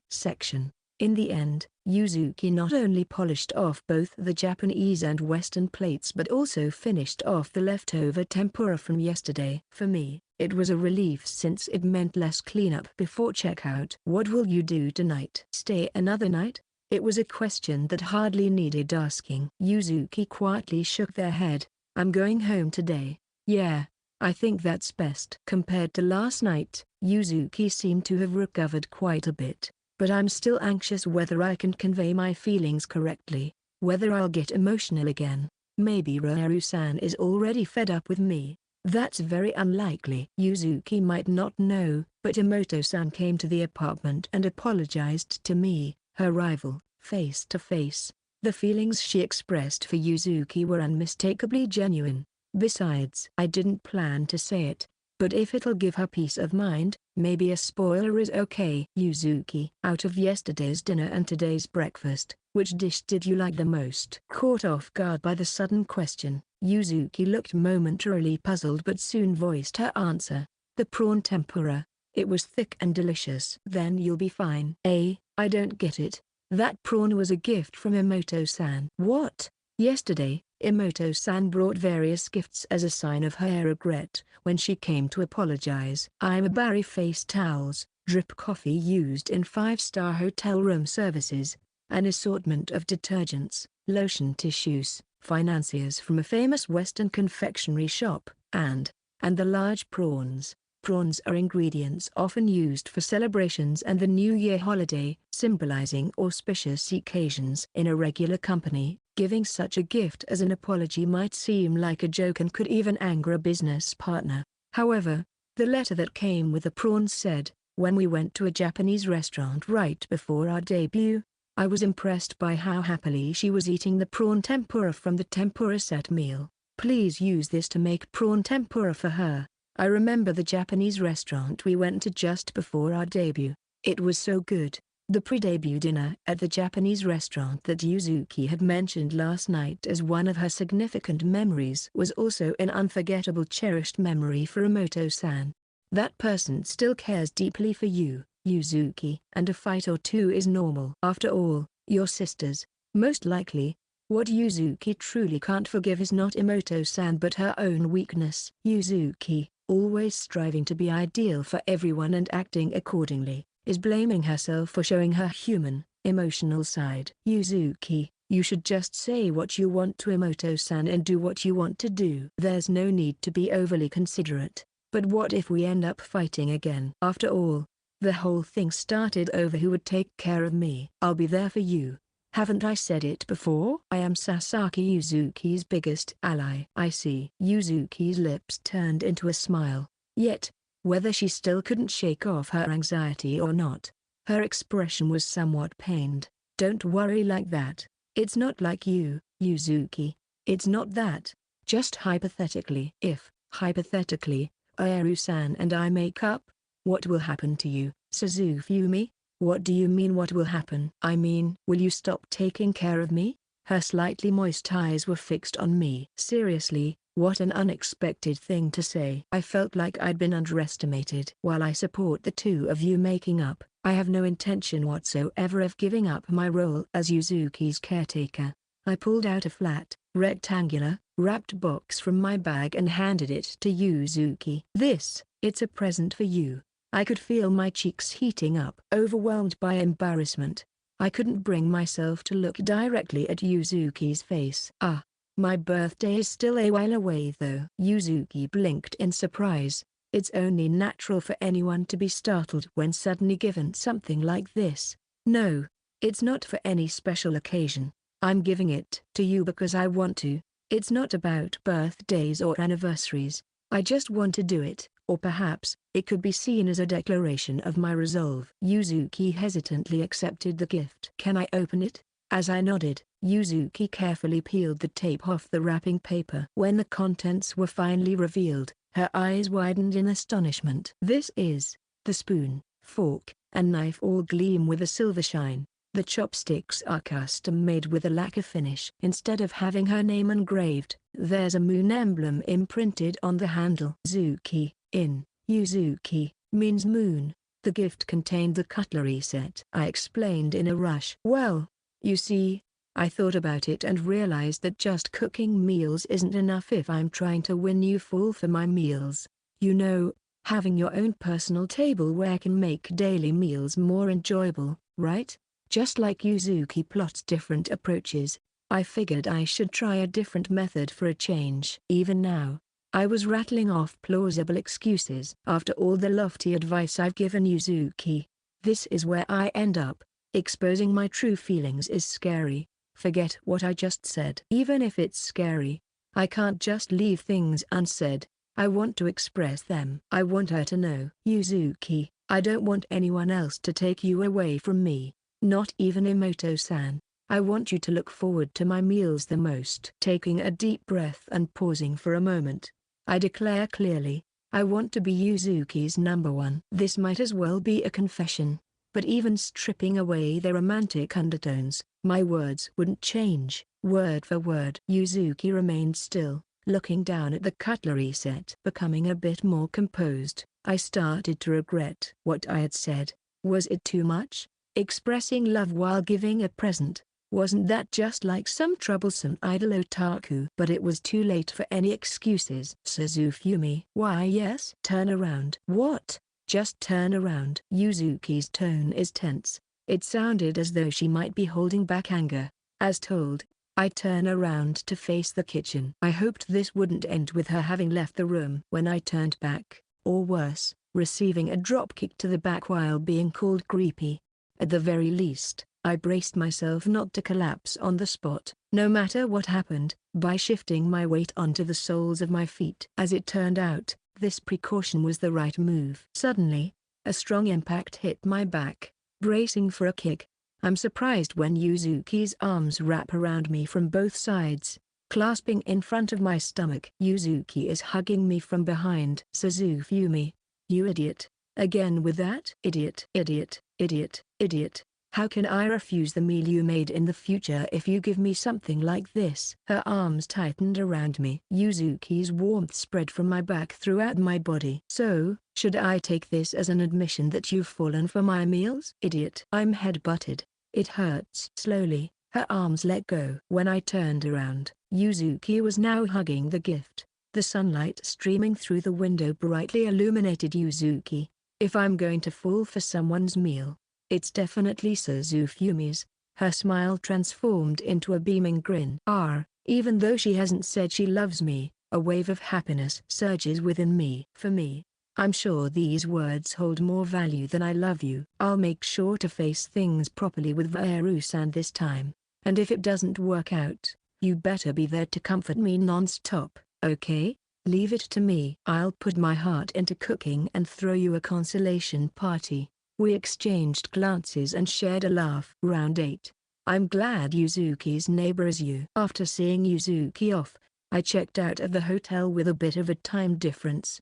It was just before noon on a Sunday, and the streets were bustling everywhere. Waiting at a crosswalk, people seemed like racehorses eager for the starting gate to open, anticipating the moment the light would turn from red to green. Perhaps they were heading out to play, their eyes sparkling with excitement and anticipation. Maybe I should hit the arcade for the first time in a while. My gaze shifted to an electronic monitor mounted atop a commercial building, where the new music video for Spotlights was playing. In the center, of course, stood Arisu Yuzuki. She had maintained her position as the center for all these years except for their debut song Spotlight. On the far left, Vaeru-san supported the group with her stable dancing.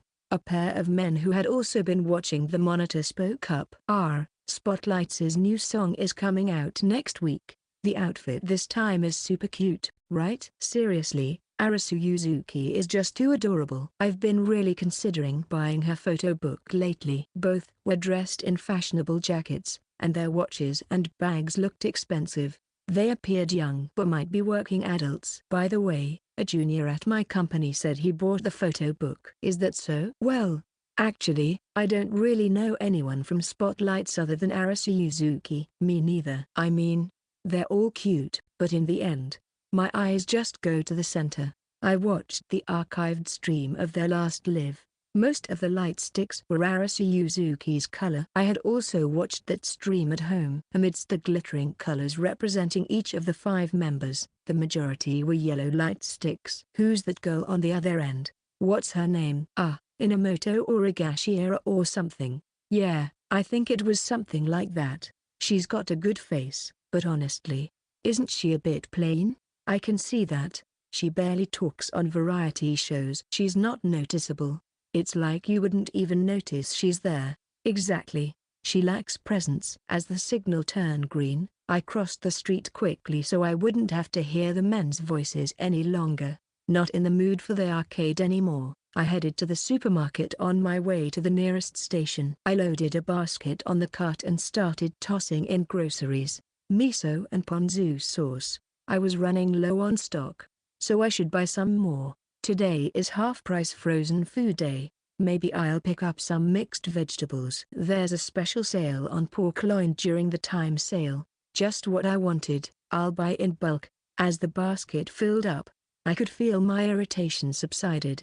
I never understood people who relieved stress by shopping, but maybe this is what it feels like. I'm unloading my frustrations onto the bills and coins and letting them go along with the money. With my bags bulging, I started my way home. Even after splurging, the persistent gloom at the bottom of my heart wouldn't completely clear away. I put in my wireless earphones and called a certain person. Then, a bright voice answered me before the third ring. Suzu, hello. The person on the phone was Rika. Her high-spirited voice was always reassuring. Sorry for calling so suddenly. You good to talk now? Of course. I'd even answer during work if it's a call from Suzu. Focus on your job at the hall, will you? I could hear my parents' voices in the background. It seems she's at Duncan.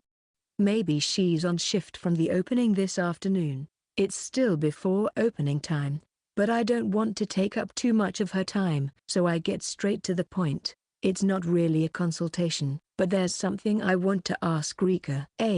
What is it? Even if it's Suzu, I can't give you my 3 sizes if it's over the phone, but I can answer almost anything. Do I sound like a sleazy old man? And would she actually tell me if we were face to face? Since there seemed to be hardly any off-limits topics, I asked my question immediately. What am I to you, Rika?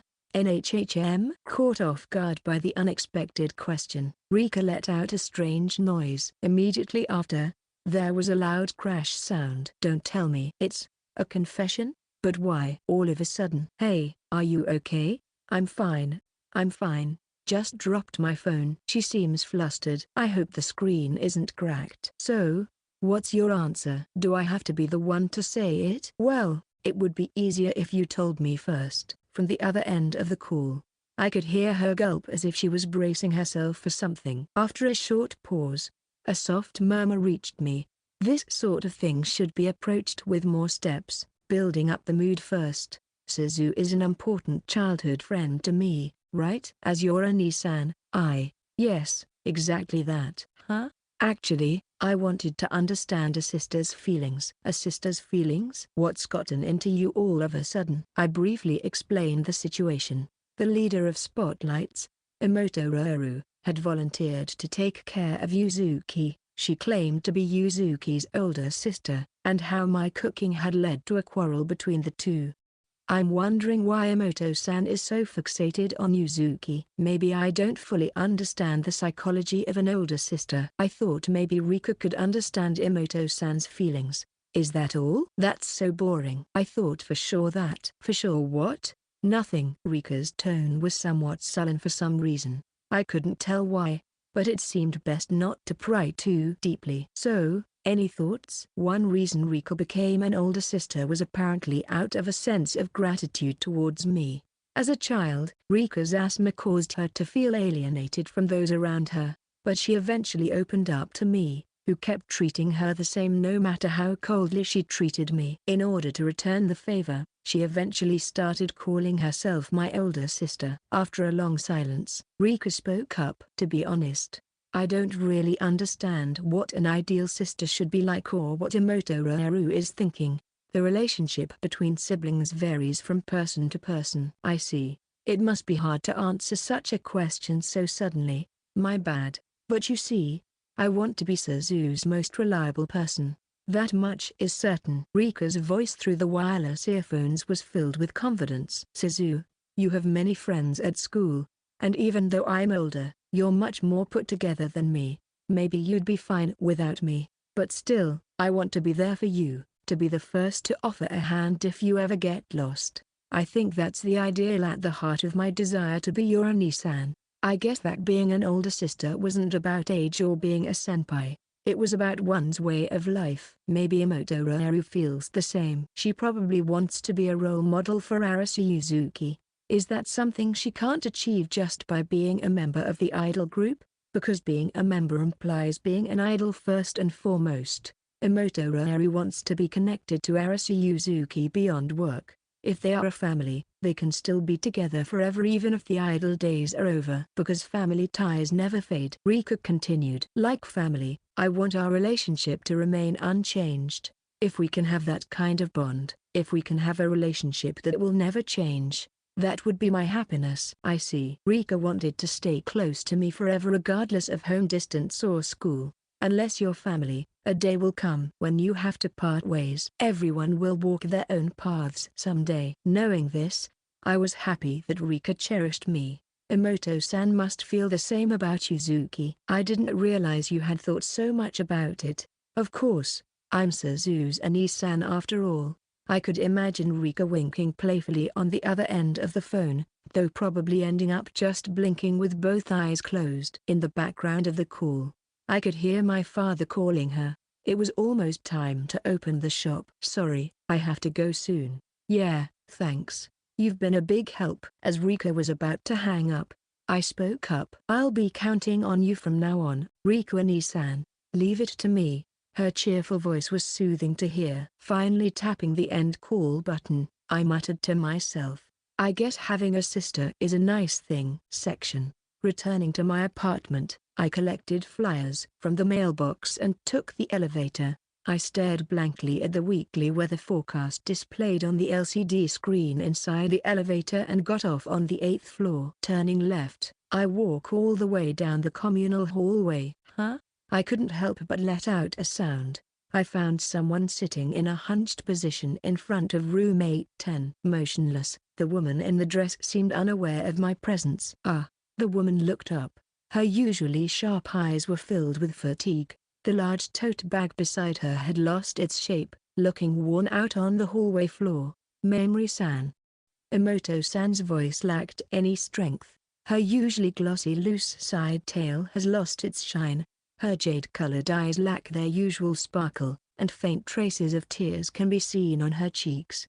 Have you been here all day again? Maybe since the morning? Waiting for hours is a common occurrence on site. With a frail reply and a lonely smile, Emoto-san looked like a patient with not much time left. I thought I had no choice but to wait here. Since I can't get in touch with Yuzuki, Emoto-san is clearly not in her usual state of mind. She must not have been sleeping or eating well. Her mind wasn't functioning properly. Yuzuki has already left for work. She won't be back until tonight at the earliest, and waiting here won't. Is that so? Then I just have to endure for half a day more. No. No, no. You'll ruin your health if you keep sitting around here. It's not a problem. Unlike the busy Yuzuki, I have some time off for a while. What do you mean it's not a problem? Neglecting her own health and yet trying to take care of Yuzuki is beyond irresponsible. At this point, this is beyond sisterly concern.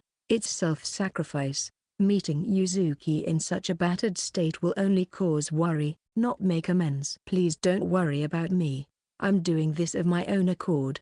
Emoto-san forced to smile, weakly laughing. All right. If she insists, I won't push her further. I opened the door to room 809, placed the shopping bags I was carrying down, and pull up her arm with my now free hand. Wah, Mamori-san? Caught off guard, Emoto-san lets out a confused sound. If she's going to do as she pleases, then I'll do as I please too.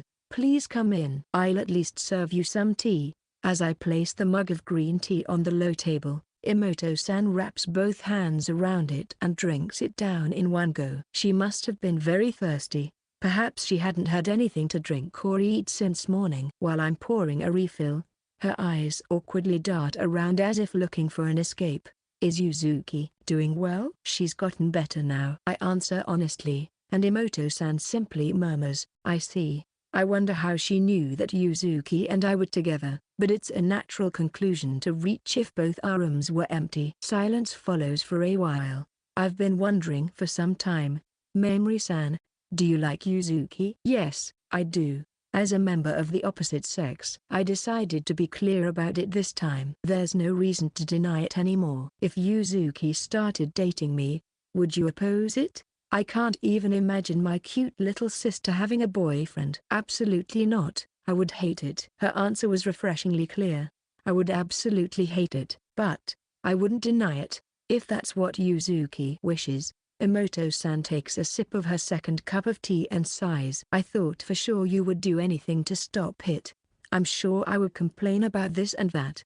But in the end, I think I would accept it. To deny Yuzuki's lover is to deny Yuzuki's feelings for that person. Emoto-san had a complex expression. Regardless of who it was, it must be too lonely for her to even imagine Yuzuki having a boyfriend. Mamori-san, may I ask you another question? Is your offer to cook for Yuzuki motivated by a desire to get closer to her? Her eyes fixed directly on me. I want Yuzuki to be happy with the food I make. That's all. I see. There was no sign of a follow-up question. Had she been convinced? It was surprising. I felt relieved, but I felt compelled to ask more questions. Is it too much to prepare meals every day for someone just because our rooms are next to each other? Yes, it's extremely outrageous for a complete stranger to take care of Yuzuki.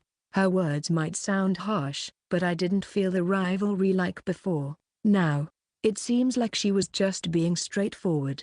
However, there was one point I had to correct. Yuzuki and I are not strangers. Emoto-san narrowed her eyes slightly. Friends, is it? Or perhaps a senpai and a kohai from school? We're neighbors. My answer seemed to catch even Emoto-san off guard. Ultimately, you're still strangers. Why are you so confident? Being neighbors is a relationship that ends the moment one of you moves away. It might seem that way from the outside, but to me, it's a relationship as precious as any, not less than that of an idol and their fans. It's like being siblings. It's been about 3 months since I met Yuzuki. We've had our disagreements. We've had our misunderstandings, and there were times when it seemed we might part ways, but we're still neighbors. That, to me, is proof of our bond. What about you, Emoto-san? I understand that you care deeply for Yuzuki. Don't you also have a reason for being so fixated on the form of your connection? Just like me, Emoto-san and I have completely different relationships with Yuzuki. From the way we met her to how we interact with her.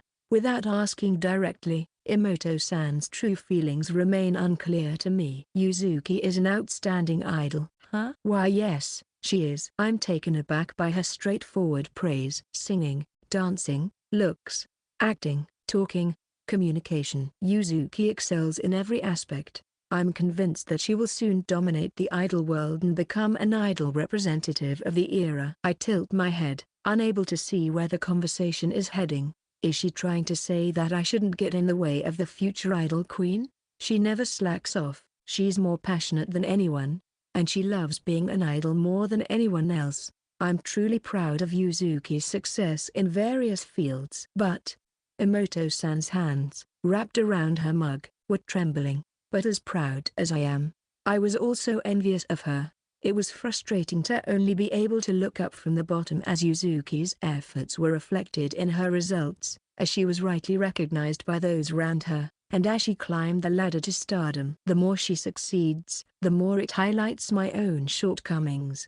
In their debut song, Yuzuki and Emoto-san were positioned farthest from the center. By the second song, Yuzuki had suddenly become the center, while Emoto-san remained on the edge. As the group began to attract public attention, Yuzuki expanded her activities beyond singing shows and increased her individual work. She was so busy with idol activities day and night that she hardly had any days off in a year. On the other hand, Emoto-san has enough free time to sip green tea in the room of an ordinary citizen like me on a Sunday afternoon. With such a stark difference in status, it was hard for her to remain calm. Or perhaps I was just dazzled by Yuzuki's light at some point. I tried to distract myself from the frustration of not being able to shine by taking on the role of her caretaker. That's why I was jealous of you. Jealous. The driving force behind Emoto-san's actions was jealousy. Being Yuzuki's older sister was my emotional support. I've convinced myself over the last 3 years that looking after her was my role in the group, establishing my place. But since this spring, Yuzuki's behavior has gradually changed. The change that occurred this spring was likely due to the appearance of a neighbor. Yuzuki's attitude and expressions became visibly softer. Before, she would prepare in the dressing room earlier than anyone else and practice silently right up until the show. But since becoming a high school student, she's found a balance between tension and relaxation with each passing day, and her smile has increased. The morale of the entire group rose, and at first, I was genuinely happy for her. At first, after the live performance in May, Yuzuki began to push herself too hard, as if punishing herself. Around that time, Yuzuki left me after making a mistake in her choreography during a live performance, striving to return to being the perfect idol. It seems Emoto-san noticed the change too. On the surface, Yuzuki pretended to be as usual, but right before the fan meeting, she looked as pale as if she was heading to her doom. Emoto-san let out a faint laugh, a mix of self-mockery and regret. As a leader, and more importantly as an older sister, I tried to cheer up Yuzuki during the rehearsal breaks. But, hey Yuzuki, you should take a break. Thank you. I'll take a break after I check this one more time. Her eyes didn't reflect me at all. She said just one more time, knowing that it would make me back off. That one phrase that meant to push her away must have cut deep into Emoto-san's heart. I didn't exist in her world. To me, that was like losing the past 3 years. Yet, I couldn't step in any further. I was afraid of being pushed further away by Yuzuki. I kept telling myself, if that's what Yuzuki wants, and we parted ways that day. I understand that feeling. Even I had my heart completely broken at that time. It was only because of Rika's encouragement that I thought of meddling in Yuzuki's life again. Yuzuki had made a complete recovery the next day. I don't know the details of what happened that night, but since she also stopped her plans to move around that time, surely you must have done something, right? Well, yes. I couldn't be of any help while Mamori-san was running around for Yuzuki's sake. Despite proudly calling myself her elder sister, I was nothing but useless. I realize now that my harsh attitude towards you was simply because I didn't want to lose Yuzuki. I was tying down her actions and treating what she cherished carelessly. I'm quite the toxic sister, aren't I? Emoto-san emptied her mug and stood up. I'm leaving. Thank you for the tea. What will you do now? Nothing changes. I'll just continue to support Yuzuki from the sidelines as she aims for greater heights as an idol. Even if she doesn't hold me dear, that's the least I can do to make amends and my way of loving her. But what about the feelings you're carrying, Emoto-san? Pretending not to see your true feelings is just too empty. I've been doing just it for the past 3 years. There's no problem. She showed a smile that was so fragile and weak. It was clear she was lying to herself and forcing a facade. Don't worry. I won't appear before you anymore. I'm retiring from being Yuzuki's caretaker and leaving it to you. From now on, I will be Yuzuki's caretaker. Don't be ridiculous. After all that declaration, she's going to end things like this? I grabbed Emoto-san's arm as she tried to flee from the living room. Mamori-san, please let go. Idols are people who are terrible at hiding their true feelings when there are no cameras around. Ignoring the pain won't change the fact that there's a limit to how much she can bear. I refuse. If someone sees you leaving with tears in your eyes, it'll start strange rumors. I've only been living in this apartment for 3 months, you know. Of course, that's just an excuse, a convenient way to keep her here for a little longer.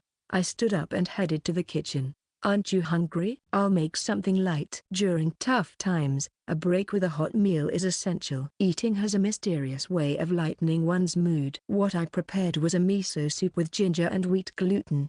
The ginger warms the body from the inside, and the easily digestible gluten provides a quick sense of satisfaction. I hoped this comforting soup would help her feel a bit better, both physically and emotionally. Emoto-san lifted the bowl with both hands and quietly sipped. It's warm. She took a breath and seemed to calm down a bit. I can quickly prepare some microwaved rice and pickles if you'd like. You want that?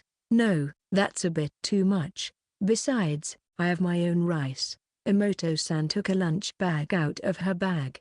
However, after placing it on the table, she just stared at it, showing no sign of taking out the contents. Are you not going to eat it? I think I'm not going to eat it. The reason she doesn't want to touch this bento is probably because it's not meant for her. I'm sure it was intended for Yuzuki to eat. The shape of an ice pack is visible on the side of the lunch bag. However, by the time Yuzuki returns, there might be concerns about hygiene. If it's alright, could you give it to me, huh? Actually, I've been hungry for a while. And to be honest, I was a bit hesitant to eat alone, so I was thinking of inviting Emoto-san to eat as well. That was the plan, you see. At this point, any reason will do. If I can prevent her homemade bento from ending up in the trash, that's enough. Emoto-san gave me a suspicious look at my lame excuse, but she eventually offered me the bento after a while. Consider it thanks for your hospitality. It seems we're both trying to come up with excuses, however forced they may be. I took the oval bento box out of the lunch bag and opened the lid. Wow, the lineup includes mixed grain rice, a Spanish omelette, chickpea and purple cabbage coleslaw, and teriyaki chicken. It looks like an office lunch plate. The bento at the zoo was also colorful, wasn't it? Meals should be enjoyed with the eyes as well, Emoto-san said while scratching her cheek with her fingertip, looking a bit embarrassed. First, the Spanish omelette. I cut a bite-sized piece with chopsticks and took a bite. Wow, it's so fluffy. I see. You've added a generous amount of milk. The potatoes must be May Queen. That's why the texture is so smooth. You can tell? Her voice perks up just a bit. This wasn't because Emoto-san was easy to please, but rather because chefs quickly warm up to someone who notices the details they care about. Oh, the coleslaw is well drained, giving it a satisfying crunchy texture. The simple taste of chickpeas is comforting. The cabbage has been soaked in salt water, so the moisture is evenly removed. To enhance the crunchiness, I've sliced it thinly along the veins. The lemon juice and parsley add a nice accent, making it satisfying even with a light flavor. This sweetness isn't from sugar. Could it be sushi vinegar? Spot on. You're sharp to notice that. Having regained their vitality, Emoto-san's eyes sparkled with excitement. The teriyaki chicken is also delicious. You've thinly pounded the breast meat, rolled it with shiso leaves, and stir-fried it in teriyaki sauce. The balance between the richness of the sauce and the refreshing taste of shiso is perfect. Just when my mouth starts to feel a bit sweet, the mixed grain rice resets it. Hee, that's right. I've calculated everything. The variety of flavors, the texture, the volume.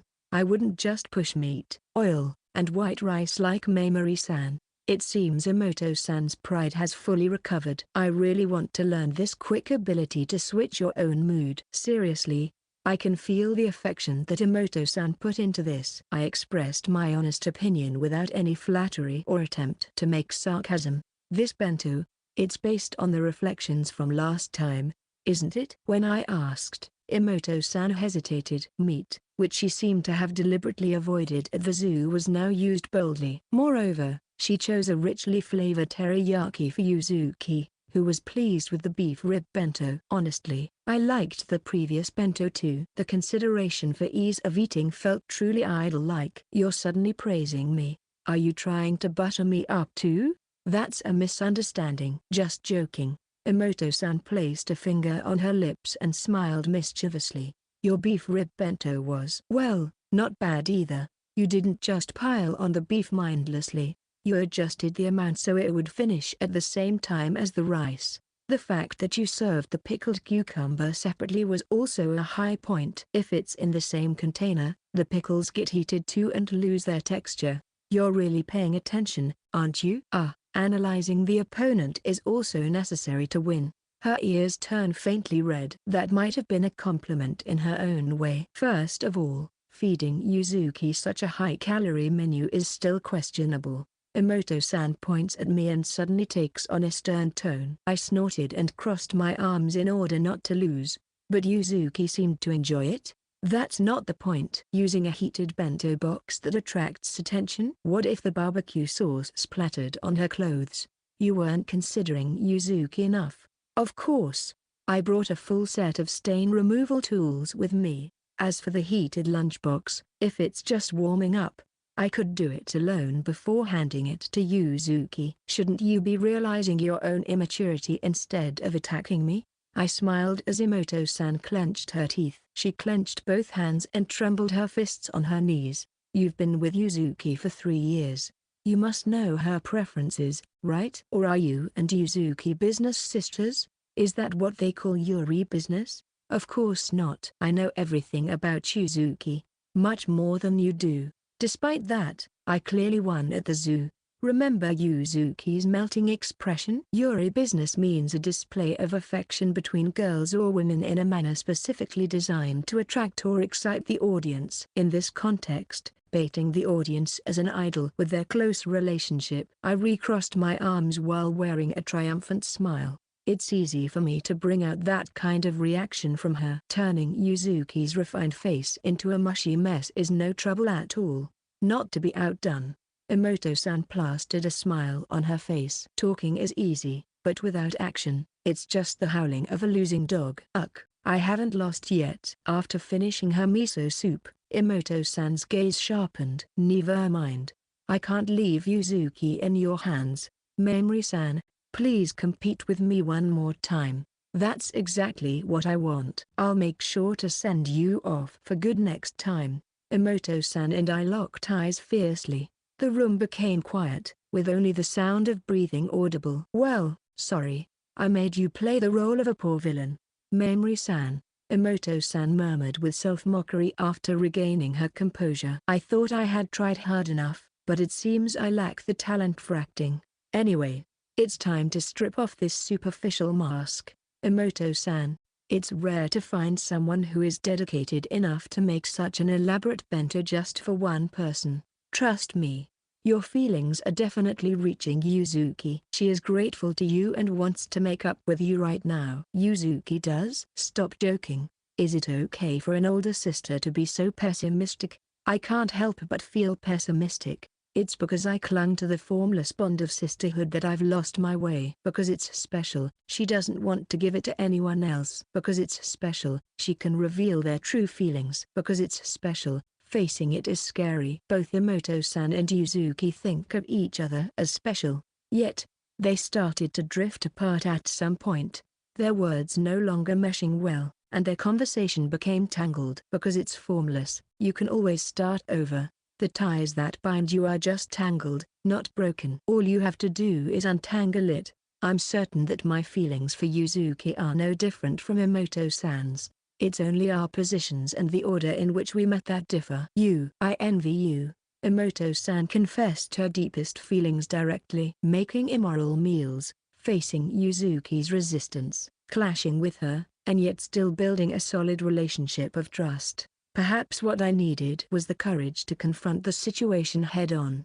Just like you, Mamori-san. Emoto-san, who had been looking down all this time, finally lifted her face. There was no longer any hesitation in her eyes.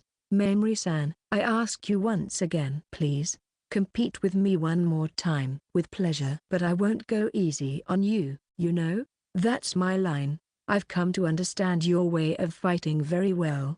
Thinking that your brute force strategy with meat and rice will work forever is a big mistake. And the moment you bring out something like Okara, Emoto-san, you've already lost. Inside our hearts, the sound of a gong announcing the final round echoed, reigniting the nearly extinguished fighting spirit within Emoto-san. Let's settle this between you and me. Mamori-san, who is more suitable to take care of Yuzuki? I will dedicate my whole heart and soul to defeat you this time. Emoto-san extended her hand, casting off her restraints and smiling defiantly, a sight so cool it was almost mesmerizing. I won't hold anything back either. I'll show you why I'm called meddlesome.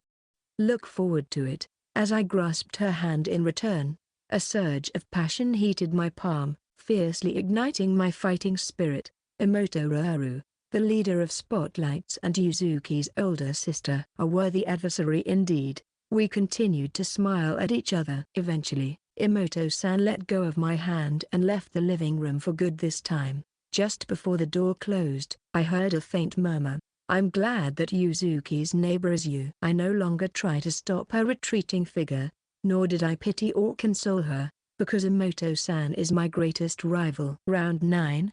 Let's eat it together. The first time I met Sasaki Yuzuki was in our agency's conference room. At that time, Yuzuki was still 12 years old and not even enrolled in junior high school. She had come to Tokyo from Niigata with her father, aiming to become an idol. Her face was exceptionally cute, and she had an air about her that looked like she would become more polished with time. But I didn't sense any unique aura that big stars usually have. Honestly, I couldn't imagine her making it big. She, 3 others from our agency, and I were put together to form an idol group. Among us, Yuzuki was the only one who had been scouted. Looking back, I think I wasn't very friendly at the time because it wasn't fair. I had gone through auditions at numerous agencies and finally managed to get signed after much effort, and here she was, able to stand on the same stage just because she happened to catch a scout's eye. It felt like she was cheating. It was as if all my hard work had been negated. The first meeting was uneventful. Names, ages, hometowns, favorite idols, a few words. It was like changing classes at school. After introductions, we immediately started training for our debut. It was at this stage that I began to feel ashamed of myself. Yuzuki was outstanding in both singing and dancing, far surpassing the rest of us. She learned quickly, had high concentration, and a good sense. She seemed like she was already a complete idol. When asked, she said that she had been gnawing away at idol DVDs at home almost every night since she was young. She would play them over and over, memorizing the choreography and performing it for her parents as part of her routine. No wonder her movements looked so natural. During practice, her pupils were always dilated to the limit as if she was trying to absorb everything she saw. While I was struggling just to keep up with the daily practice, Yuzuki was already steps ahead. She seemed to be on a mission from God to become a top idol, beyond the realm of just being an idol lover or an idol otaku. After the recording was finished, it was time to announce the positions and parts for our debut song. I thought it was a given that Yuzuki would be chosen as the center, the youngest in the group, as the center sounded catchy and easy to sell. However, the result was different. Yuzuki was placed in the position farthest from the center. She seemed dissatisfied with the outcome and was arguing with the producer. The other members watched from a distance with indifferent eyes.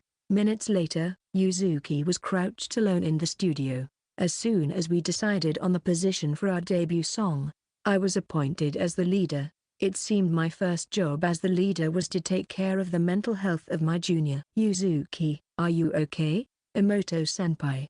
Her eyes were red like a rabbit's. Such a display of frustration was proof she had given her all. Yuzuki began to ramble on and on when I asked what kind of communication she had with the producer. Clearly upset, she talked non-stop for over 10 minutes. What she probably needed from me at that moment was empathy. Should I comfort her with cheap words, or should I be strict? After some hesitation, I chose the latter. "Yuzuki, you're quite greedy, aren't you?" Yuzuki didn't understand how privileged her position was, and that made me angry. "Don't act so defeated after just one setback.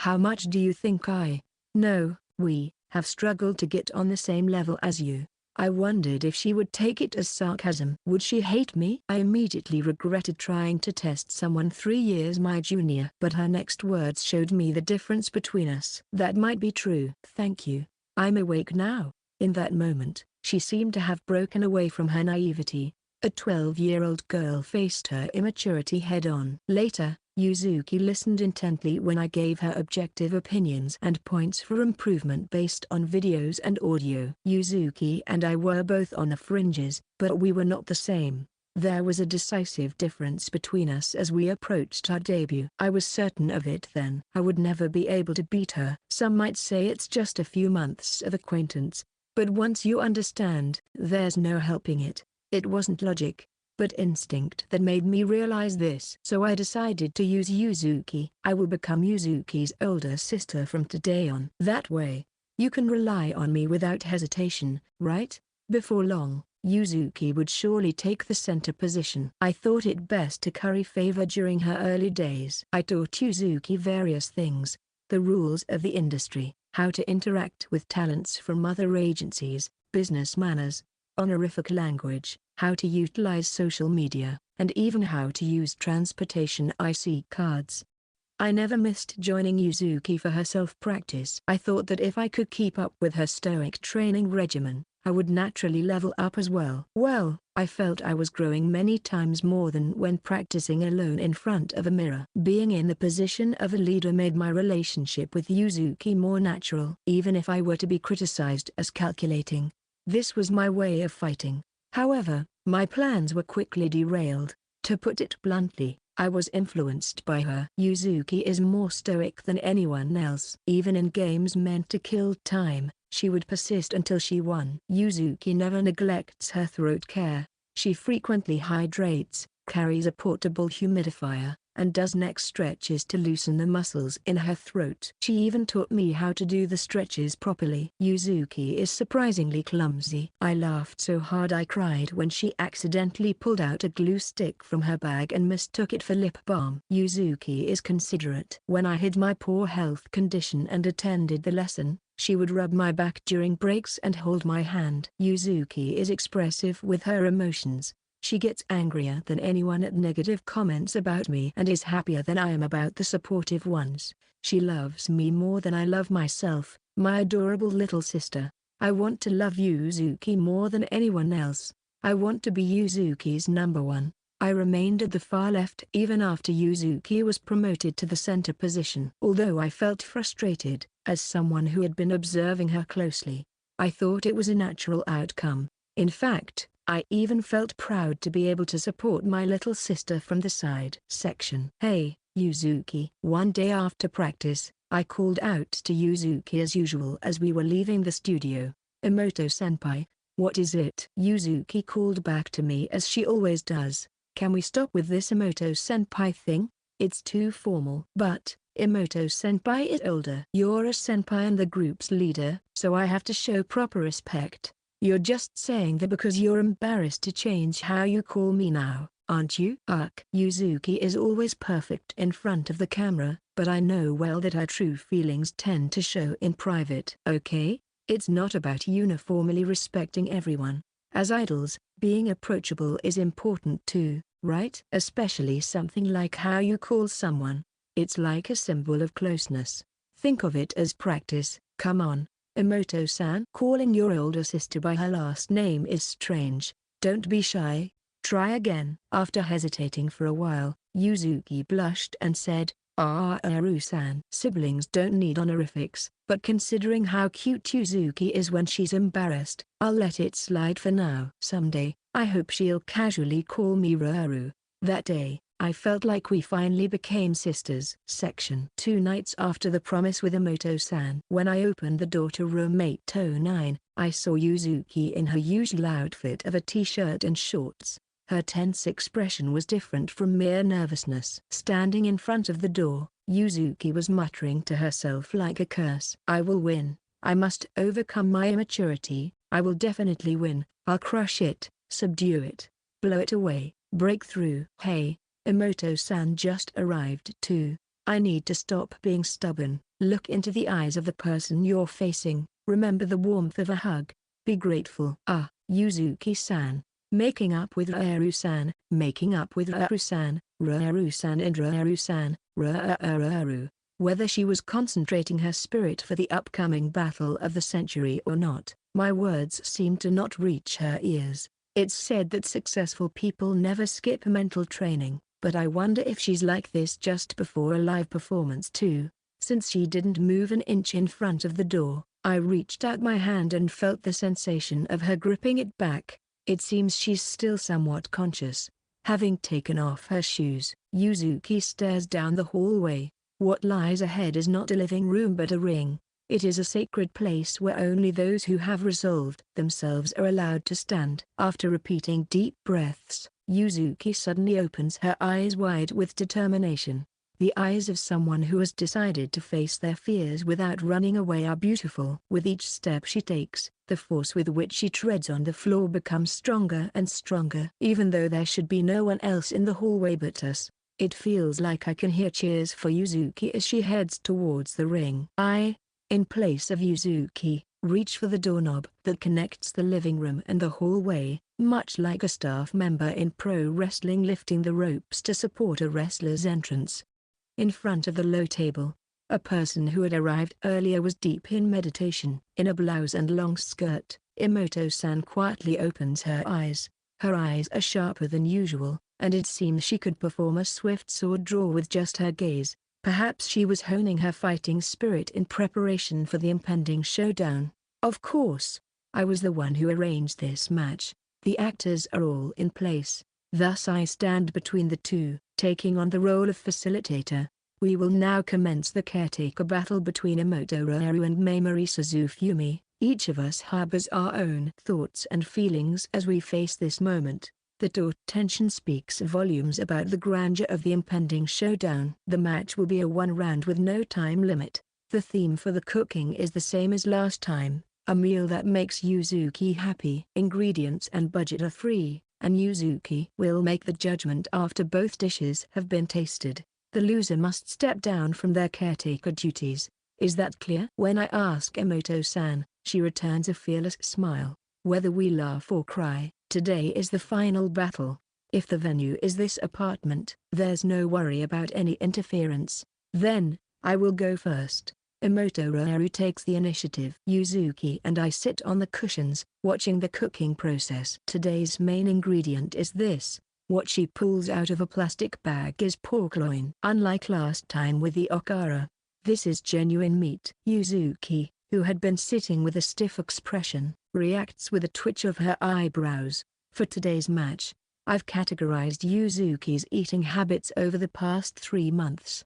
Emoto-san casually drops such a statement. Somehow, she has a thick stack of papers in her hand. Out of the 226 meals I have on record, meat appeared the most at 108 times. The second most was fish at 55 times, which is almost double the difference. There's no doubt that choosing meat is the way to victory. At this point, the probability of Yuzuki being happy is estimated at 90%. Even though they're together often for work, Yuzuki probably never imagined her meals were being recorded.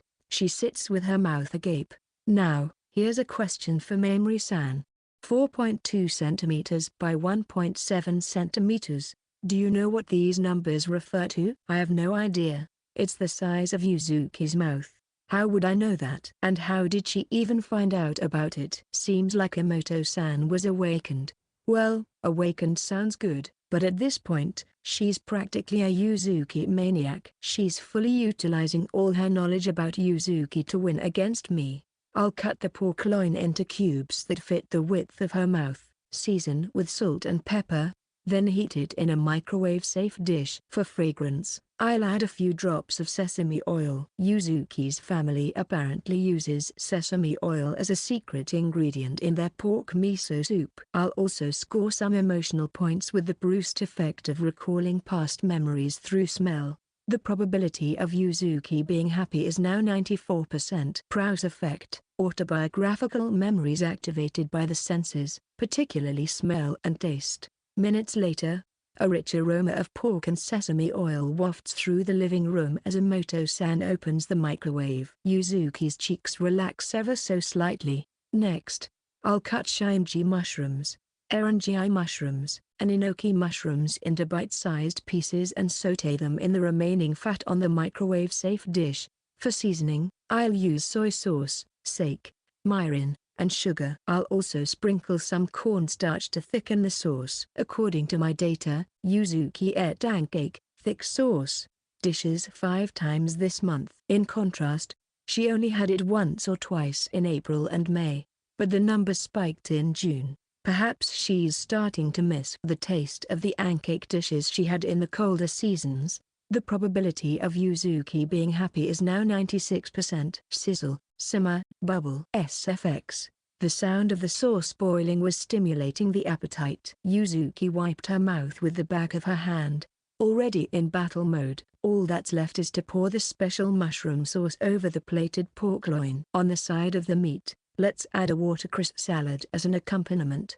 I remember how Yuzuki ate watercress so deliciously during a location shoot at Yamanashi Farm. The probability of Yuzuki being pleased is now 99%. After wiping the edge of the round plate clean, the meal was placed on the low table. Here it is, Yuzuki's special battle menu.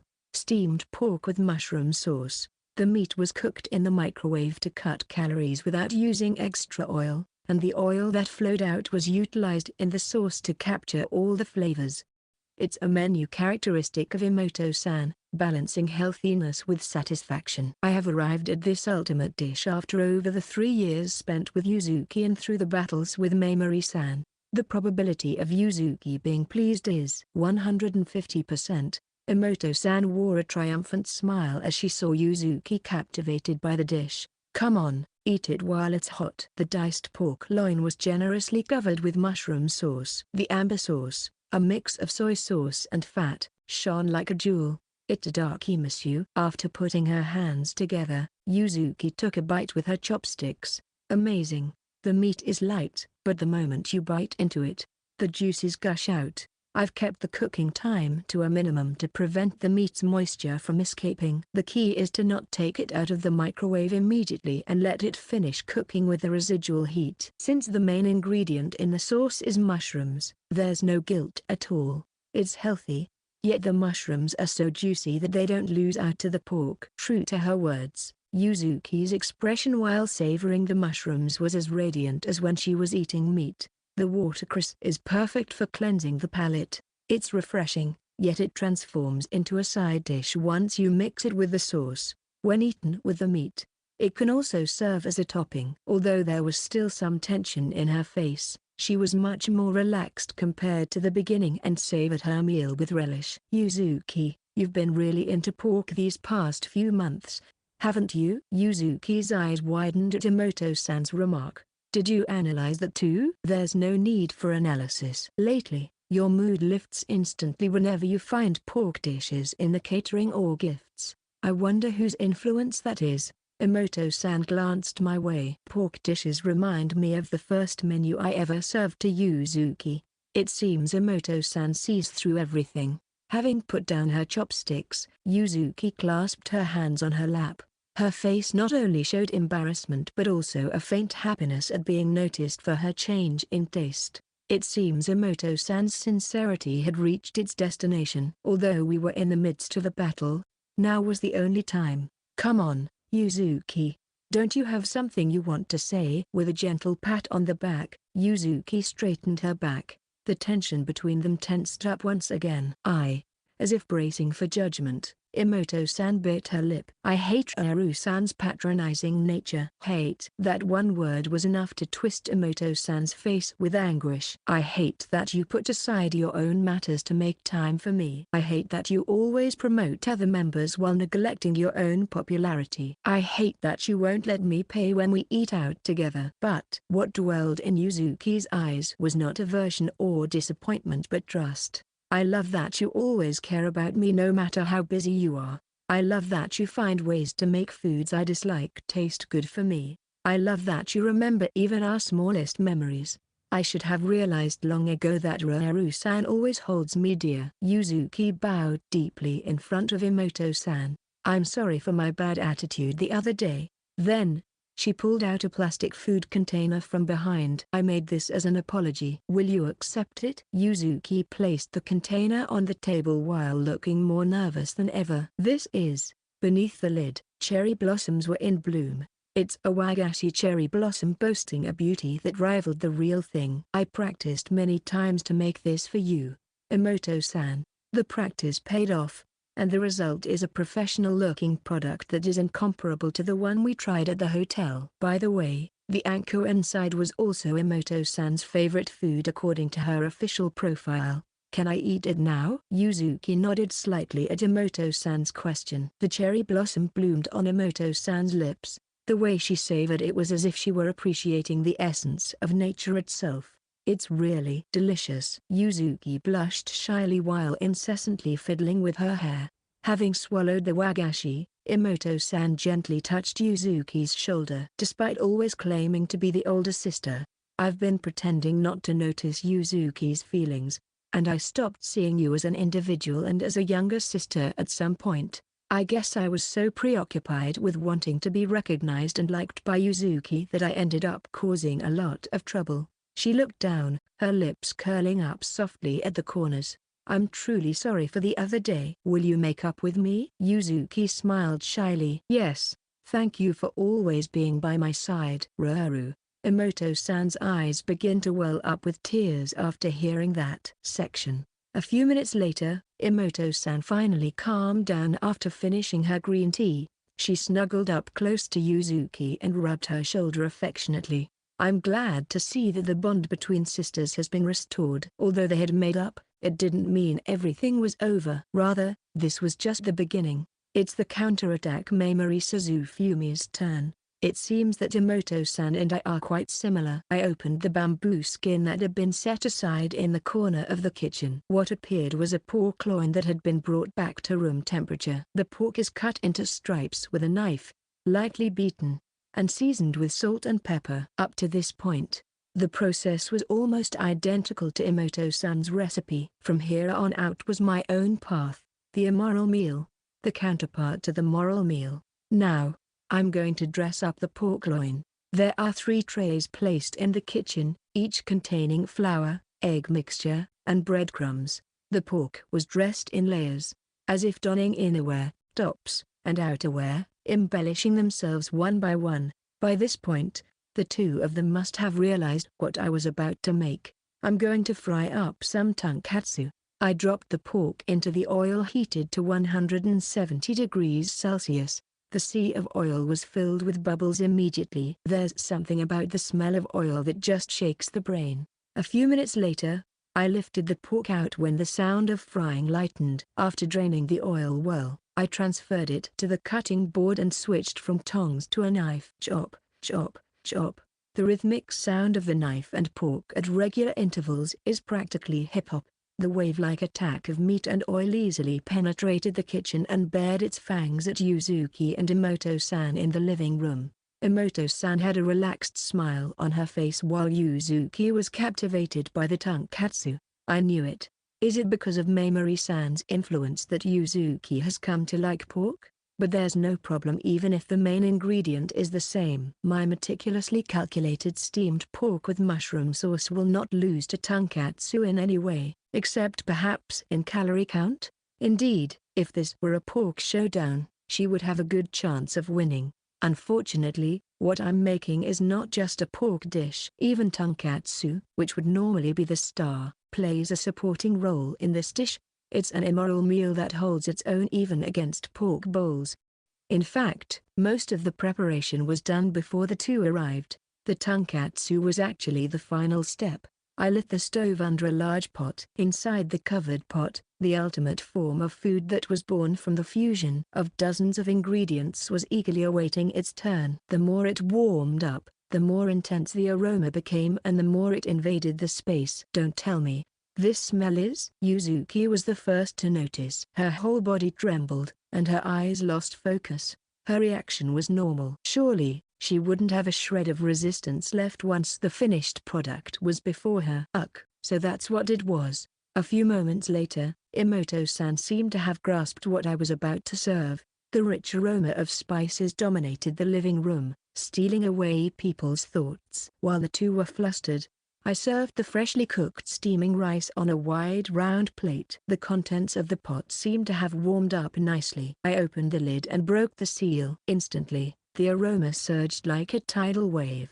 The brown surface of the liquid shone with a brilliance that could rival the Aegean Sea. The true identity of what was prepared in the pot was curry roux. It was a special curry that I had concocted from a blend of spices. This time, the ingredients for the curry included pork belly, potatoes, and carrots. However, I cut the ingredients into smaller pieces to highlight the tonkatsu. All right. Let's serve it right away. I generously ladled the bubbling roux beside the rice. The flavor of the spices filled the air so intensely that I nearly lost consciousness myself. The cut tonkatsu landed on the rice island, ensuring it didn't lose its crispiness to the roux. Finally, I added shredded cabbage as a garnish, and it was complete. The dish I'm going to serve Yuzuki is katsu curry. When I placed it on the table, Yuzuki's eyes sparkled. She was desperately trying to regulate her breathing, as if to prevent the demon of hunger lurking within from running wild. Emoto-san looked at her with concern. Yuzuki, do you want to eat it that badly? When I asked, Yuzuki deliberately turned her face away from me. It's not like I have the slightest desire to eat it quickly. It's just, since I'm the judge this time, I can't just not eat it. No, I mean, Yuzuki, you can pass the judgment right here if you think it's not worth it to eat this. Yuzuki visibly panicked when I teased her. Suzufumi, you're the one who can't wait to be judged, right? You'd be lonely if you couldn't make my meals anymore. Yuzuki lifted the corners of her lips in a triumphant smile. Right. I'd be lonely. I confessed my honest feelings. I can't even imagine a day when I won't be able to cook for you, Yuzuki. So please, would you eat the katsu curry I've put my heart into making and judge it for me? Gazing straight into Yuzuki's eyes, I pleaded earnestly. Well, if you insist that much, I suppose I could try it. Yuzuki replied with her ears turning a faint red. She clasped her hands together and took hold of the spoon. Then, itadakimasu. The spoon scooped up a heaping portion of rice adorned with the brown roux. Yuzuki parted her lips and stealthily slipped the spoon inside. The curry elegantly reclined on the carpet of her tongue. Yuzuki. What's wrong? Emoto-san's eyes dart back and forth as she watches Yuzuki tremble slightly. This isn't the curry I know. Bite after bite, her hand couldn't stop moving the spoon. It's sweet yet rich, and the aftertaste is incredibly refreshing. It's easy to eat yet spicy, and the rice just slides down my throat. It doesn't even allow me to chew properly. The smooth movement of the spoon was now as graceful as a traditional dance. Most of all, the aroma of the spices. Despite blending so many different spices, they don't clash at all. Instead, they join hands to form a circle of flavor and aroma. The fat from the pork, the butter, the honey, they all melt together to create a mild flavor that goes perfectly with rice. After savoring the main dish, she finally lifted a large piece of tonkatsu with her spoon, first trying it without the roux. The sounds coming from Yuzuki grew even more intense. The sweetness of the juicy pork permeates my mouth. It's well seasoned, so it's delicious even without any condiments. My spoon just couldn't stop moving. And the batter, it's so light and the crispy sound is so satisfying. It's like bouncing on piano keys. Yuzuki eloquently spoke as she sank deeper into the swamp of immorality. When I have the roux, rice, and katsu all at once, my mouth reaches ecstasy. The combination of crunchy, juicy, and melt-in-your-mouth textures is so addictive. The batter softened by the roux is also wonderful. Generally, a soggy batter on fried food is considered negative, but it's a different story in stewed dishes. Enriched with umami, the batter trades its crispiness for a significant increase in flavor impact. Garam masala, turmeric, coriander, cumin.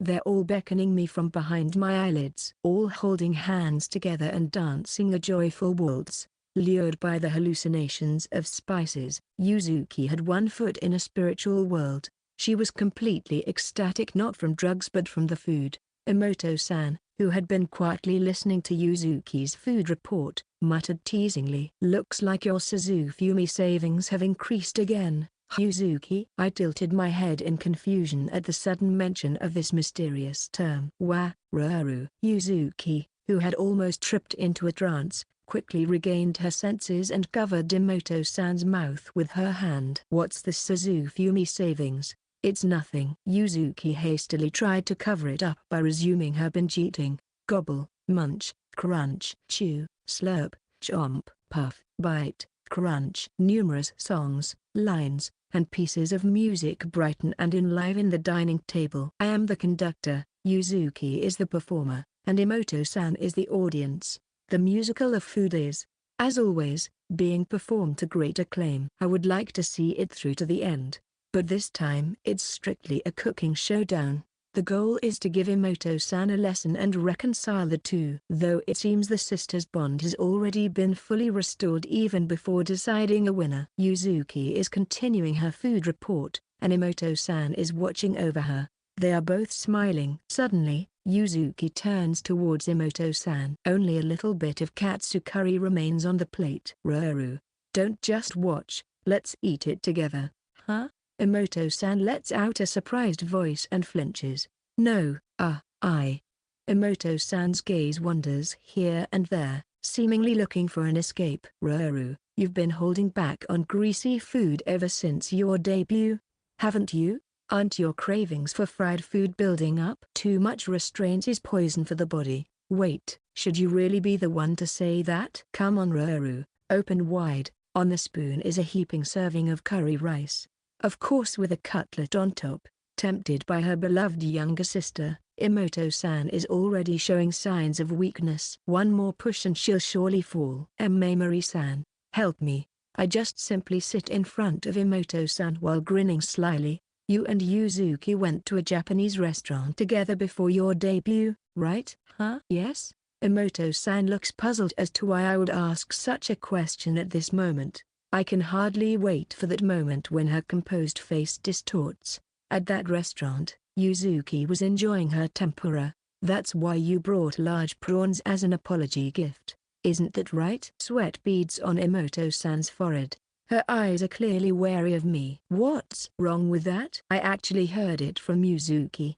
"What Emoto-san ate at that time!" Exclamation mark. The color drains from her face. She falters, breaking her formal seated posture. Surely, she will no longer see me as a rival. She might even curse me as a traitor. I mean, wow. I was surprised to hear that the health-conscious Emoto-san ate such a thing. No, that's not it. That was just a spur-of-the-moment thing. I was just trying to get into the mood back then. Emoto-san's eyes are swirling with turmoil. Poor thing, she's so embarrassed. I have to calm her down quickly. I point my index finger towards the ceiling, then thrust it towards Emoto-san. What you ate was tonkatsu. You did it with a wish to win in the entertainment world. Right?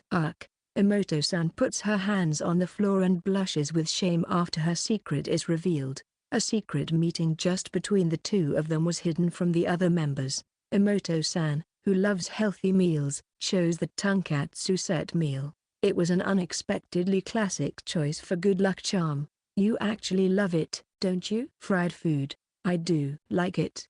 But as a leader, I have to discipline myself more than anyone else, or I won't be able to set a good example. Yuzuki, I'm counting on you. After a high-five exchange, Yuzuki stepped forward. What? In front of Emoto-san, there was a spoonful of katsu curry. Here, say ah. Yuzuki's perfect smile crumbled the last fortress of Emoto-san's resistance. The spoon slid into Emoto-san's small mouth. MMMNHH. An indecent roar echoed throughout the room. Yuzuki and I widened our eyes in unison. The crunchiness of the tonkatsu is amazing. The breadcrumbs are finely ground and generously coated, and it's so crispy no matter where you bite because it's fried at a high temperature. The oil is properly drained, so it's not greasy at all. Her usual sharp gaze was nowhere to be seen. Her mouth and eyes completely relaxed. She was sweating, her voice trembling, her mouth agape, exposing a pitiful sight in front of her younger sister. It's my first tonkatsu in 3 years HNGH. Just when I thought even Yuzuki would be taken aback, she was instead gazing sadly at her empty plate. This idol group is too faithful to their appetites. I asked the two of them. You can have seconds of katsu curry. Would you like some more? We'll have more. Good responses came simultaneously from both sides. While I was preparing the seconds, the two of them focused on me like pets waiting for a command. Especially Emoto-san, who was breathing heavily and on the verge of running wild. Perhaps because of the heat from eating the curry, her blouse buttons were undone, revealing a mole on her skin. Mamori-san, please don't tease me anymore. Emoto-san, who had finally invaded the kitchen, was bugging in my ear. Her breath tickled me.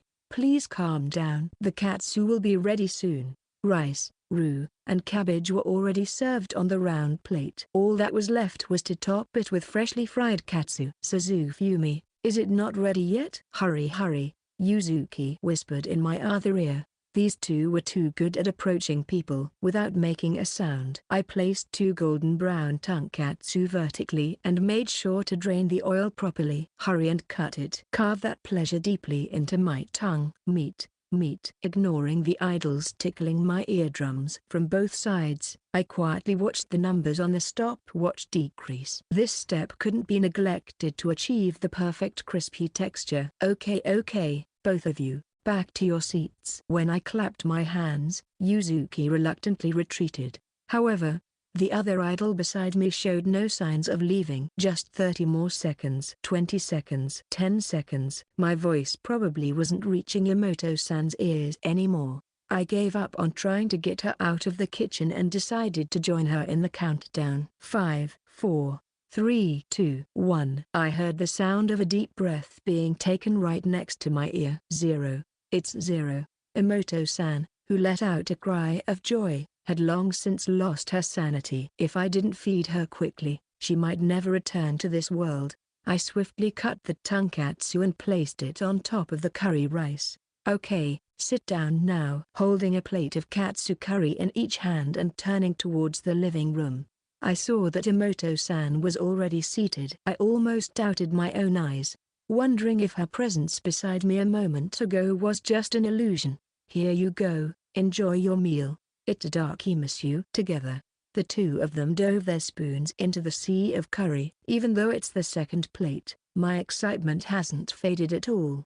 The occasional bite of shredded cabbage resets the palate each time. The plate is so wide that you can enjoy it not just as katsu curry but also deliberately avoid the roux and savor it as a normal tonkatsu set meal. The fragrant spices go through the nose, stirring up the brain into a mush. If I keep eating like this, I'm definitely going to lose consciousness. The intensity of the two vigorously eating their katsu curry was akin to that of a competitive eater participant. Yet, they never lost their smiles, each bite seemingly bringing the same thrill as the first. If you're going to put something on tonkatsu, soy sauce is the only way to go. It adds saltiness and umami without compromising the texture of the breading, enhancing the flavor of the pork, slathering it with thick Worcestershire sauce and mustard while completely ignoring the dignity of the pork and enjoying it junk style is just too amazing. For tonkatsu, it's definitely a generous pour of soy sauce. For tonkatsu, it's definitely mustard and sauce. Suddenly, Yuzuki and Emoto-san's gazes intertwined. Is Worcestershire sauce really that delicious? I've actually been curious about soy sauce too. The next moment, their spoons crossed paths. Each spoon slid into the other's mouth. Two types of size filled with pleasure spilled out. The medium-thick sauce goes so well with the crispy breading. The sharp spiciness becomes addictive. Soy sauce. It harmonizes not just with the katsu but also with the rice and roux. The deliciousness combines. The dining scene of the two was strangely picturesque. I felt as if I were a devotee witnessing the descent of a goddess. I'm almost ready to prostrate myself in awe. Suddenly, Yuzuki looked my way. Suzufumi, why? Do you want to try some too? Mamori-san, is that the case? Both of them extended their spoons towards me. On one side, rice and roux. On the other, a generous piece of katsu. What was created in my mouth was a mini katsu curry. Without a chance to reply, the two silver spoons approached my mouth. Here you go, Ann.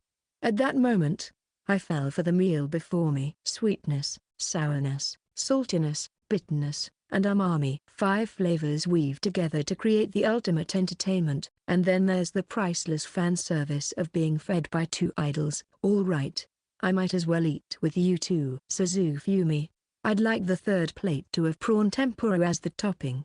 Mamori-san, please give me a pork fillet cutlet. Thus, the leader of the idol group spotlights, Emoto, and the absolute center, Arasu Yuzuki, fall for the meal together. Interval. Let's continue to get along from now on. The long June has come to an end and July has arrived. Just before the end of the rainy season, the daytime high temperatures often exceed 30 degrees. This year was predicted to be a scorching summer compared to the usual, and I, who do not really like the heat, was already feeling gloomy. I quickly took off my uniform and changed into more casual attire after I got home from school. No matter how much the uniform was meant for summer, it couldn't compare to the comfort of a t-shirt and shorts. When the height of summer arrives, even standing in front of the stove for a long time becomes a chore. Cooking with oil becomes practically ascetic training. That's why I must savor it while I can. Half a month had passed since the final showdown with Emoto-san. The outcome of the match goes without saying. She accepted her defeat and entrusted me with the task of feeding Yuzuki. Yuzuki was still stubbornly insisting though. I absolutely won't fall for your meal. Well, her words had no persuasive power after she wolfed down 3 plates of katsu curry. I hadn't had much chance to cook for her in June, but now I could freely raid the room next door without hesitation. Also, summer vacation was just around the corner. Yuzuki might be busy with work, but the chances for her to fall for my cooking would dramatically increase. For example, spicy Taiwanese ramen to prevent summer fatigue, a classic from the food stalls, potato butter loaded with mentaiko, renting out the rooftop space of the apartment for a barbecue with lamb chops. There were too many menus I wanted her to try, so I had to start making a meal plan now. By the way, what should I have for lunch today? Currently, it's the study period for final exams, so school lessons end at noon. Just like during the midterm exams, I thought Hozumi would come crying to me for help, but it seems he's getting tutored directly by his sensei girlfriend. While I'm happy for my friend's smooth sailing relationship, I'd be lying if I said I didn't feel a bit lonely being free during this time. Human relationships can change drastically with just a little trigger. I've experienced that firsthand this past month. As I drank barley tea and turned on the TV, Spotlights was just being broadcast. It wasn't a music program, so not all members were present. The guests were Sasaki Yuzuki and Emoto. Having become accustomed to seeing them off stage, it felt somewhat surreal to watch them on TV. Yuzuki answered the questions from the female host with a smile. Her expressions, the inflection in her voice, her gestures.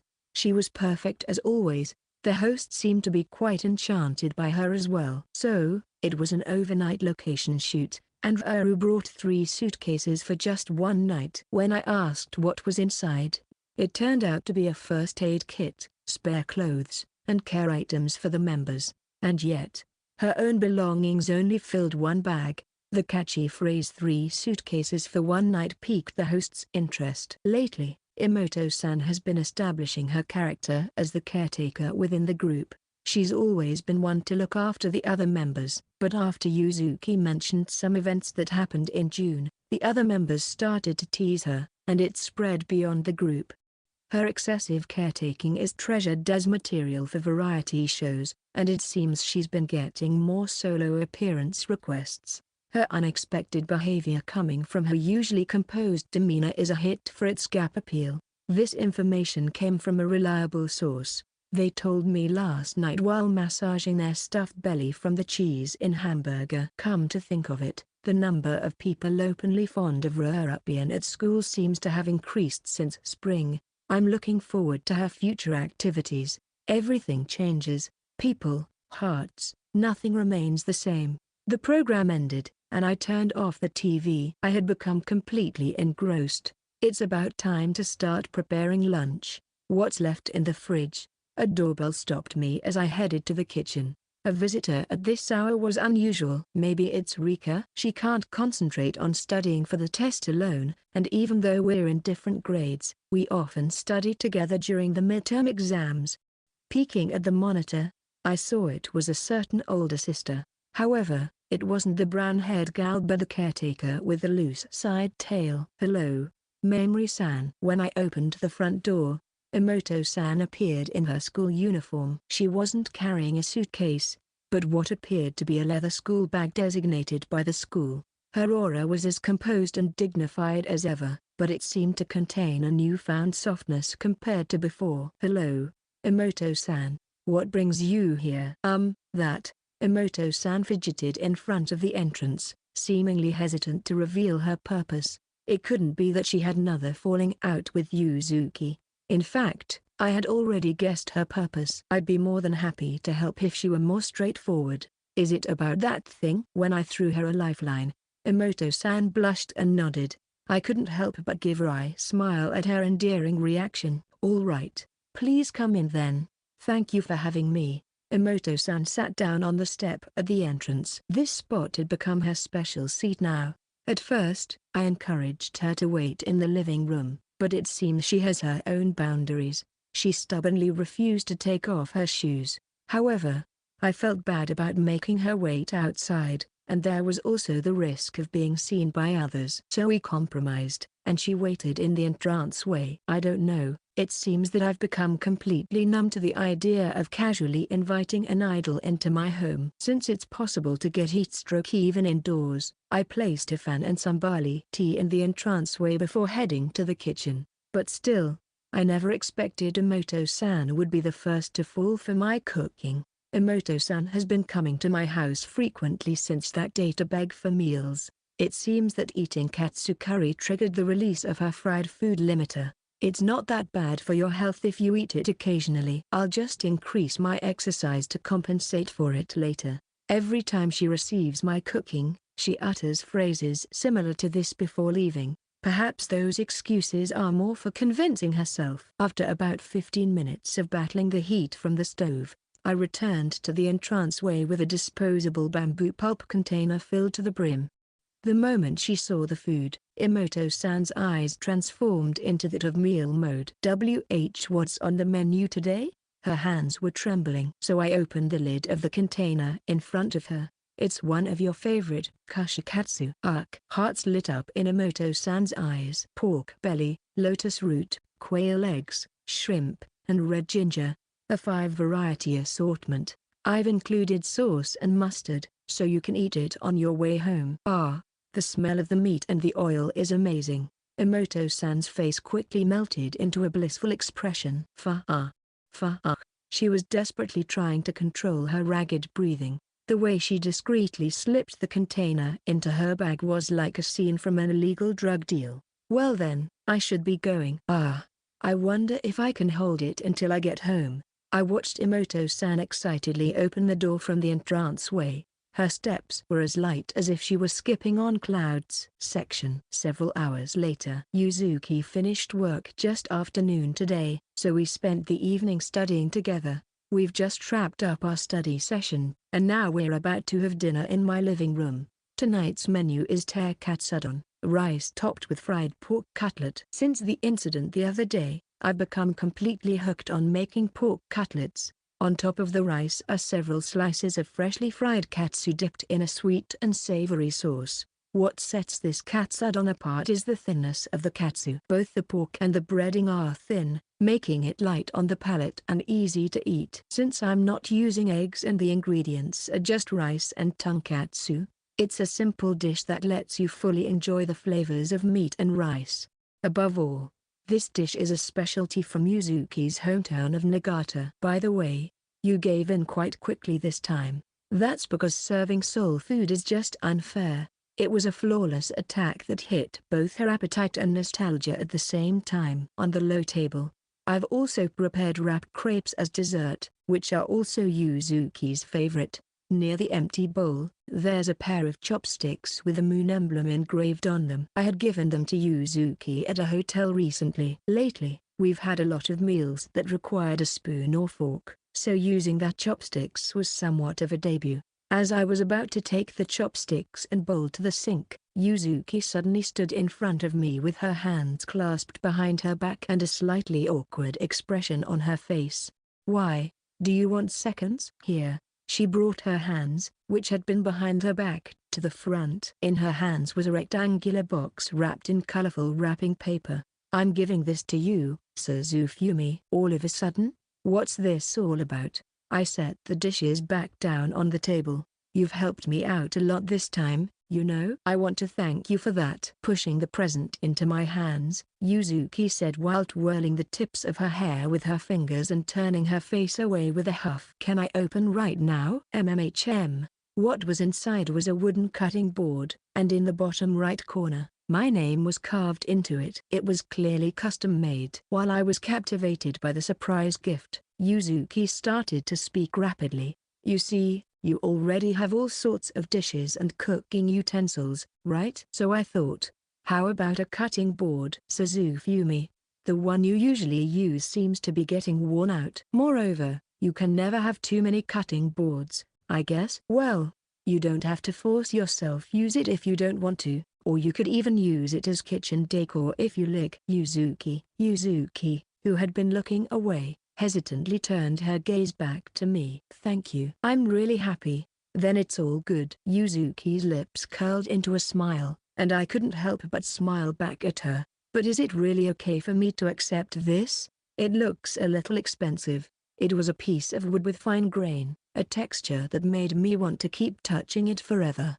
It also seems to drain water well. No problem. The budget was. Yuzuki started to say something but suddenly stopped. Is it from that savings you mentioned? Well, yeah. I had been curious about the meaning of the term Suzufumi savings ever since Emoto-san had let it slip the other day. Actually, I secretly saved up a little every time I ate your cooking, Suzufumi. I don't really see the connection between my cooking and saving money. Well, I hadn't been able to pay for food expenses for a while, and I thought I had to properly give something back someday. Plus, I've received so many things from you, Suzufumi. That's why I wanted to give something back. Many things? All I've done is cook meals. That's not true.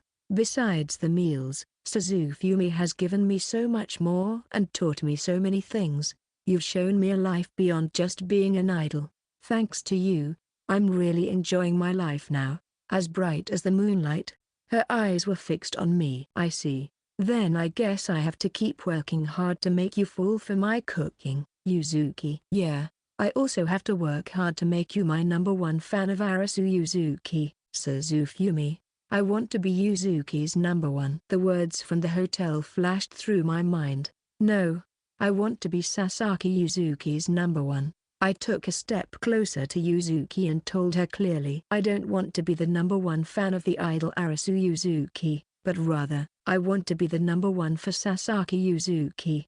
The one who's here with me right now. Yuzuki, I like you. The words spontaneously spilled out of my mouth. I had no intention of confessing right now. I thought it was something that would come after spending more time together, accumulating days and months, deepening our relationship, and understanding each other even more. Confessions were supposed to be even further down the line. I wanted to serve street food in the summer, prepare a bento for a sports festival in the fall, and host a Christmas party in the winter. Rika, Emoto-san, and even Mikami-sensei could be there. I'd make a chocolate cake for Valentine's Day and bake macarons for White Day. Next spring, I wanted to go cherry blossom viewing together with her, but I also couldn't keep it to myself. I desperately wanted Yuzuki to know how I felt. I see. Yuzuki's response was neither affirmative nor negative but rather flat. Her expression seemed somewhat troubled.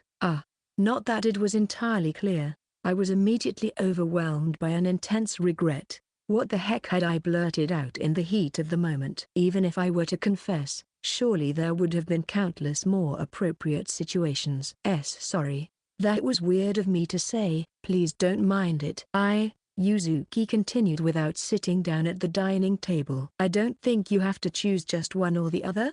Her amber eyes looked straight at me. Suzufumi, I don't want you to see only the real Sasaki Yuzuki. After all, the idol Arasu Yuzuki has long been a part of me. Suzufumi, you are the one who made me realize that both sides are me, you know? Her earnest gaze gripped my heart and wouldn't let go. If you could become the number one for all of me, wouldn't that be a relationship as precious as any sibling or childhood friend?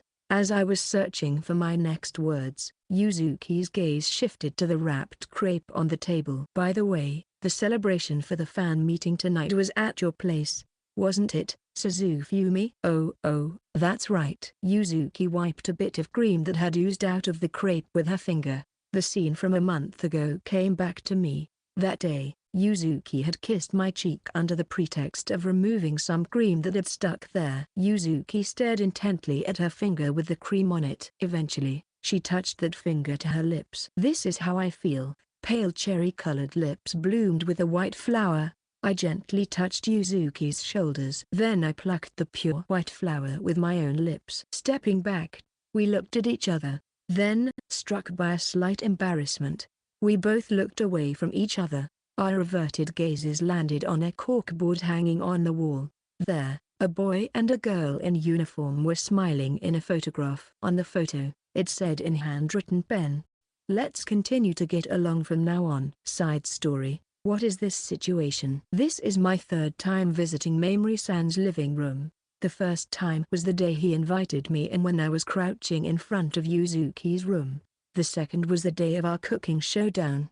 The day she called me Raru for the first time. I can't thank Mamori-san enough. Without his meddling, my relationship with Yuzuki would surely have fallen apart by now. Today's study session is the least I can do to show my gratitude. From what I hear, he's interested in the national university I am planning to take the entrance exams for. He's planning to take the national mock exam that will be held just before the summer vacation next month to test his abilities. If we both really take the same university entrance exams and pass, we'll be attending the same campus the year after next. I might have felt averse to the idea a little while ago, but now, it doesn't bother me at all. As I sit down on the cushion, he heads towards the kitchen. Would you like some coffee? Yes, thank you. You prefer it black, right? Please wait a moment. He casually prepares me a drink that I like. Probably having heard about it from Yuzuki. Being able to act so naturally is part of his charm, I suppose. There was a time when I burned with jealousy over Yuzuki, but now I sincerely want to support their relationship. As for me, I hope to maintain a good friendship with him as well. Suddenly, I notice a smartphone on the low table. The display is still lit, with a video paused. Perhaps he was watching it just before I arrived, though I know it's wrong. I can't help but peek at the screen. This girl is Errol, the center of the rapidly rising idol trio Martine. She's half Japanese and half French, and she's about to turn 17. Contrasting her model-like appearance and style, her private life is modest, and she uploads her frugal self-cooked meals almost every day on her video channel. Now, Errol is arguably the idol who has garnered the most attention as the next Sasaki Yuzuki. To be distracted by another girl when such a top idol like Yuzuki is nearby. Unforgivable. Emoto-san, your coffee is red. Oh, Mamori-san, returning from the kitchen, catches me scrutinizing the contents of the smartphone and his eyes dart about nervously. Mamori-san, could you explain this? No. This is, well, you see. While he was making coffee, he had the grace of a master from a long-established cafe. But now he's sweating profusely. Despite having the cute and adorable Yuzuki as your neighbor, your eyes are wandering elsewhere. I am not wandering elsewhere. I mean, let me borrow your smartphone, if you don't mind. I took his smartphone and checked the video history. Errol, no matter how far back I go, the name that keeps appearing is Errol. Not just the group's MVs, but even her personal channel's frugal meal videos are thoroughly covered. Perhaps realizing he's caught, Mamori-san kneels before me in resignation. I have to admit that his honesty is commendable. Just as I'm about to start lecturing him, he timidly raises his hand. Emoto-san, please let me say just one thing. Let's hear it. A friend recommended her to me. He's a fan of this girl Errol and insisted I check her out. Do you need to go through all her videos for that? It looks like you've completely fallen for her. When I pressed him with my pointed questions, he answered as if it were the most natural thing in the world. Wouldn't it be rude to judge something as good or bad just by watching one or two videos? His gaze was earnest through and through. I see. He was just seriously engaging with it. With friends, and with Errol. Then, how was it? Of course, Yuzuki is still the best for me. His smile unexpectedly made my heart skip a beat. Well, that's fine then.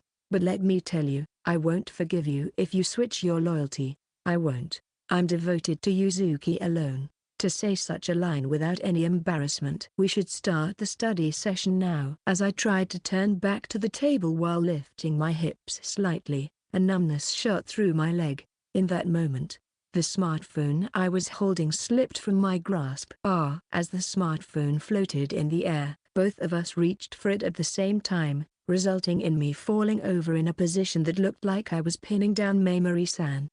Emoto-san, are you okay? Yes. I'm sorry. It was a relief that this happened in Mamori-san's room. The current pose made it look like I was forcibly pushing down a boy. If this had been outside, the scene might have been snapped and sold to a tabloid. Even if it was an accident, the story could be embellished. If a scandal article circulated, it would cause trouble not only for the agency and the members but also shatter the trust Yuzuki had in me. Let's get back on track and start the study session for real this time. I began to speak, then noticed a chill in the air near the living room door. I had a bad feeling, so I hesitantly looked towards the source. Why Yuzuki? There stood Yuzuki, looking down at us with a cold gaze. The study session participants weren't just Mamori-san and me. In fact, the main purpose was to follow up with Yuzuki. I had finished work earlier and had gone up to this room ahead of time. I don't think the intercom rang. Suzufumi told me, I'll leave the door unlocked, so just come in. Hey Ruru. What is this situation? Yuzuki's face was smiling, but her eyes were not smiling at all. I felt as if my body was losing its warmth from every corner. Ruru, sit down and see, eyes are right there. We were somehow able to restore Yuzuki's good mood after 30 minutes of explanation and thanks to the deluxe parfait that Mamori-san hurriedly prepared. End of Volume 2.